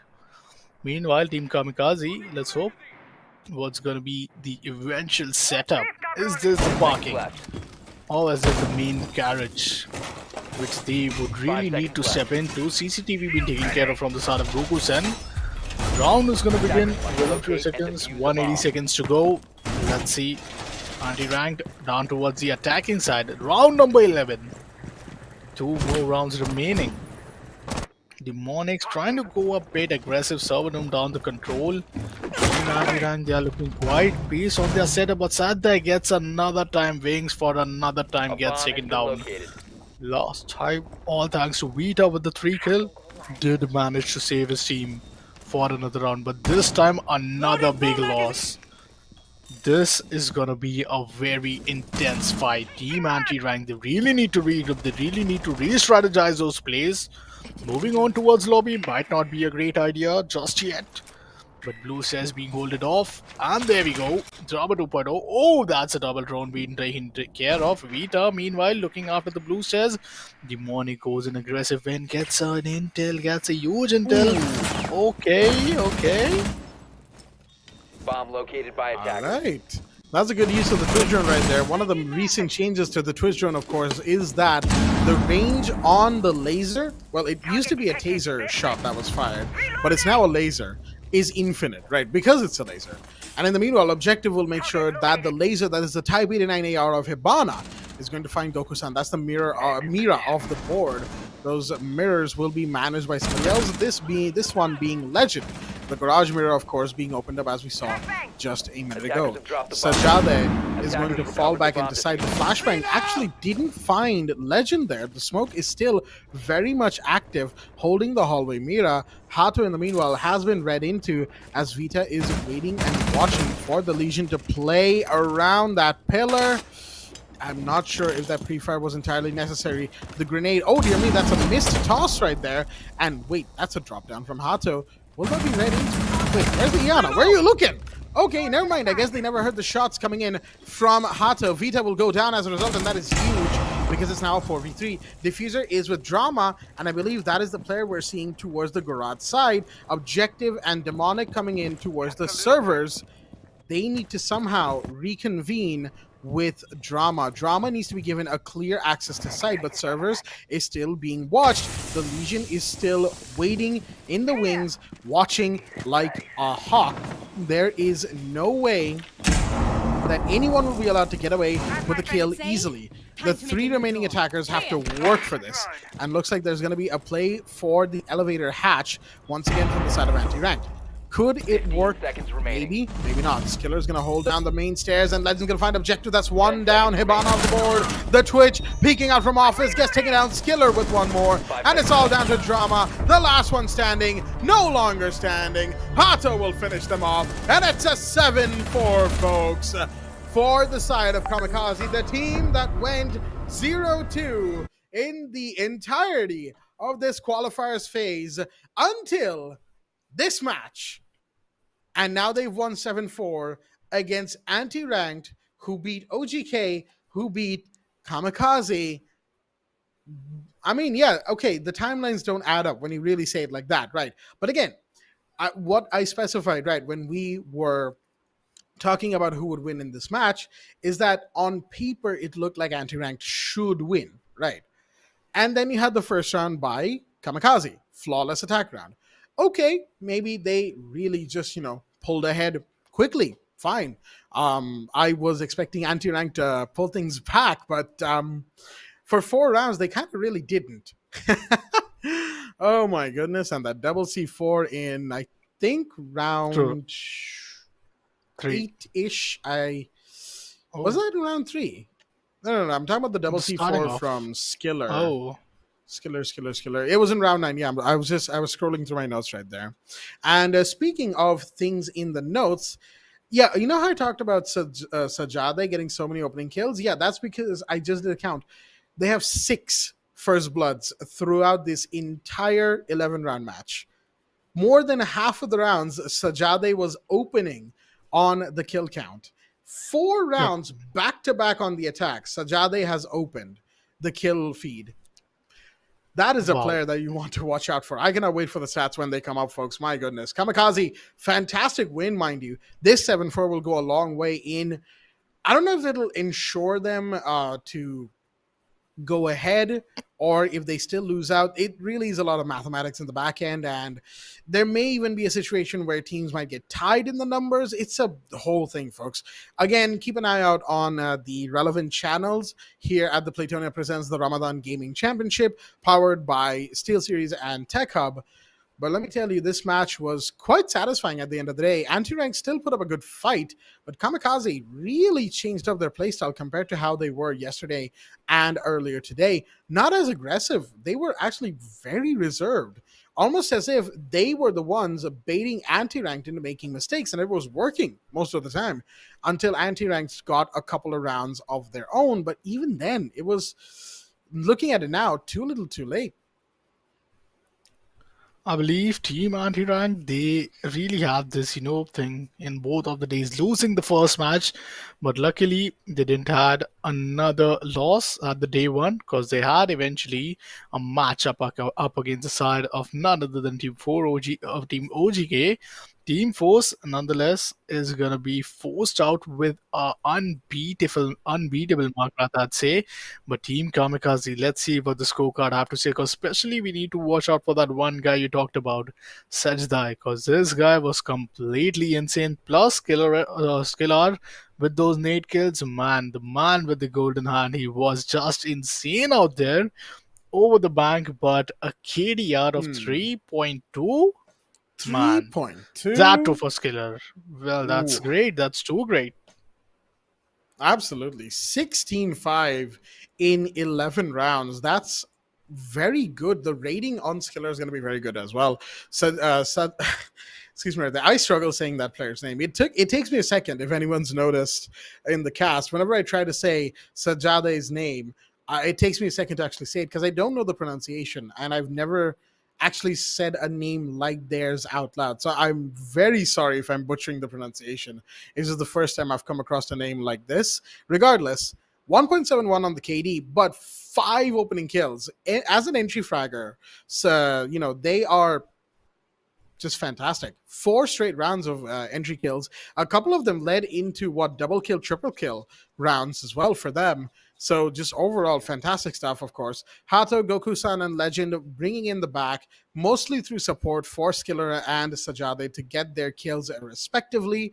And on the other hand, well, unfortunately, as you can see from the scoreboard of anti-ranked, Xvita was leading the charge, but unfortunately, Demonic Wings, Objective, and Drama not really performing at their best today. They kind of seemed out of it. And overall, if I have to say one thing about anti-ranked, is that they looked a little lost overall. They looked a little listless, as if they didn't know what to do, as if they weren't expecting Kamikaze to suddenly switch up the way they play, and they didn't come up with a counter strat at all. Man, I believe Team Kamikaze, they really had nothing to lose, and that's what really got them that win. Just look after the players, such a fine gameplay, but still, Team Antia ranked, as you mentioned, looked a bit lost 0.3, 0.4 KD. That's very, very unacceptable. Having 10 deaths, that's only the Wings. Wings always getting taken down. Same goes with Objective. Drama X 2.0 not looking that good. Xvita did really save those crucial rounds when the diffuser was to be holded off at a very good angle.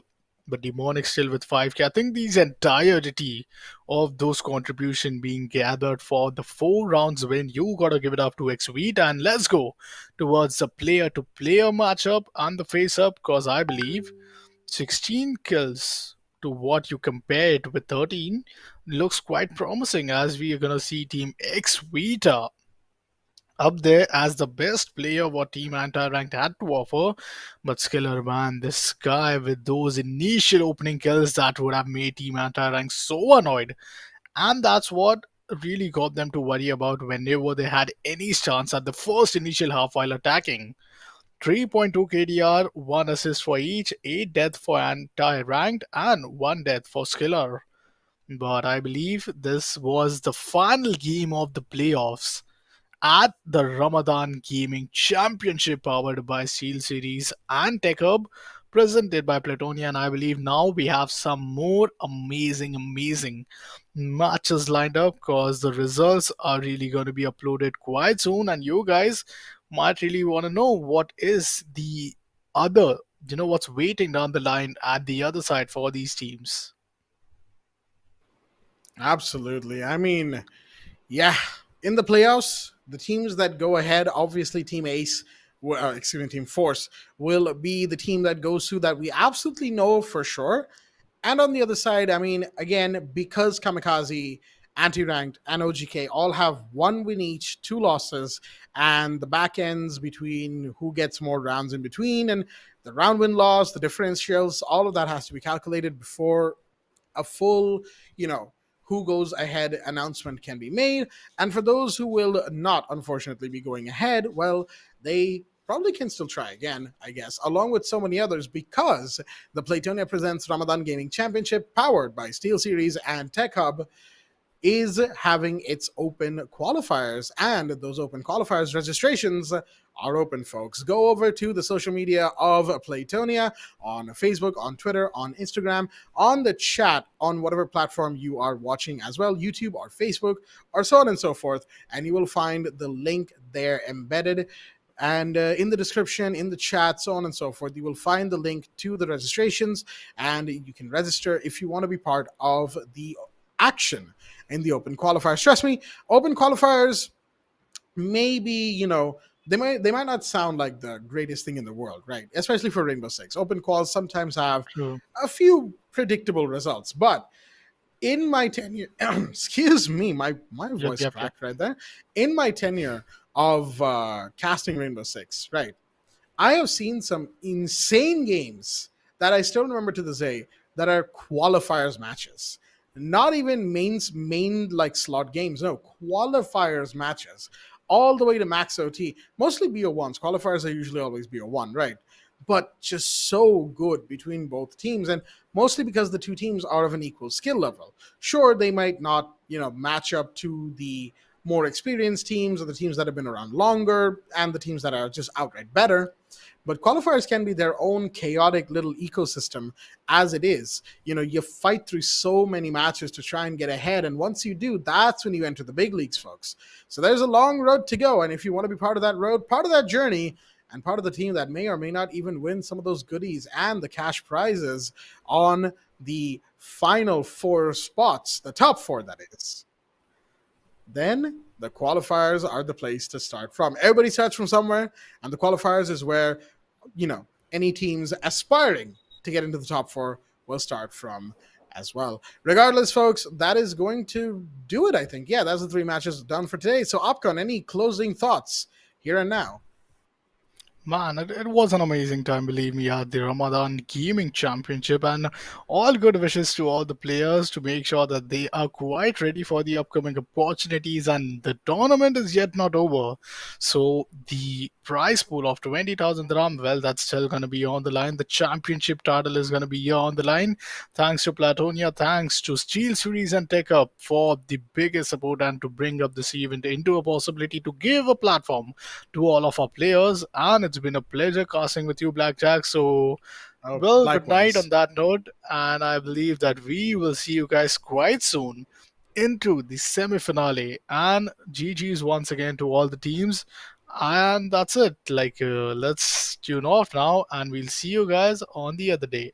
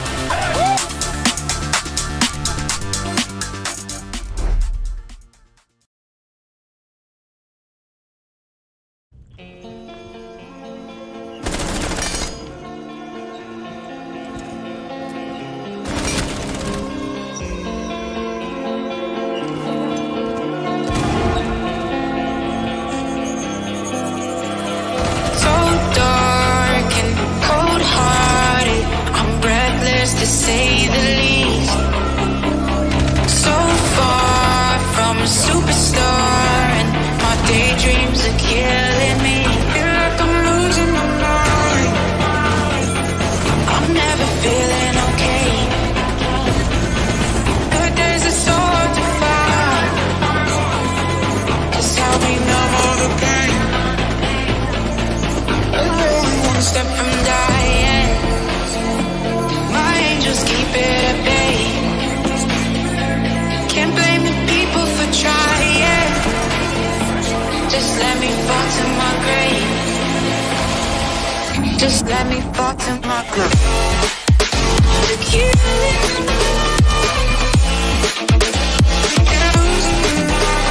Stop. Look you. Just let me fall to my grave. Look you.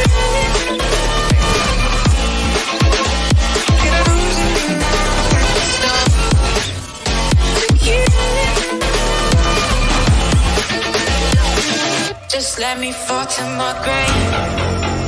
Heart fails under pressure. Wonder if these bad days will last forever.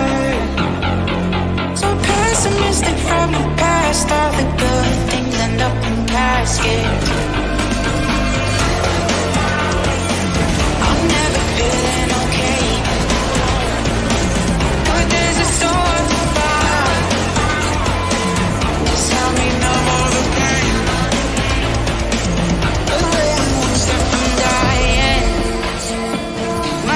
Keep it at bay. Can't blame the people for trying. Just let me fall to my grave.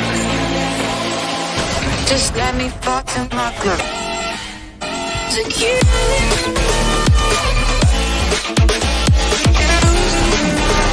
Stop. To you.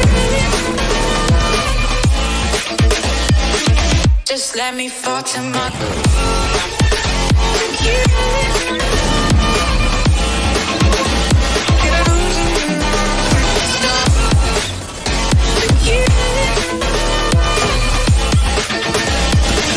Just let me fall to my grave.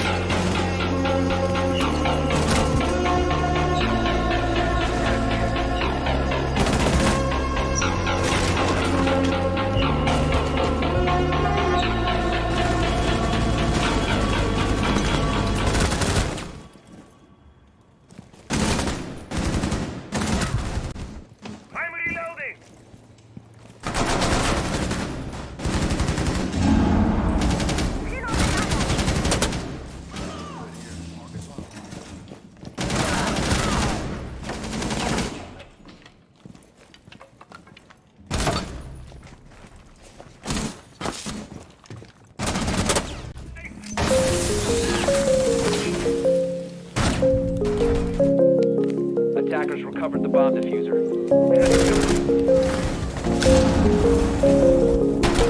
Rise up from the ashes, wings on my back, stay lit like a matchstick. We ain't coming back, I swear. Just let go and see what happens. Gotta let go to see the magic happen. They got us a quick change, so we like them in phase. I just bought a new watch, time to make my wrist ring. The zero gravity keeps elevating me.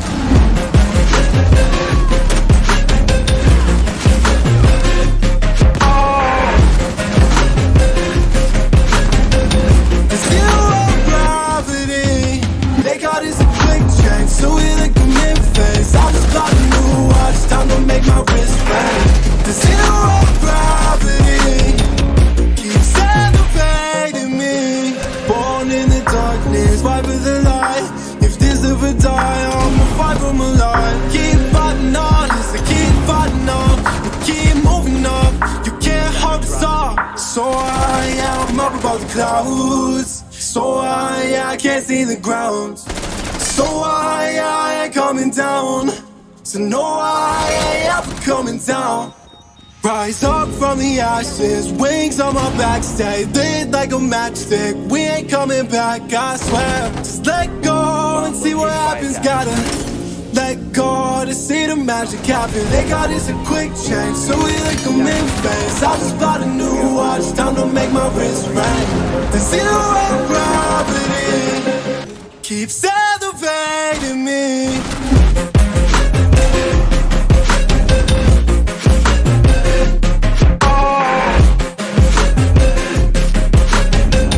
The zero gravity, they got this a quick change, so we like them in phase. I just bought a new watch, time to make my wrist ring. The zero gravity keeps elevating me. So I'm up above the clouds. So I can't see the ground. So I ain't coming down. So no, I ain't ever coming down.